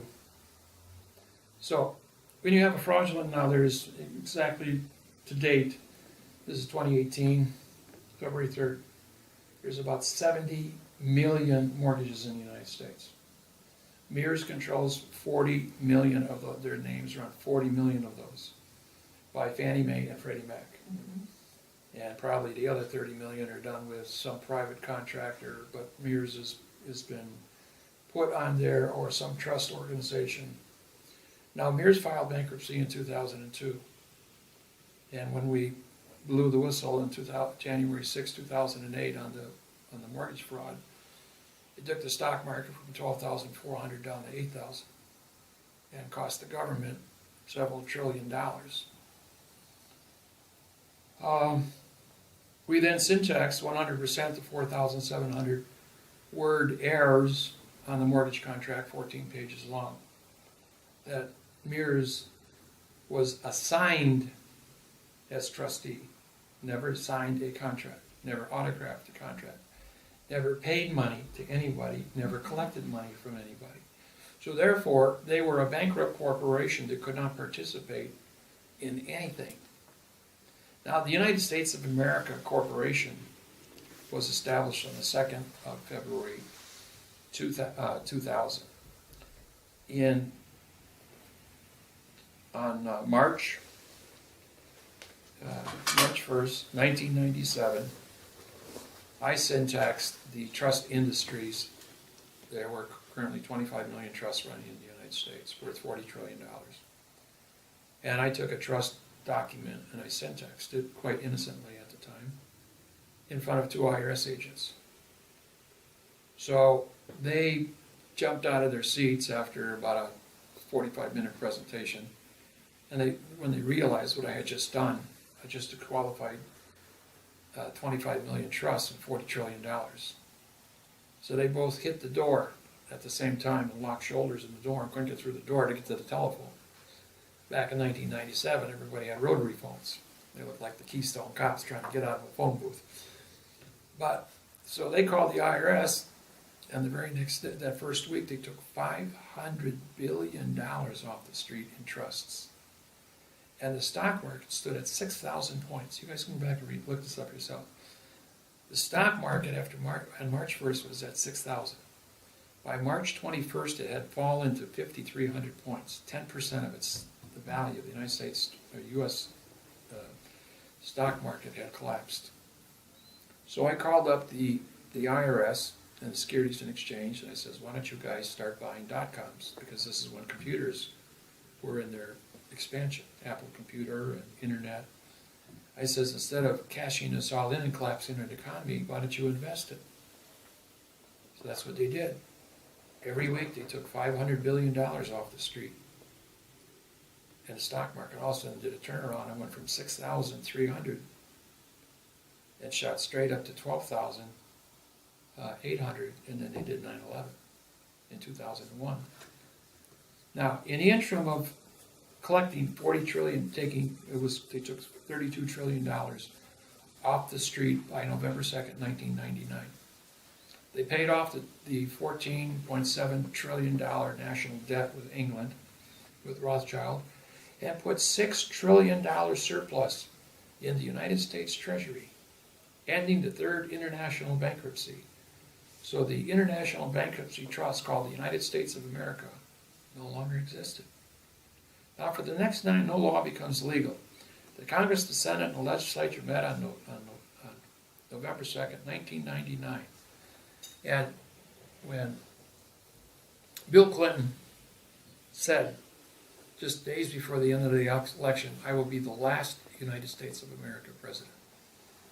He meant that because they were going to end the international bankruptcy.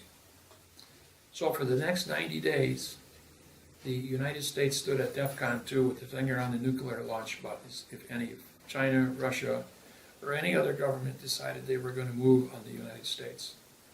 This is something that the public was never aware of. But so then at the stroke of midnight on February 2nd, 2000, the post office announced that they're taking control and filed claim for all water above and below ground and all land above and below ground in the United States. And so the post office then took over the lodial titles of the entire Americas under the United States of America Corporation. Now the post office controls all 3,800 branches of government, and the United States of America Corporation is the Congress, the Senate, the legislature, the Supreme Court to argue the settlement agreements of the adverb opinions of the Congress, the Senate, the legislature, and any rule of law that the president should make that should be too prejudicial from the president, then the Supreme Court, 5 of the 9, can overrule the president and send it back and take down the law. That's why the president can't start a war by himself or go crazy on people. They need Congress and the Senate and the legislature to get together on this thing. As a fail-safe. As a fail-safe, yes. Okay. Here's Darcy. So I'm making an individual. Well, I haven't answered your question yet. Thank you. We're getting there. Okay. When you ask me a question, you have to set foundations down as to who's in charge before you can answer the question. Okay. So now that the post office was in charge, but everything was still done in adverb jurisdiction, so there were still no laws, rules, regulations, or codes written in correct grammar. Anybody who had a debt with the Internal Revenue Service prior to the 2nd of February 2000, it was canceled on November 2nd, 1999. If you didn't pay taxes for 20 years and they never caught you, the IRS could not go back before 2nd of February 2000 and say you owed them anything, because the year, what's called the year of Jubilee, cancels all the debts.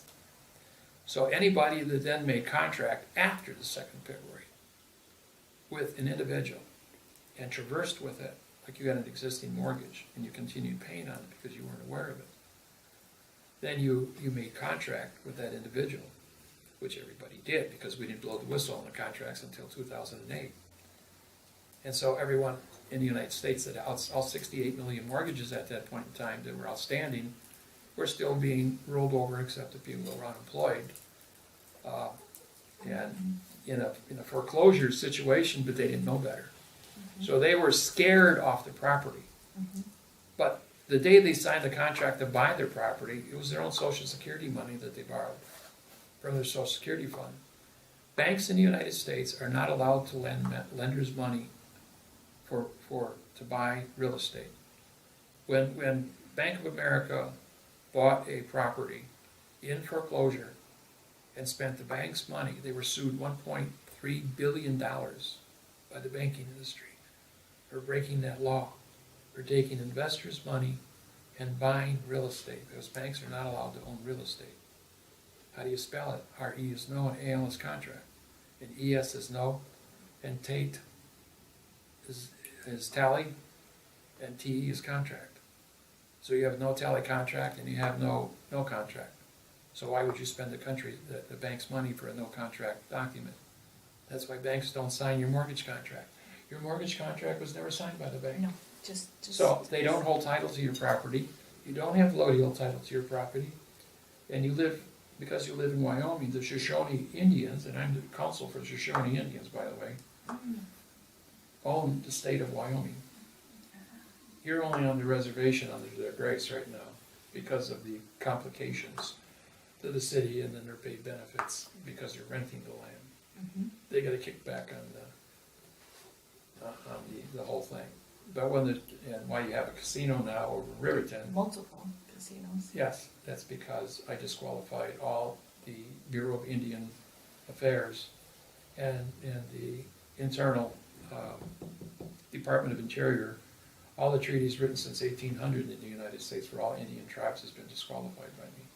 Okay. So that's why we built 200 casinos by 1999 in the United States. They have 97% of the American Indians now employed.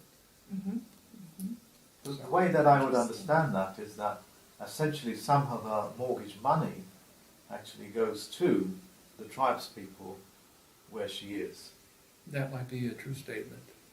So, I can't comment on some paperwork I don't have in front of me, but and if that was the case, what type of an organisation would take receipt of that sort of money? Would it be the council? Would it be again, the I don't chief? have that paperwork in front of me, so I can't answer the question. I Or their chain of title in Wyoming and how that tribe is currently functioning.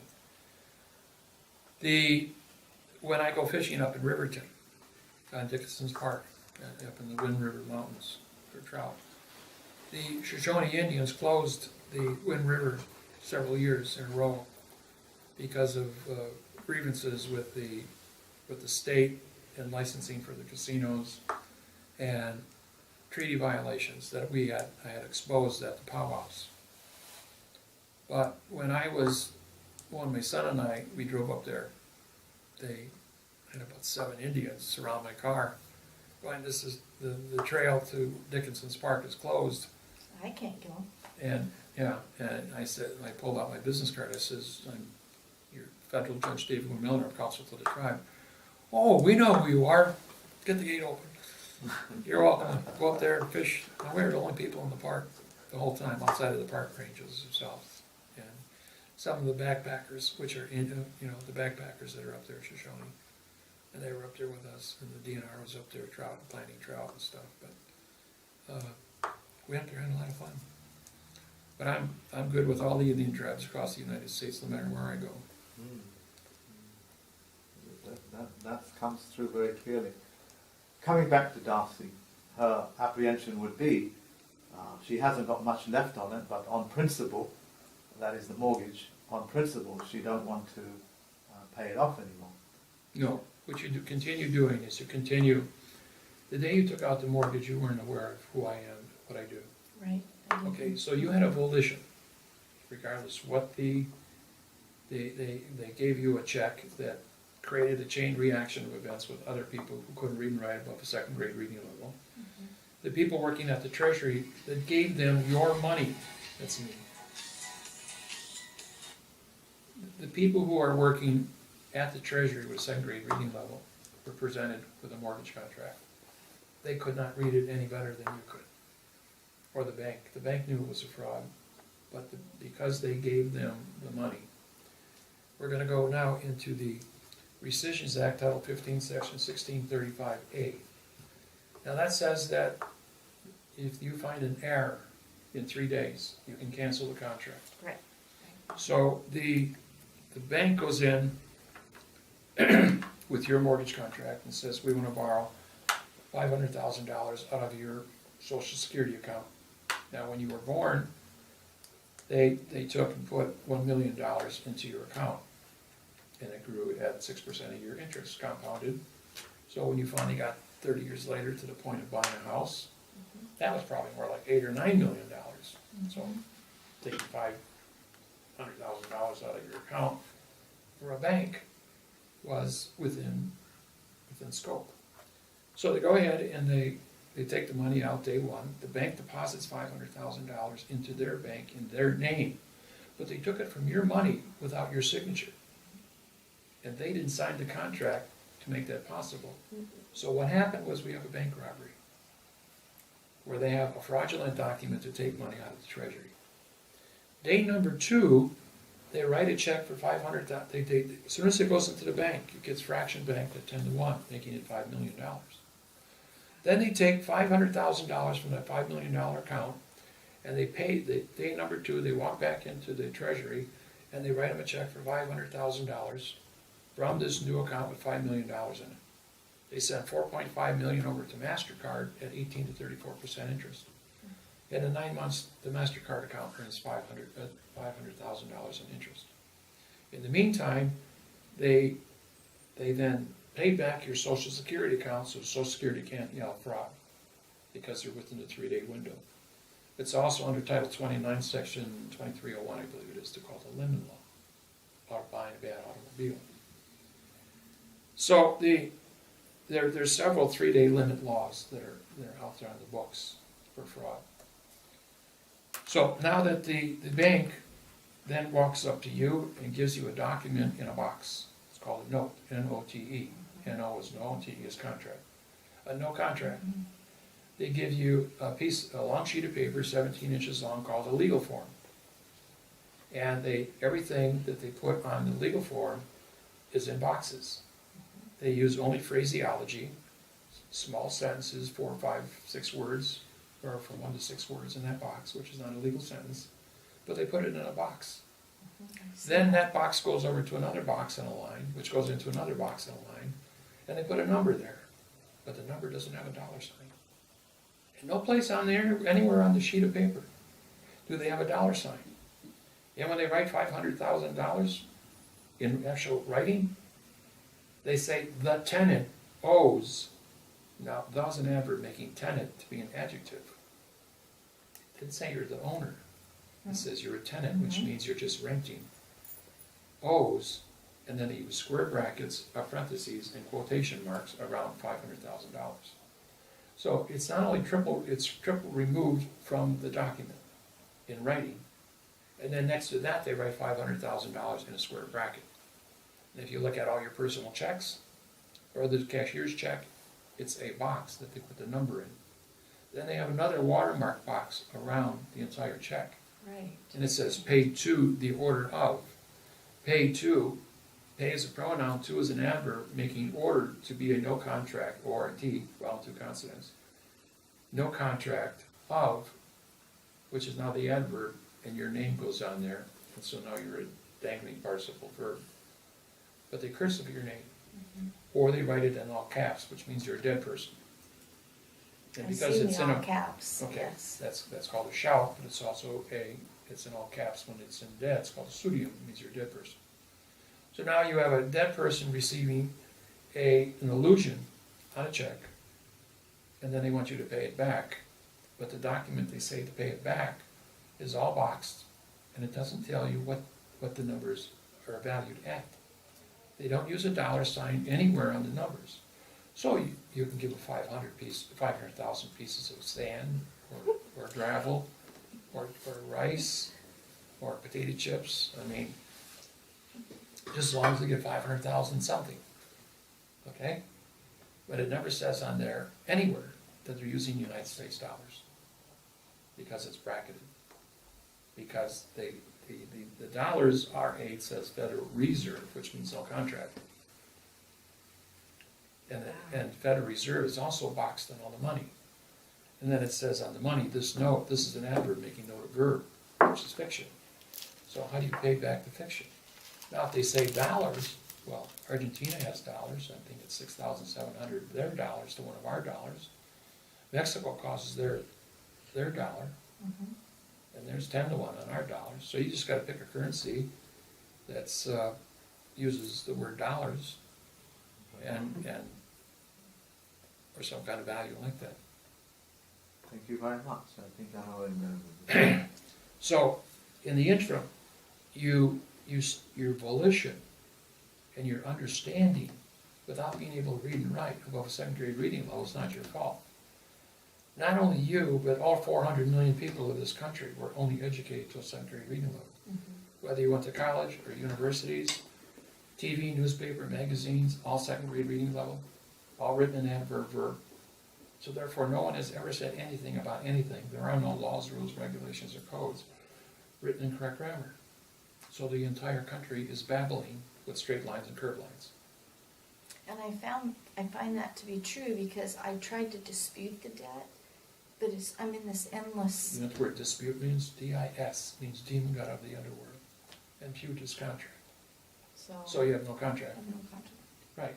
But Okay, you plus- made a no contract argument. By making a no contract argument, you said nothing. That's why we call it pro se. P-R-O means no, S-A is speak.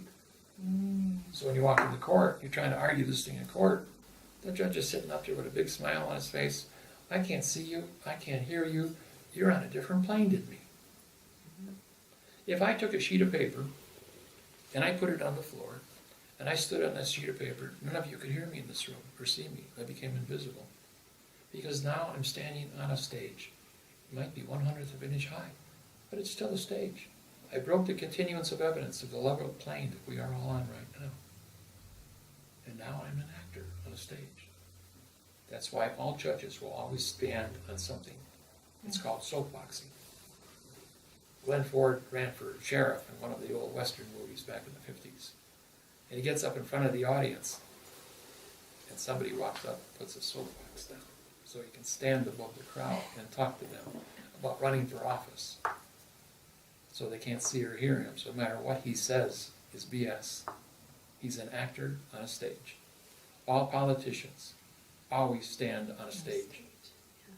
We got a hearing up in Antigo, Wisconsin, in the auditorium.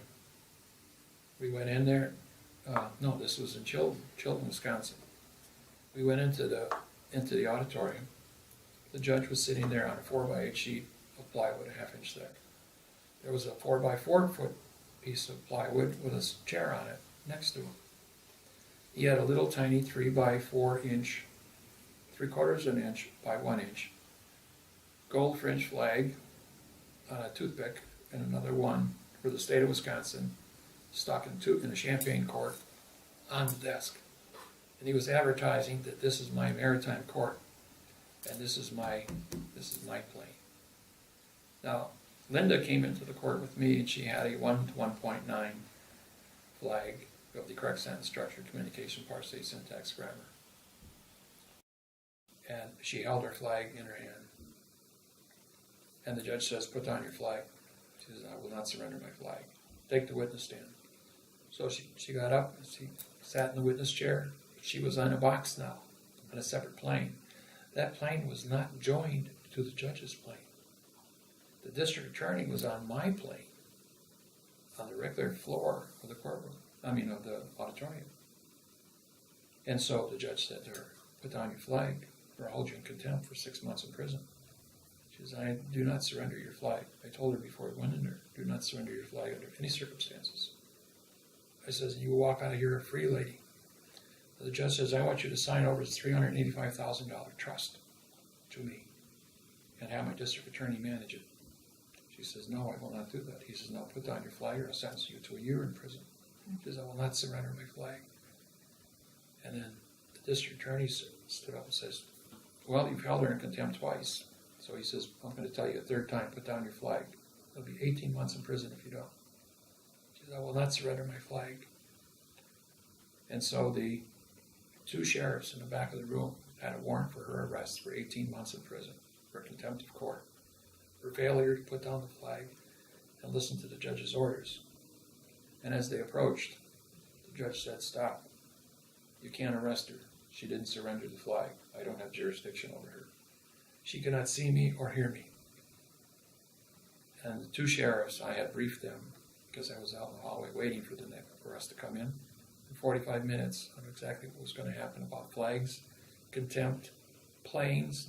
Both of the sheriffs looked in and saw the plywood, realizing that the continuance of evidence was broken because he was on a half-inch different plane.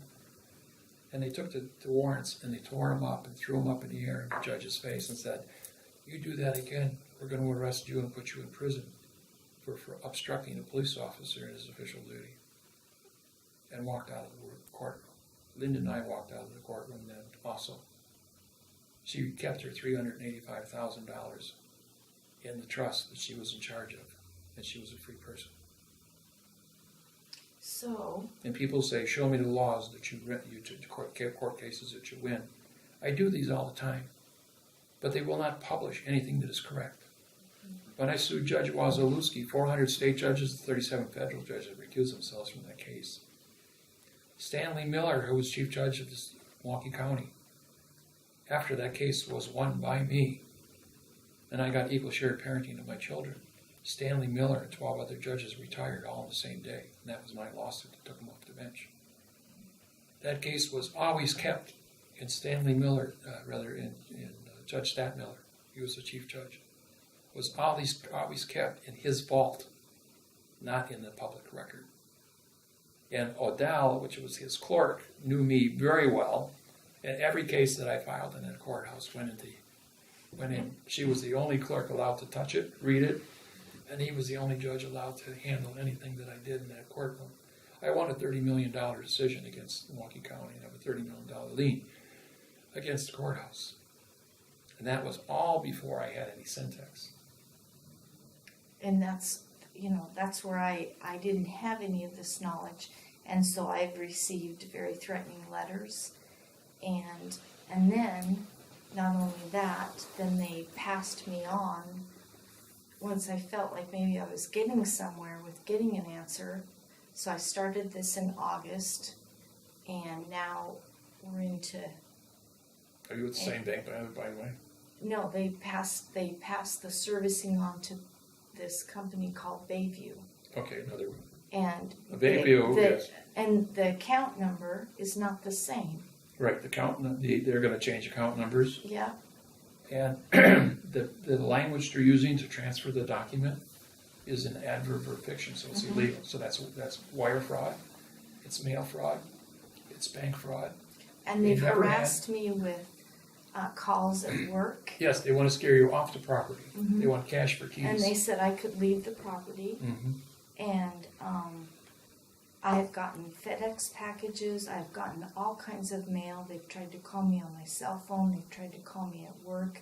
They have frightened my husband and my children A for lot my of safety. people have died from the stress of being scared by the banks, Mhm. and they get cancer because they get so scared and so Mhm. weak. Mhm. They get cancer and they die, and then the bank just swoops in and picks up the asset. Mhm. Now, And so I know I didn't have the right grade of education to understand what was happening. So now that I do, I want to know what to do to stand up to them as a matter of principle. That I don't want to see this to happen. well, it to isn't anyone principle. else. You're actually going to. I've already got your mortgage syntax, by the way, for Wyoming. You got a Fannie Mae, Freddie Mae mortgage, Mhm. and so that's already been syntaxed. It's standard from 40 million copies. The only difference is the name of the bank on there, Mhm. and you and your husband. The the forensic evidence that you have, because it was your volition to initiate this process, and that's what the judge is going to put on trial. He's not going to put the language on trial. He's going to put your volition to do business with this bank. So, if you can, continue paying what you can, as long as you do a good faith. In the meantime, we will sue the bank for fraud. Even if you paid the property off, you can go back. There's no statute of limitations for fraud. Mhm. And this is bank robbery against the United States Treasury Mhm. and your Social Security account, and creating value out of nothing through Okay. fraudulent documents under Title 18, 1001, and under the Fair Trades Act, Title 15, Section 1692E. That's the Bernie Madoff case who stole $69 billion from Wall Street. They carries a $25 million fine and 30 years in prison for the bank. If they pay the $25 million to the Treasury and cooperate, they usually don't get the prison sentence, but there are 12,000 bank residents since I wrote the first lawsuit in January 6, 2008, Okay. that have been sentenced to 10 years in prison for writing fraudulent mortgages. And the prisons are maxed out at 6 million people right now. That's why they're doing 2/3 sentencing, because Okay. they got around. People will be on a bracelet for 3 or 4 years, and then they'll pull them off the street and put them in jail for 8 years. So what we did is we disputed the debt, and we did, No, that's still wrong. Yeah. First off, And we did- you don't dispute. You sue. well, we already did that. Okay, Wrong. you're going to go back. Mhm. Under Title 42, 1986, you have now acquired knowledge of what a performance is. Mhm. Okay, so all the world of negativity going up to this point in time doesn't exist. Okay, let me tell you one more thing that we did incorrect that we can correct at this point, is we stopped paying out of a matter of principle, engaging in this fraud. Wrong. We quit paying, but we kept the money, so we could go and get caught up with we have the money set aside where I could get caught up on my mortgage payments. Is that And a trust? Huh? Okay, We just have the money. I okay. could put it in trust. You have to put it into a trust Okay. that says this is for this in the event they can prove they have title. Okay. Okay. Okay. So therefore, you are still relinquishing. Otherwise, they say you've broken contract. Okay. So if you take this in front of a jury, the jury will order you to pay as soon as they have a correct grammar. Okay. And if they never create correct grammar, well, after a certain amount of time, it's yours. And they can put a limit on that as well. Okay. The second thing is prosecuting the fraud for what it actually is. When this was done in Iceland, they forgave all the mortgages at once, and everybody has clear title to their property in Iceland, Okay. including MasterCard was kicked out, and everybody has no debts in Iceland. They found value in my science, the technology, the mathematics.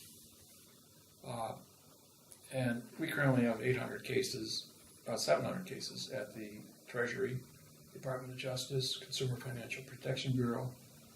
The Senate Oversight Committee has this information, and the Senate Oversight Committee has not stopped and correct or passed laws to correct The first duty of Trump was to fire 47 attorney generals at the Justice Department, where they were sitting on these documents and didn't take action.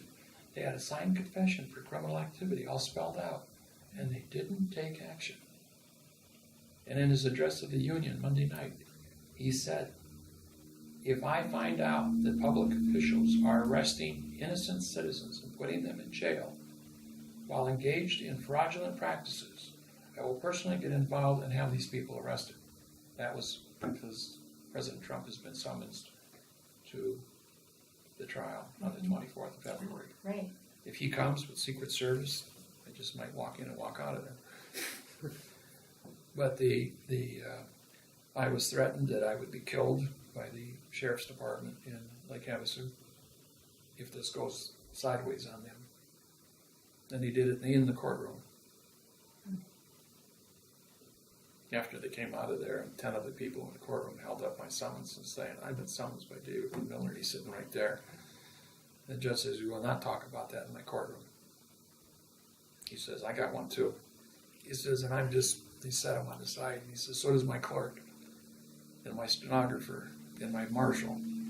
We all got summonses too.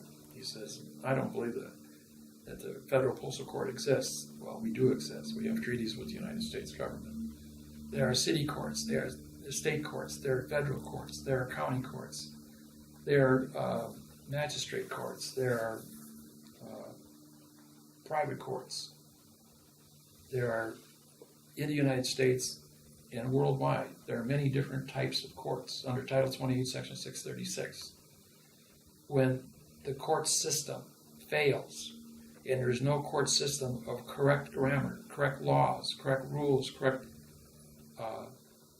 and the entire system is correct under Title 28, 636, I am authorized as a director of my own country and the elected King of Hawaii by the people as a leader to order open the court. And I did that in 2001 in the Dorothy Lambs case and sued 22 judges and 12 U.S. attorneys and 2 clerks, U.S. clerks.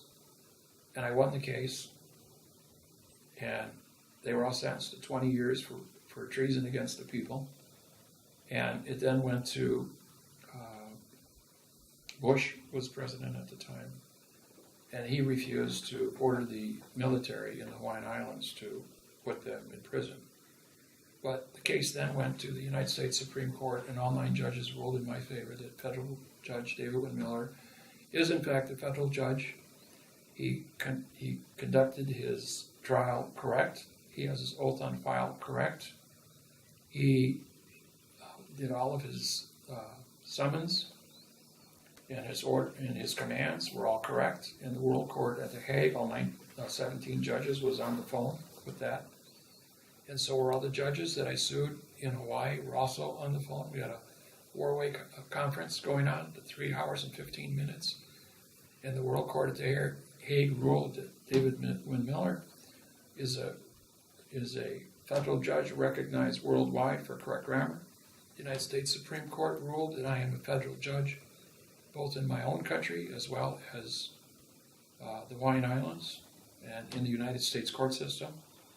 And it's an appointment for life, and his judgments will be upheld by the United States Supreme Court and World Court at The Hague.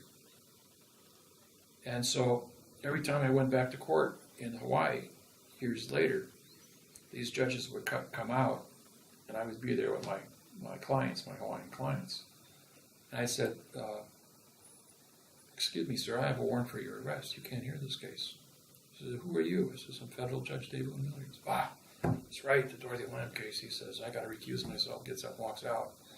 The next judge, Kobayashi, comes walking, and he says, he says, who are you? I says, who are you? He says, I'm Kobayashi. I said, I got a warrant for your arrest. He goes, that's right. He says, I can't hear this hearing aid. He walks out, and Mulloway comes walking in.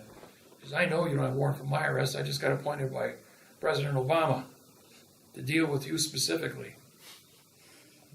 And she says, we're not going to hear anything today. All 23 of you people that got foreclosures, and you come back on April 15th. So I flew back out to the island. All 23 of us showed up. The courthouse was locked down. It wasn't only our court, the federal courthouse. They locked down all the courthouses in the state of the Hawaiian Islands. They closed all the schools that day, and they announced there is a high wind alert that would blow school buses over and blow people off their feet. So we had to close all the government buildings and cancel all government activities in the state of Hawaii.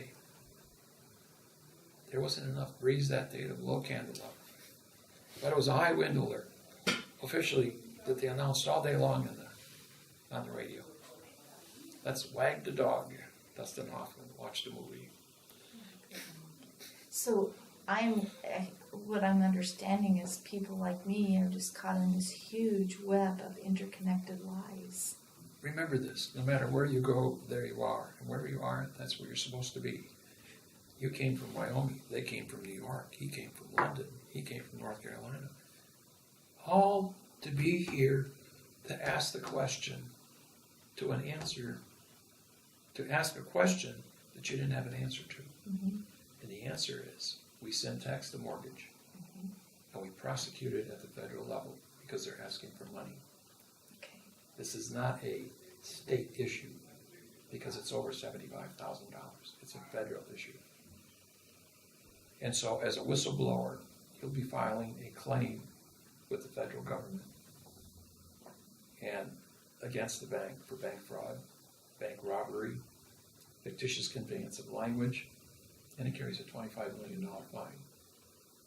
So how other people can learn from this, that will hear this eventually, I hope, is that they wouldn't make the same mistakes I did.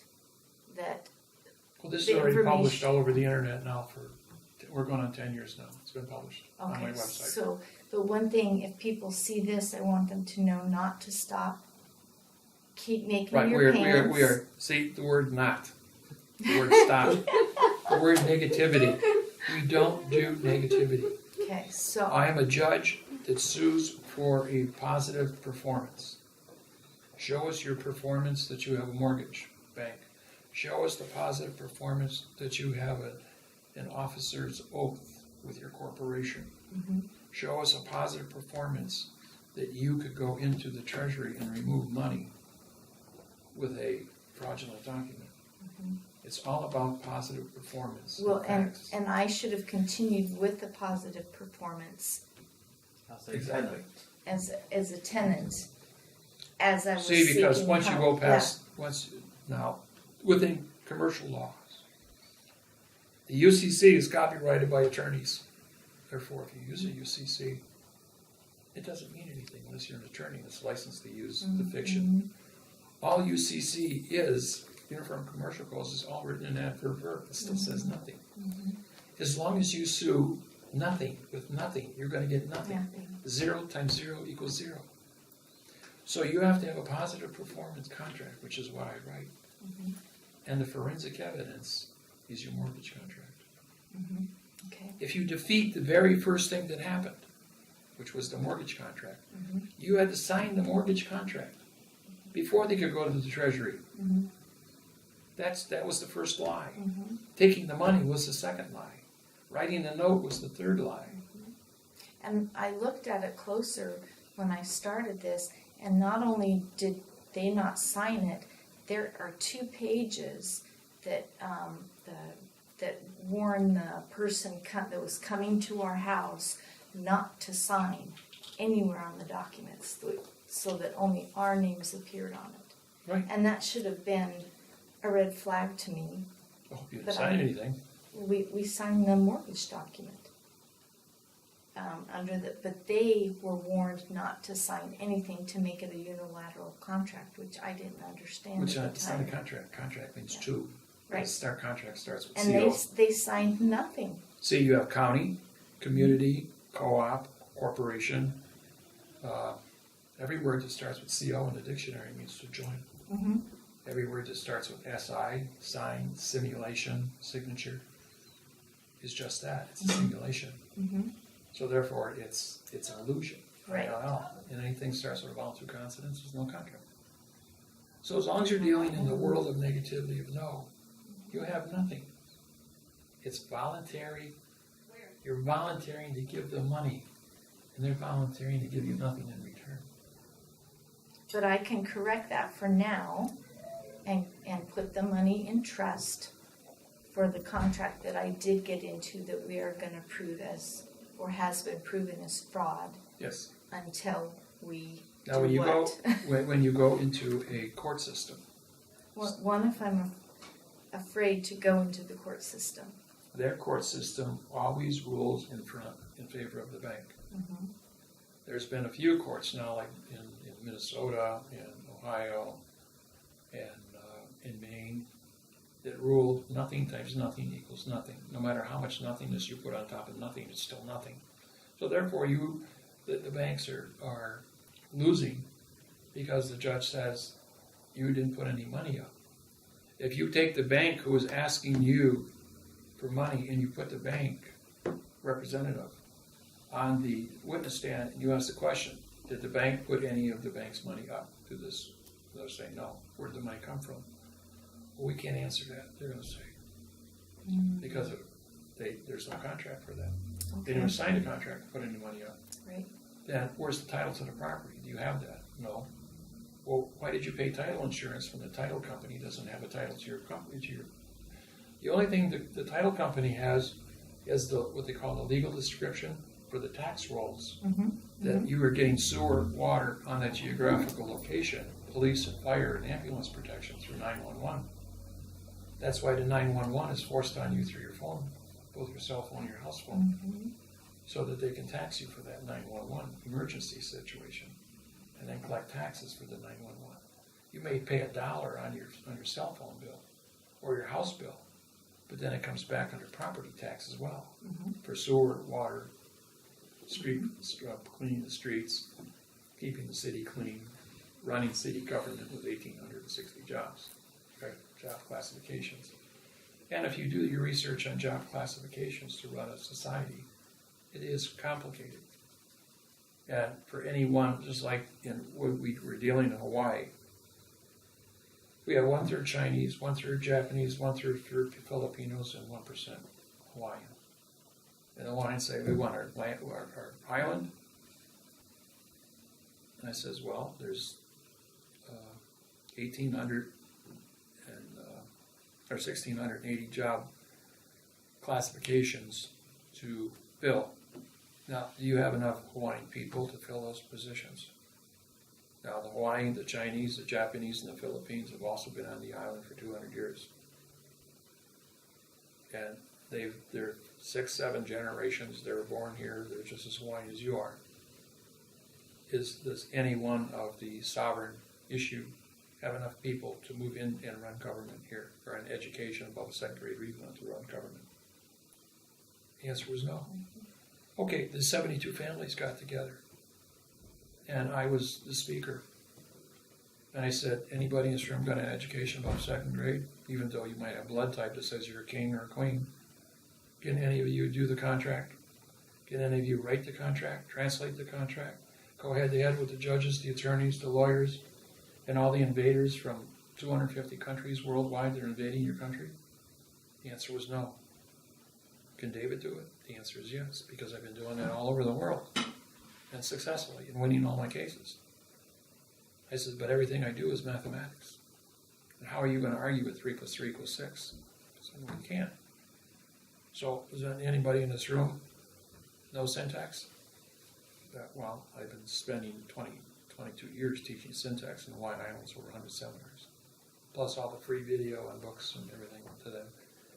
So, I says, is there anybody here that's qualified to be the king of Hawaii? He said, you are.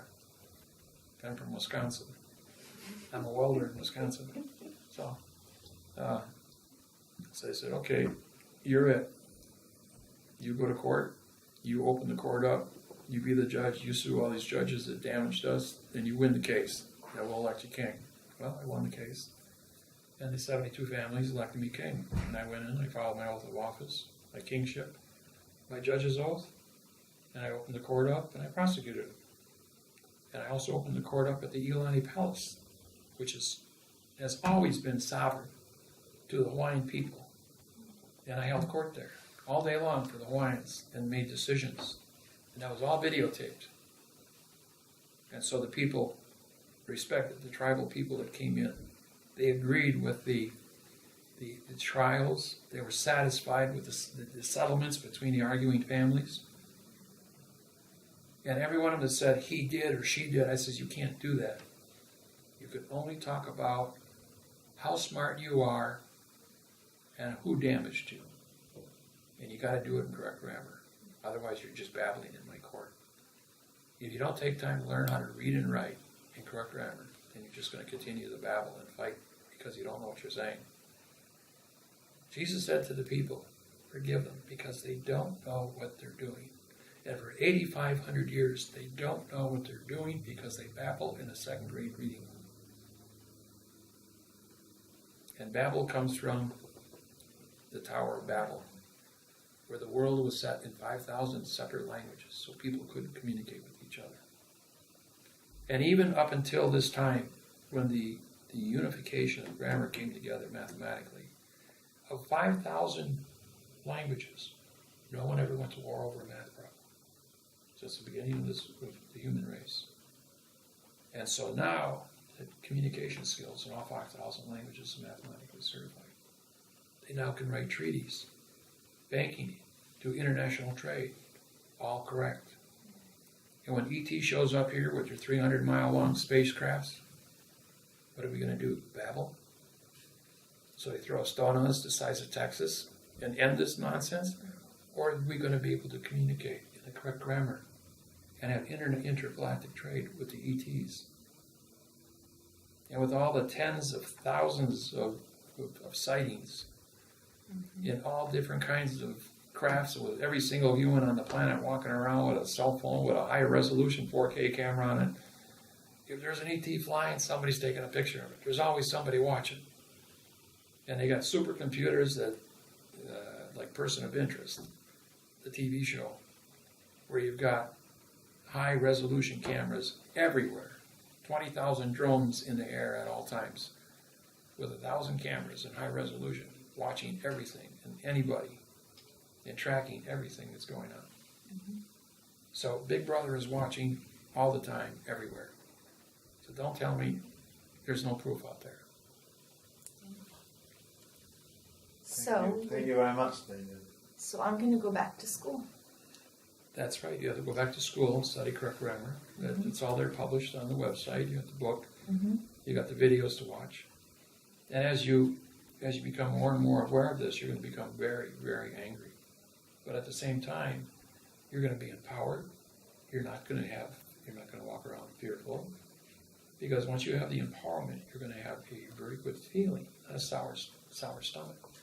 You're going to have empowerment because you know that person's a liar. And you can prove he has a lie, and you have your signed confession of what he did already in your possession. You can put him in jail for 30 years. You can cause him a $25 million damage. You can get clear title to your property. You can even pay off your property because that was your initial volition, and then go back and say, this was a scam from the beginning. When you create a fraud, you may have to pay the principal. What was the interest on the principal? $750,000 on $500,000. Right. They have to refund you the $750,000 in interest. You're not allowed to charge interest during a criminal. You might have to pay back the $500,000 to wherever that came from for you to buy the property, but it is interest free because interest means no and earth that makes contract. sense. Yeah. So that's part of the codes under maritime law. What code is that? Well, that you don't have to pay. Interest is forgiven. All the MasterCards have the same thing. If you syntax a MasterCard policy to get a MasterCard, and you're behind, and they want to charge you 32% interest, which is 3% a month, because you're late on your payment, and you sue them for fraudulent grammar to use the credit in the first place, you have to pay back the principal. Like if I go out and pay $1 for a cup of coffee, they say, well, I'm not going to pay for it now. That's earned income. When you say the word earned income, then because it was done in fiction, and income means no come me, which is fiction, then the Federal Reserve, which is fiction, you have to pay the tax on the fiction. So therefore, you're not claiming your taxes or the negativity of your performance. So even though you discharge your mortgage, now it's earned income that you didn't pay back because you borrowed the money, didn't pay it back, so now they hit you with $500,000 tax lien plus compounded interest and late fees, and it comes to 125% of the $500,000 mortgage. So pay back your mortgage because the IRS will come at you for not paying your loan back. As long as it's borrowed, it's tax free. Okay. If you don't pay it back, it's then they'll come after you for that. Now, let's look at the IRS codes, Title 20, Title 29. 100% of the IRS codes are written in adverb verb. They say absolutely nothing. Everything that they ask you to fill out is in a box. All the numbers they use are in a box. All your refund is in a box. Right. The check they give you is in a box. And everybody, which is in a closed area, can't be considered. You give to them to give back to you. The end result is you think that there's something going on here that's legitimate. It's an illusion. And you voluntarily pay your taxes. So I put the IRS on trial, and I ordered the people who were behind in their taxes, who they were being attacked by the IRS. And this is up on the Federal Post Court website. It was a 1-hour trial in North Carolina. I ordered my client to pay his taxes to the laws, rules, regulations, and codes of the Internal Revenue Service and the Treasury that have correct grammar. I says, if you don't have correct grammar, then nothing's been said. There's no instructions for you, or no duty for you, or incorrect duty for you to give anybody anything. But I'm ordering you, or commanding you, not order, but I'm commanding you to pay the taxes to the correct grammar, laws, rules, regulations, and codes. Because that is your duty. You understand? He says, yes. And the IRS goes, well, we don't have any correct laws, rules, regulations, or codes. I say, well, thank you for the confession of perjury. He says, while you're engaged in criminal activity of perjury, in Title 18, 1001, a fictitious conveyance of language, which carries a 10-year, $10,000 fine. In Title 15, Section 1692E, for false misleading statements, you're facing a $25 million fine for extorting money from people with false misleading information. And that's the treasury, and that's your IRS. And you have all these other people out there that are doing research their whole life, trying to do a chain of command of how the IRS is supposed to function, but you're using fiction to argue fiction, to collect fiction, and it doesn't exist. Save your energy. Get it right. It's so simple. Now you tell me. It is so simple. It is elementary that you use correct grammar and you go back to the styles manual.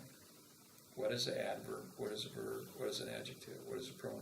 What is a preposition? What is an article? What is a fact? What is the future? What is the past? What is one? O-N-E.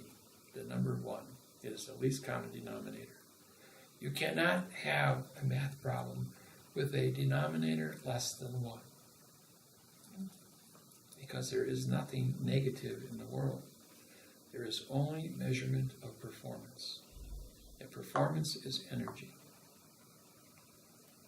They try to get you to think negativity so that you accept the negativity of grammar. Yes? When you said style manual, which one are you referring to? All 250 countries have a styles manual. So it's the government. When you style go, United States government styles manual. Every dictionary has a styles manual in it, by the way. So just look up the words. What is an adverb? What is a verb? What is an adjective? Do you know the word lodial? L-O-D-I-A-L. Has been stricken from all dictionaries and all languages worldwide after 1947 when the UN was created. Because of the word hailing, A-I-L-I-N-G. Because man has been at war for 10,000 years and has corrupted everything on this planet. Even the island of Hawaii, which had 1,200, their people have been there 1,200 years, fought amongst themselves. And any place that war existed between 2 or more people, you have the condition of hailing. If you kill your neighbor and steal his land, it's hailing. which means it's a corrupt contract. So, who didn't have a corrupt contract in recent years? Tom Hanks in the movie Castaway. He was one man on a desert island that no one ever knew was there, and so therefore he had sovereignty. And the movie Martian. He was the only man on a planet that there was no proof of war. So under maritime law, he farmed and lived on the land for 1 year. Therefore, he commercialized it for 1 year by himself. And so he claimed Mars for the United States of America. And in the movie, they go through my law procedures of sovereignty and maritime law and the flag, and all that stuff is in the movie Martian. Pay attention. I did. And that's why the question came back. Is it important to save one and lose 6, which was the other 5, the other crew? Was it important to spend $4 billion to save one? And when he said, well, in maritime law, I work for NASA, who owns the government, and I'm a citizen of Earth. So if I now settled the planet Mars because I grew crops and I lived here, and I'm the only person on the planet, I'm the first to do everything, then whoever rescues me has access to maritime law and claim on Mars. And the whole world wakes up and says, get that man down here safe. Salvage law. Salvage law. Get up there and salvage him. So that we can get the mining crews up there and start doing business. So on a practical level, with this being the end of January, where people are looking at their taxes, what should be their very first step so they start out correctly in handling? Sue the IRS to give them money in correct grammar. Okay. They can syntax whatever law, the 1040. They can Okay, syntax the the instruction book. Okay. When you get, I did that Okay. already. And I gave it back to the IRS. It says, well, you got 125% fraud here. Can I have a copy of a correct one? They said, we don't have one. And then I got a letter in the mail that says, you can donate as much as you want, sir, but we are not going to ask you for anything. You owe us no tax. You know that all federal judges in the United States do not pay state or federal taxes because they know how to syntax. And they prove that there is no laws, rules, regulations, or codes.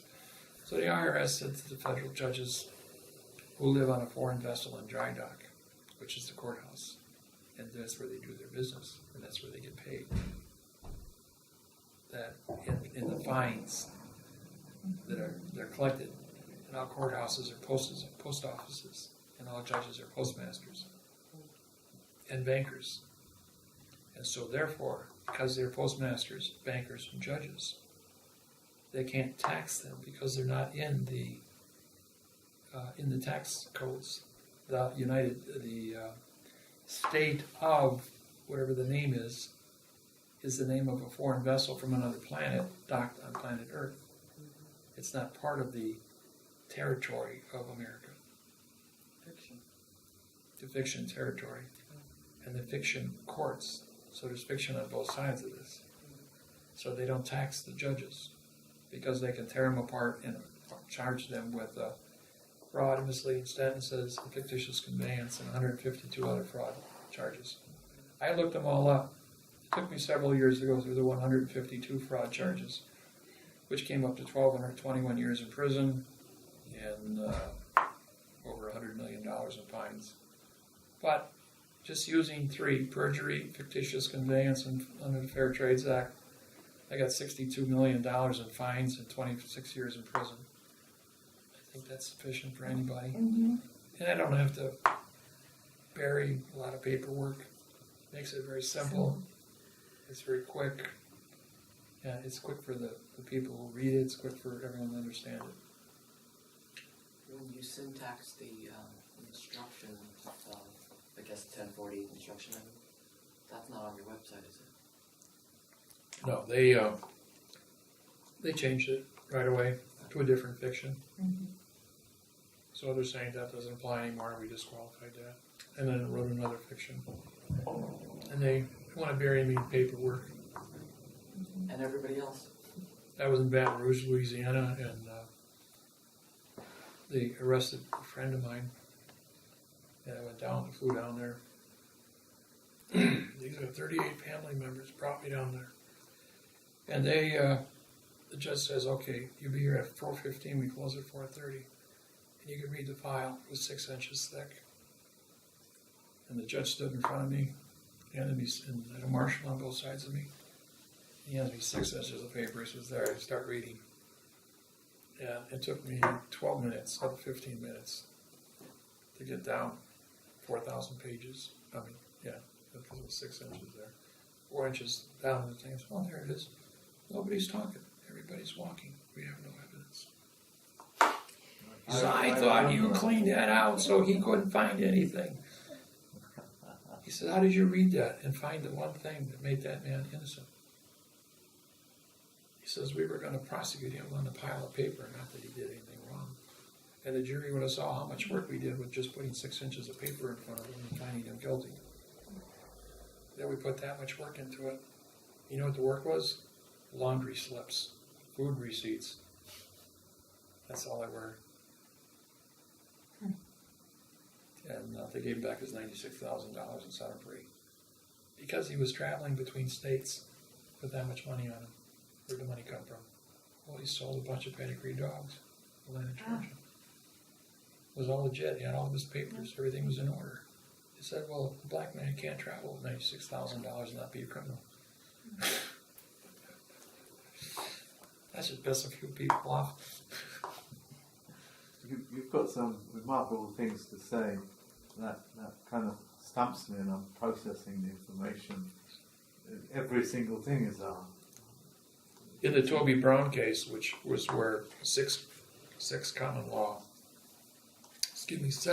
law men appointed themselves as judges in Florida, prosecuted a county judge, and sentenced him to be hung. They arrested for, now mind you, this is before quantum. This is before the information on quantum. This was 1997, Toby Brown case. So I was just starting out. I had done probably 50 seminars by now around the United States.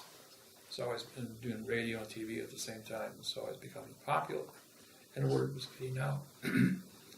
So these 7 men formed an adverb court, what they thought was a common law court. And they were arrested and put in prison. And Toby Brown refused to take an attorney or a lawyer. But he never put down his American flag. And the court only had a yellow French flag. And this was in front of Judge Mangerson in Tampa, Florida. And there was only seating for 4 people in the courtroom. And I was sitting here with my mother, and Toby Brown's mother was a friend of my mother. So she asked me to come to court.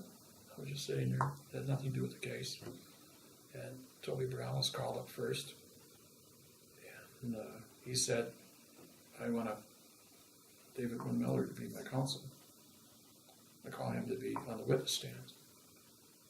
And Judge Mangerson had spent a couple of years studying my technology. He was well versed on who I was and what I had accomplished.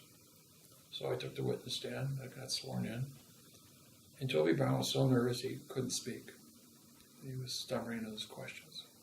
I says, Your Honor, do you mind if I take over for Toby and put on a presentation as to what he's trying to say to you?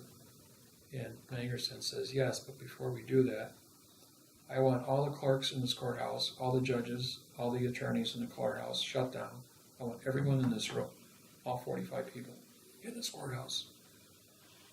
And you're going to put on a seminar here for us on the math interface and grammar. So they brought in a 4-by-8-foot easel, chalkboard, and I had chalk to use at that time. And everybody crowded there. The jury was sent out of the room for this. And I put on a presentation on the math interface and grammar. And then I showed how the court and the language that was used was fraudulently conveyed to prosecute him, including law of the flag and the planes that were being used in the courtroom. I said, because of the way the courtroom was set up and all the fiction from the indictment, and indictment was spelled I space, N space, D space, I space. So it's adverb, adjective, pronoun, adverb, adjective, adjective, pronoun, adverb, verb. That's how the word indictment was spelled. I says, it's not a word, it's just a series of phrases. Hang on, I'm going to take this. Hello?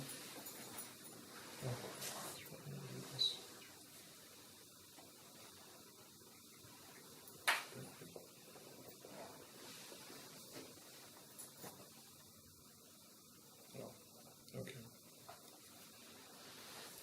I'll edit that out. Huh? I'll edit any comment. Yeah, that's, no, it shut itself off. So, I then put on a presentation, and I disqualified the indictment, disqualified the venue, disqualified the planes in the courtroom. And Judge Magerson brought in 2 other federal judges to flag him, not a Court of Appeals, 3-judge panel. And about 30 minutes into this, the laughing and the jeering from the attorneys was getting so loud. Judge Magerson stands up and says, "Shut up. David Wynn Miller is correct. If you'd listened to him, you'd learn something. I researched him for 2 years and he is correct. All of you are guilty of fraud." And so they,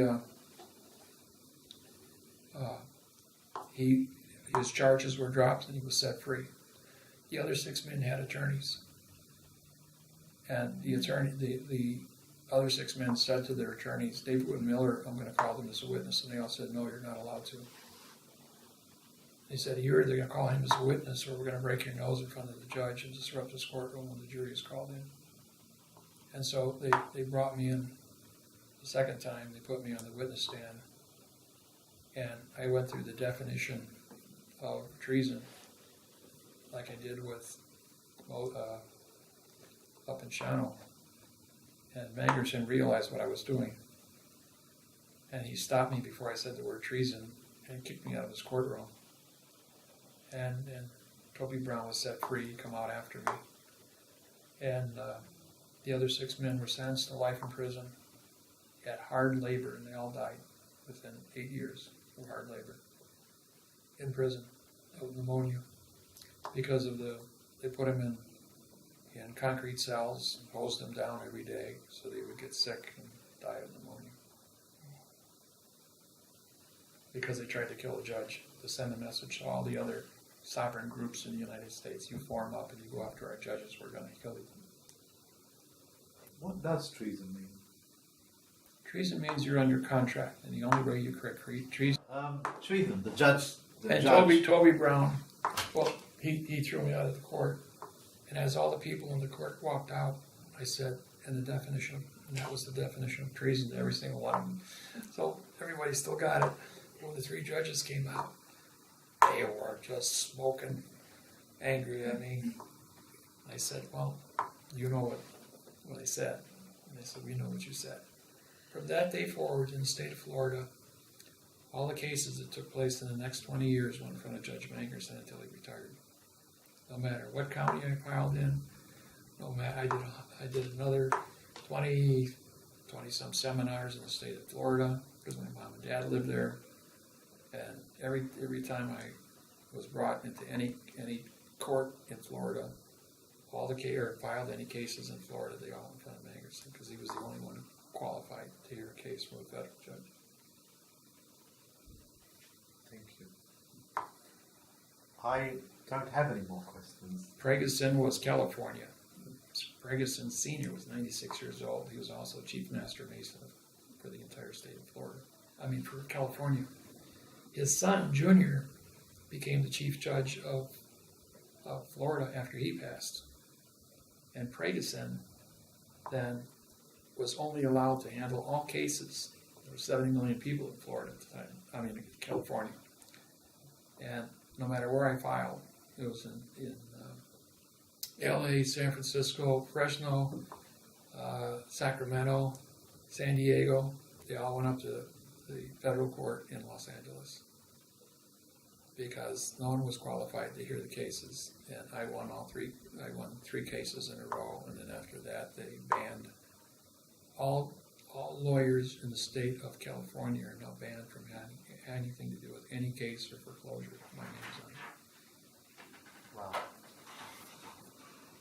In other words, if you, the only way you win is you don't have contact with me, period. There's a no contact order for 1.6 million attorneys and all 11,000 judges in the United States.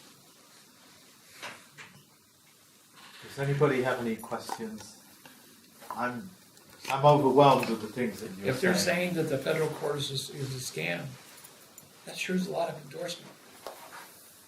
And it's coming from all over the world. It isn't just here. I'm being banned from traveling to many different countries, even though I'm a chief federal land court judge in New South Wales, Australia, and New Zealand.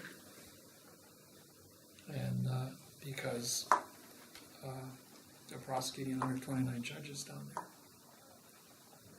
and winning several cases for the Aborigines and getting their land rights back. Because they were out there just, until 1957. They paid a bounty to kill Aborigine people, just like hunting deer or kangaroos. They were actually hunting human beings the same way. And that's genocide of a race. It is, yeah. And the same thing with the blood war, diamond wars in Africa. And so, not only was that put a stop to, but this is all blowing back now in the British Empire for having those letters of marque to kill human beings, just like they did with the Solomon Island Guadalcanal people. So I put a stop under letters of marque because it was a letter of marque in 1929 to kill 1,129 people in the Solomon Islands, which is piracy. Can you walk me through the process you go through when you are suing somebody? When you're talking about suing them, people would have images in their head of you accessing their fictional courts or accessing the venues, taking it over, and then putting that on trial, or are you opening up a federal court, postal court?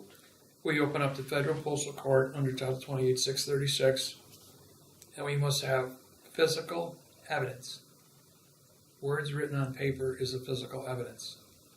If the judge, the attorney, the lawyer, or private citizen is engaged in fictitious conveyance of language to cause a damage against another human being under Title 42, 1983, Note 319, 329, and 349, which is policy, custom, and usage, then a damage is established. Under Title 42, 1985, subsection 1, it's a conspiracy civil. Under subsection 2, it's blocking evidence and witnesses from testifying.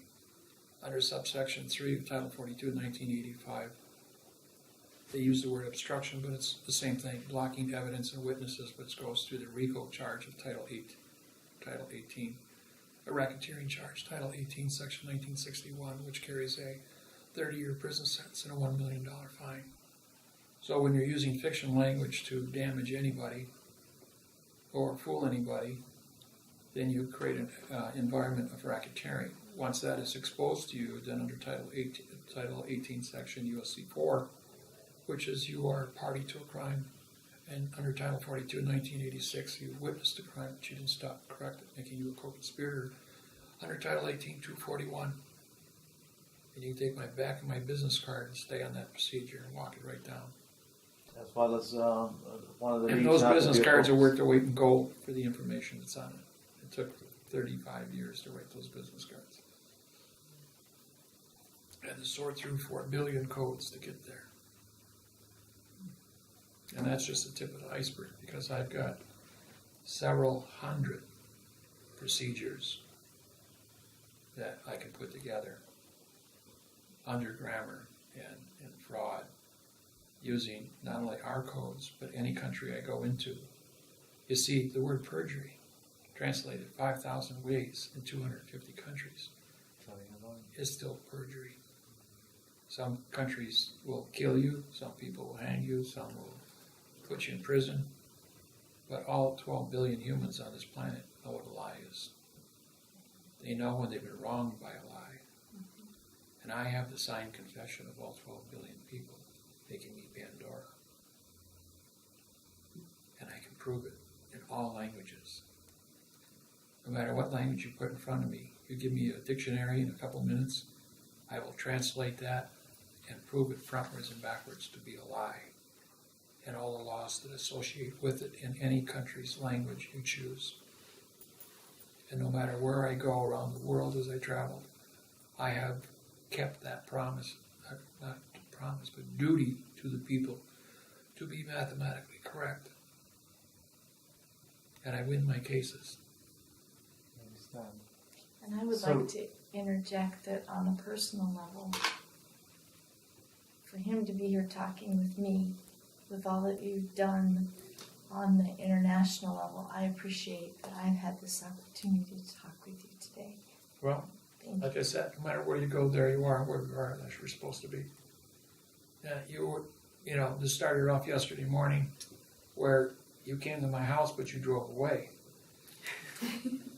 And Mark says, hey, there's people here. But we didn't want to intrude upon you. I says, well, if you're here, that's where you're supposed to be, so call them back. And he did. So, to everybody, he loves us all. Thank you.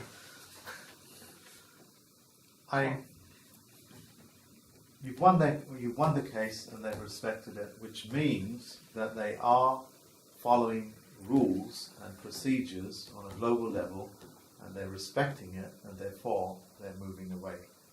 Now, with the Queen coming on the BBC, I remember that, and I even spoke about it in one of my talks. I watched her. She said all United Kingdom constitutions are disqualified. 48 hours after Ireland got their independence and recognized the quantum constitution that they voted on at the Parliament of England. And now, So there are rules that they're following, and you're using those rules. that was And that's- 660 years of war over fiction, fighting fiction. And when quantum was put on the table, they won their freedom. And the Bible always said the correctness, not the truth. Truth is an opinion. The correctness will set you free. And they got the freedom when they proved that they could be correct. Because Ireland then said, we are damaged by the fictitious conveyance of language of the England Constitution. And they got their freedom.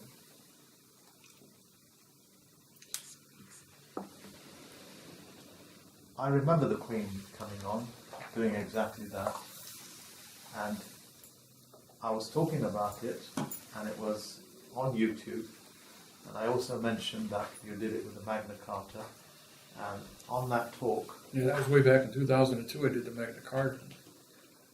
and when I did the talk, I showed the people on a website called Rightmove, which is a real estate website. You had the place for sale, the way they signed the Magna Carta. It was for sale, okay, proving exactly what you are saying, and I did that. And the Magna Carta was sold to an American billionaire, which essentially means that you've torn away the place where the Magna Carta was signed, because as far as I know, the Constitution is tied to the land that it was tied in, that it was signed in. They sold that premises, and the billionaire bought it as a Historical document, that's all. as an antique. But But when I released that information, when I mentioned it, the next day it was off Rightmove. That was the website. So it was. they took it down. Yeah, they took it down the next day. Okay, there's something else that we can put this up then.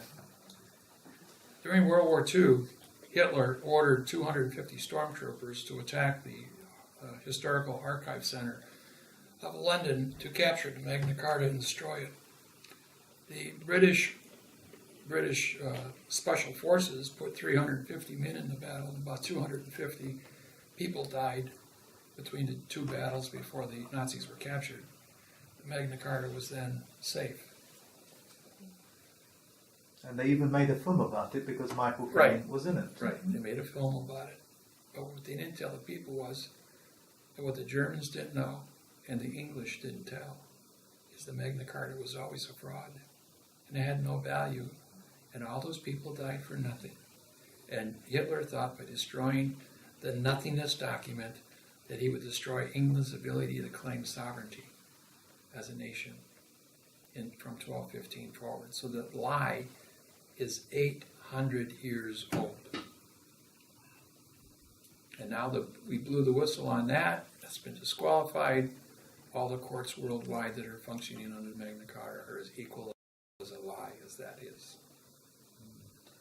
And just to express myself a little bit more with the level of corruption, a few years back, the Queen had an opening of the lands, of common law lands under the Magna Carta, and the first act she did to make that celebration on a particular strip of land in common ground, as it were, it was occupied by travellers. She evicted the travellers, expressing themselves with the Magna Carta, the right to travel. That was the first act that she did to perform the ritual of trying to bring back the Magna Carta. Well, here's your little trick right there. Right to travel. Right is a pronoun. No, no, no. To is an adverb in future time, means travel doesn't exist in now time as a verb. There's no such thing as a verb travel. Traveling is a conditional state, or travel is a conditional state as a fact. When you use it as a verb in the future, all things that are in now time can't move. And if you can't move, they stop time. And time is commerce, which is banking, or interest. So therefore you violate the doctrines of the church by doing so. Because the church has the clock. Yes. Or interest. Yes. Catholic Church. And so the Queen, it's a catch-22. You can't use the phrase, even our Constitution, they said you have a right to travel. No, it doesn't. You have a right to bear arms. All things about a right to in the future, because to is a future adverb. So therefore you have no Bill of Rights. And I disqualified the Constitution, the Bill of Rights, the Declaration of Independence. And that's what I'm saying, to seal that. That is an The adverb travellers making were kicked out of declaration. that land who were using Magna Right. Carta. And DE is no saying that clear. there is no Magna Carta, there is no free man on the land, and so on and so forth. That's the point I was making. Declaration. DE is no, declare is speak, act is location, ION is contract. No spoken location contract. And then independence, in is no, D is no, pen is right, ans is contract. You shall not write a contract or speak a contract. Then the use of both the contracts will always be in verb and the and other adverbs because they're separated.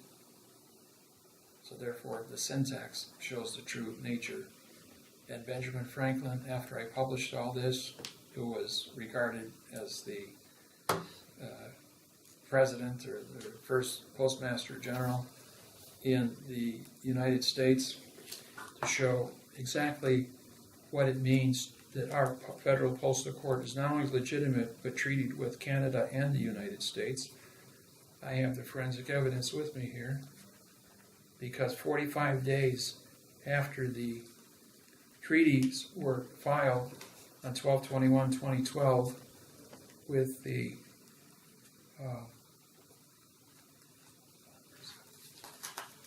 government, the British government issued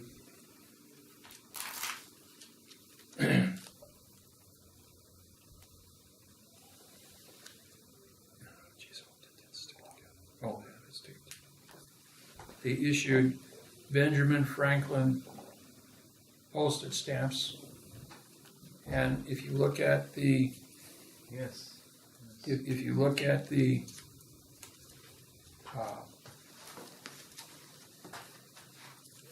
postage stamps, and then you look at a $100 bill, they're both identical. They were both printed on the 45th day after the Federal Postal Court were opened to honor the opening of the Federal Postal Court, backdated to July 4, 1775, 24 years before the United States Supreme Court was created. And on November 2nd, 1999, the red fox stamp with 2 bars through the dollar sign made it a gold certificate. The first one published in the United States since 1899, 100 years later. And on the back it tells you the story from Britain, from Canada, honoring the Federal Postal Corp to be a legitimate organization. And they keep asking, where's the proof? It's right there on that stamp that the government recognized us. See, when you say things like that, with the film Mars, I know exactly what you're talking about. With the film Jupiter Ascending, I think it's called. Yes. Yeah, I know exactly what that is about. With so many of these films, I know exactly what they're about. So, what the federal government is doing is that they are recognizing you by reissuing these stamps because the Queen, the head that is on the stamp, that is the postmaster. And he opened the Benjamin Franklin Post Office in Philadelphia, I believe. Right. Philadelphia, and that's the Philadelphia building on the Correct. $100 Right. note. Okay, and they are recognizing one and the same thing. So if this was the Queen, it would have the Queen's head, and if it was £100, which would, I think would be a sovereign, wouldn't it? Be a sovereign. It would have what building would they have on it? Not Parliament, perhaps they Had the post office in Britain.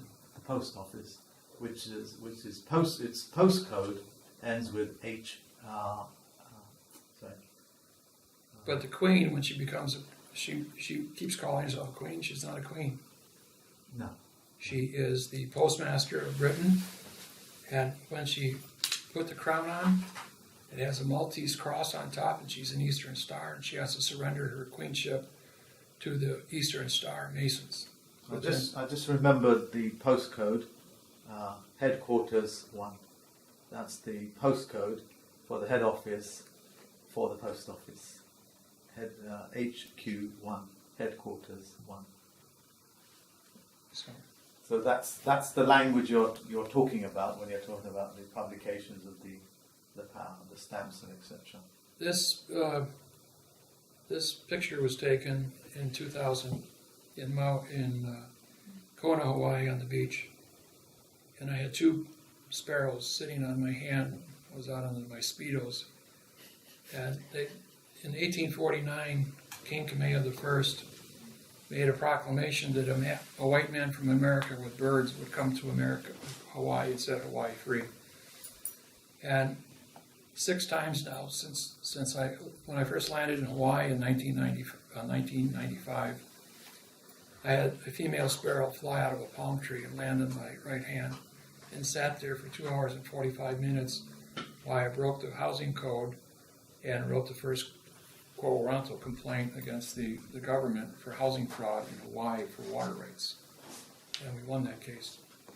And then 6 times since then I've had the birds land on me because I'm a pure spirit, and the Hawaiians, they watch that and they see wild birds land on me. And it's a sign, you know. Yes, it is. And that's what you mean by when you say you are supposed to be where you are, because that's what it's supposed to happen. Just like being dead for 55 hours and coming back. It's supposed to be here. Oh, did you see? Oh. I used to carry a lot of different pictures of me and the birds, but they got ruined over the years. So. Okay, and yesterday I was explaining to you about the cross. Yeah. When you go and you walk into St. Peter's Basilica, you cross the stones with the 2 red keys in granite, and they're connected by a rope on the in the granite. Okay. Then when you look at the Pope's seal, the 2 keys are hanging on the belt of St. Peter's and the Pope, and they're formed like that. And the 2 towers on all the Catholic churches have 2 towers facing the middle where the doors are to enter the Catholic Church, which has 2 keys on it for banking. It does. And then when you turn it around the other way, it's the cross. The same. It's the cross, which represents fire on the top, wind, water, and dome of earth. And you plant food, we breathe air, we drink water, and we have energy for warmth. And you tax those four things, and that's how you control the people through taxation. May I just take some? Not so fast. Like I say, I've got lots of physical evidence for secrets.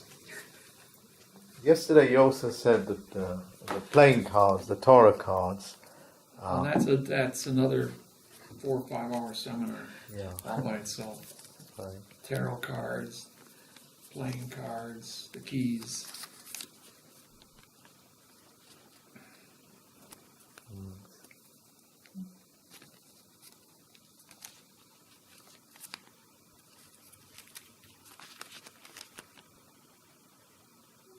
I understand. That was my key to get into the Vatican.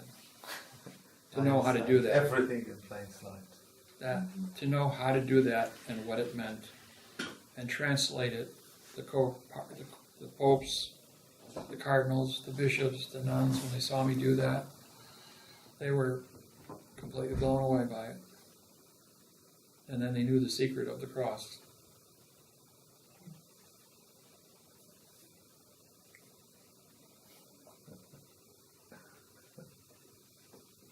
It's always about, like they always tell you, follow the money. All the way back. And where do you think money came from? Well, the gold standard has been established in China 6,000 years, India 6,000 years. The Romans were 3,000 years on the gold standard. Greece had a gold standard for about 1,000 years. Egypt had it for thousands of years. And when the Catholic Church was going to form, they needed money, so they went to Persia. Because everything going east to west had to go through Persia and pay in gold. And when Rothschild in 1750 wanted money, he went to Persia to get gold to open the first stock market in 1750. And then he never paid him back. That's why there's so much bombing taking place in Iran and Iraq. And all the wars to go in there and blow up the vaults and destroy the notes that says Rothschild has to pay back the money, which is now the number 26 with 213 zeros after it. Welcome to the International Monetary Fund.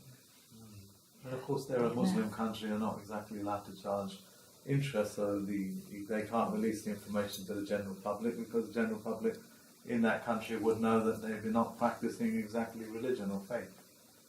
There's a how lot I would of. understand it. Then you have your driver's licenses, folks. And if you have my business card, We do. okay, a driver's license is not legal until you put a stamp on the back of it with $1 and print your name on it. And when you do that, it makes you the postmaster transporting the mail of your body, M-A-I-L, because your body is a vessel. And this is your bill of lading to transport your vessel from point A to point B. And as a mailman, or as the postmaster, once you cancel the stamp, you are always delivering the mail to the address where you live. And you can't, a police officer is not allowed to stop the mailman from delivering the mail. Yes. And if he does so, he violates all the laws in the back of this, because there are no legal, lawful, or correct parse, syntax, grammar, laws, rules, regulations, or codes written in the entire world, in any country or language. Henceforth, the flag of correct grammar is on the front, saying that this is a grammar flag, and your vessel is flying the flag of correct grammar for you to travel. So he hands you a fraudulent bill of lading. You gave him notice, and you showed him the laws that he would be violating to stop the postmaster from delivering the mail to your home. And all mail trucks do not have licenses on them because the post office owns the Department of Transportation.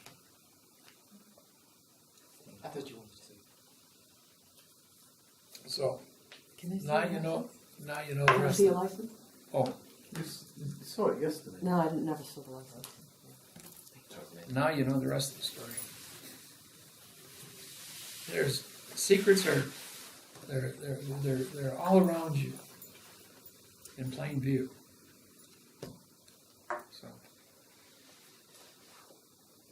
and there's I tell secrets for 400 hours.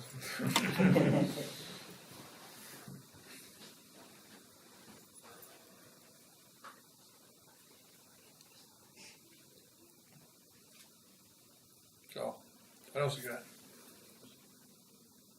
Tell me about the Tesla coil. As much as you can. Go on the internet. Get it from Tesla himself. It's all up there. Blueprints how to build them. My buddy Sam lives in Quebec. I mean in Toronto, Vancouver, Canada. Yeah, Vancouver. He lives in Vancouver. He's built 2 Tesla coils. I got a picture of him standing in a room with a 10-foot coil, and they're about this size, and the electricity covers the whole room, and he's there, just sitting in his chair, but all this 10 million volts of electricity scrambling all around him and going through him, and it's not hurting him at all. He's a electronic genius. We met in Hawaii. I was at the airport, and he says, "Hey, you're Dave Miller." And we were over in Hilo, Big Island. He goes, "Yeah." And we got to talking, and we wound up sharing a hotel room for a week. Him and his girlfriend, and the 3 of us stayed at the same location for a week. And all we did is talk electronics and play chess. I'm 2,000 rated chess player. I've done over 5,000 tournament games. And so These things roll out of your mouth so easy. we went head to head on chess and string theories and quantum physics and astrophysics and Nikola Tesla technologies and frequencies, and we just, he'd start a sentence, I'd end it, I'd start a sentence, he'd end it, and we were both on the same page of music and that, and we became good friends, and then we took off and we went to China for 22 days together and traveled all over China. I'm an ambassador, so we got VIP treatment, and then we went back 10 days later for banking and did 10 more days down in Hong Kong, and then 2 days in Macau at the casinos. And I was in Macau, and I won $54,000 in 20 minutes on 5 slot machines. Now, when the ambassador of China gets on a slot machine, there's somebody upstairs watching, and I have a bunch of Chinese Secret Service agents all around me, protecting the ambassador, and the buttons are pushed to make the machines pay. I was totally blown away. We're also kind of blown away. Yeah, totally. Make sure the man that gave us a $20 trillion a year windfall at least wins at the casino. It's the least they could do. Yeah, so paid for my trip over there and all my expenses, any out-of-pocket expenses, So it was fun. Great people, wonderful time. Everybody was very respectful, and they were very proud to show off the Great Wall and the Forbidden City and all the temples and the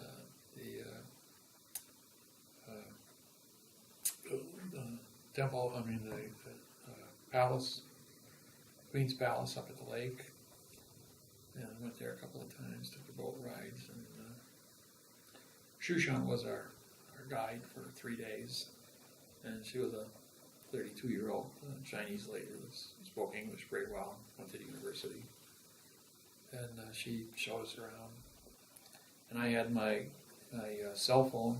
I wore that around my neck with Mandarin Chinese on it, and I'd speak English, and my cell phone would speak Mandarin Chinese, and also printed out on the screen. And then when they spoke to me in Chinese, it translated back to me in English instantly, and so no problem. Got to talk to everybody, cabs, buy tickets, Google Translate. Google Voice Translate, activated Google Mandarin Translate. Chinese. I went all over it for 32 days and had no problems. So there's always a workaround. Yes. You've got so many things to say. All my questions are kind of muddled up, and so I'll just go with what's there. Do you want to continue, or should we take a break, or stop? You Or guys want dinner? I mean, it's like, all right, 6:30 already. Okay. Plugging in for 3 hours.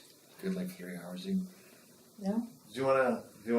No, it doesn't. Time flies. You're speaking.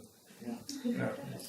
I see kind of one lifespan, which is you, and a multi-dimensional person sitting there having like 50, 60 different lifespans of 50, 60 different dimensions. Well, every country I've been in, the stories of meeting people. There was a real comical story I like to tell people. It took place in France. We got into a roundabout. I was the driver, and we had a full Passat. And we came into town. We didn't know where we were. 4 guys with a compass couldn't figure out where north was because it was cloudy. And here's a man pulling a coaster wagon with a dog in it. So the man is walking the dog, not the dog walking the man. So, and he's got a bottle of wine, and he's drunk as a skunk. He's just stumbling along. He's got his little grandson with him, and the dog. And we're laughing at him, and we're teasing him about him not knowing where he's going. An hour and 15 minutes later, we're still in the same town trying to get out of it because we can't find the exit. And we come across this same guy again, walking with this coaster wagon, pulling the dog. And we're going, hey, how do you get out of this town? He says, an hour ago you told me that I didn't know where I was going. And you guys don't know where you're going. Well, we finally figured it out. We went and asked somebody that was sober. Then another little thing that happened was coffee. Espresso coffee. I went into this pub, and I wanted to get a cup of coffee.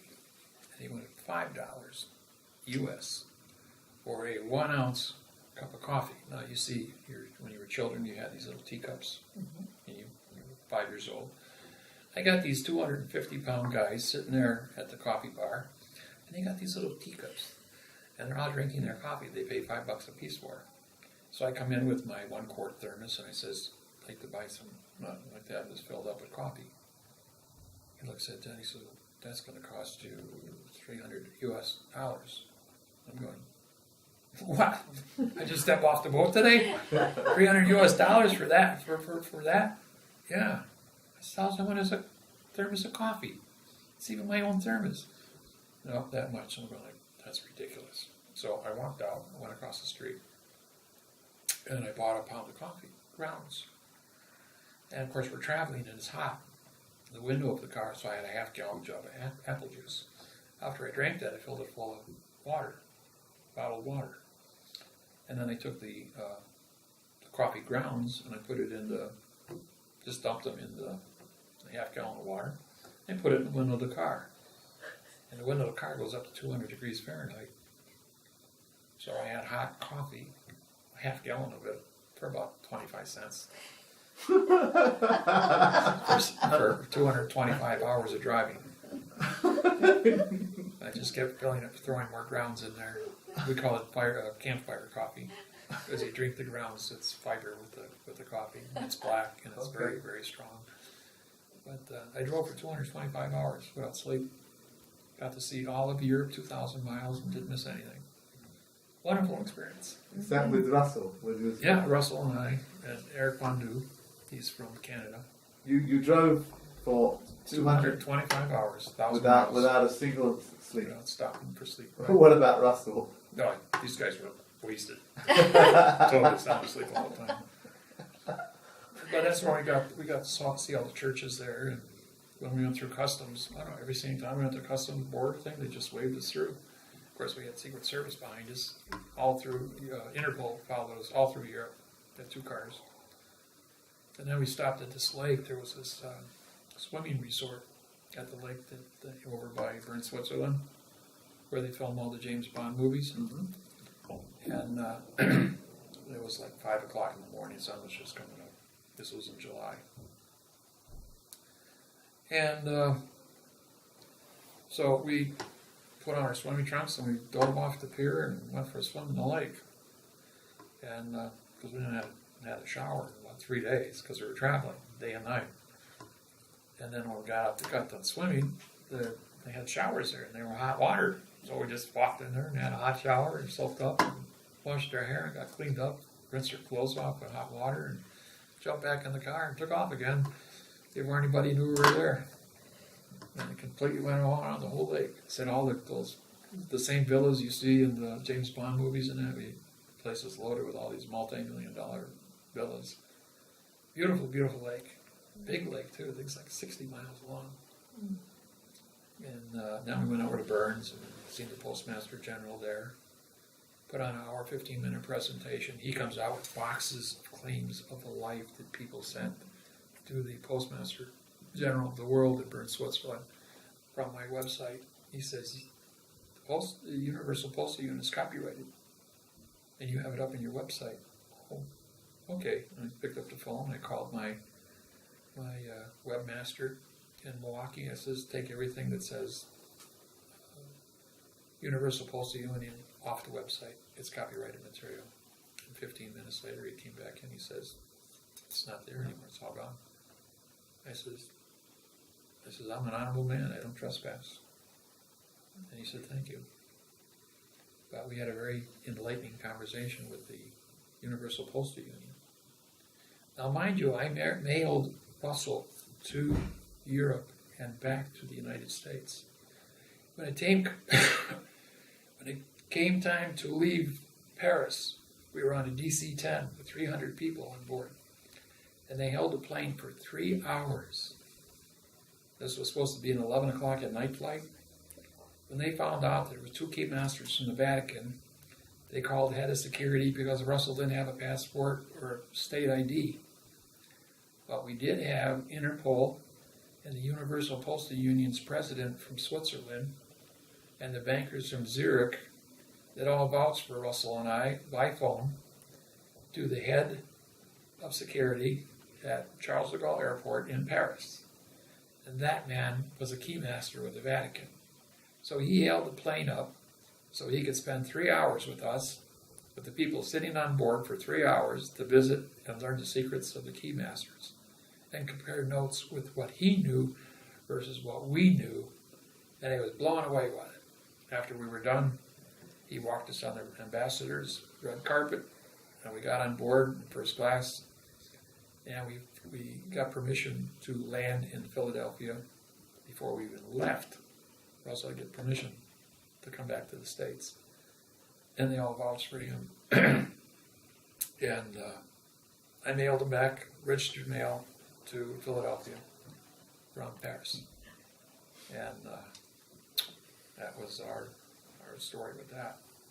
And as we were getting on the plane, one of the immigration security guards, because I had signed my name across the stamp on the back of my passport, says he was going to confiscate my passport for altering it. And my keymaster, head of security, walked up and says, "No, you're not. This guy's ambassador. You don't touch him." And the two of them looked at each other and he says, "Okay, get on the plane." But there was going to be problems if I didn't have their keymaster verify our position to leave the country. I understand the keymaster now completely different. It is knowledge-based because you crack the code. Or am I thinking that the keymaster role is something that the Vatican have bestowed upon you? No, the Vatican honored us with the position because we knew the secrets above and beyond their secrets. The mathematical interface on grammar put the missing codes in that have been secret for 2,000 years By the Master Masons. by the Masons. And even the Masons only had the adverb-verb version for 8,500 years. Russell and I were the only two people in possession of the missing codes and could fill it in for not only the religions of the Muslims, the samurai, the Christians, but for the Masons and the Eastern Stars. And because we had these secrets, and we were gracious about keeping our secrets, and then proving them to the people that were in charge, that we knew what we were doing, that this was not an accident, and this was mathematically certified, frontwards and backwards. That's where they honored us with these positions. And even though you're shooting a video and I'm saying this, I have divulged no secrets to the public. The fact is, if you have the qualifications to ask me a question, then you will have the qualifications to get the correct answer. And that's all I can say to you about that. Or I can work it out myself. Or you can try and figure it out yourself, Yeah. which would be quite difficult. I won't accept that. Because That's no you don't have a contract nice, word, so I you're reject not reading 400 words a second for 90,000 hours and memorizing it. Both Russell and I have photographic memories, so when you cross-reference that with everything that's out there, it's a lot to think about. And then you've got to go there. You've got to spend the money to travel around the world, to go to the museums, go to the churches, meet the people. And every one of them's got a little piece of a secret. When you put all the pieces together, it starts to make a real big picture. And that's why I'm here. And you won't live long enough to because I got a 38-year jump on you, being 68 years old. And so, when you go to look, you have to know where to look.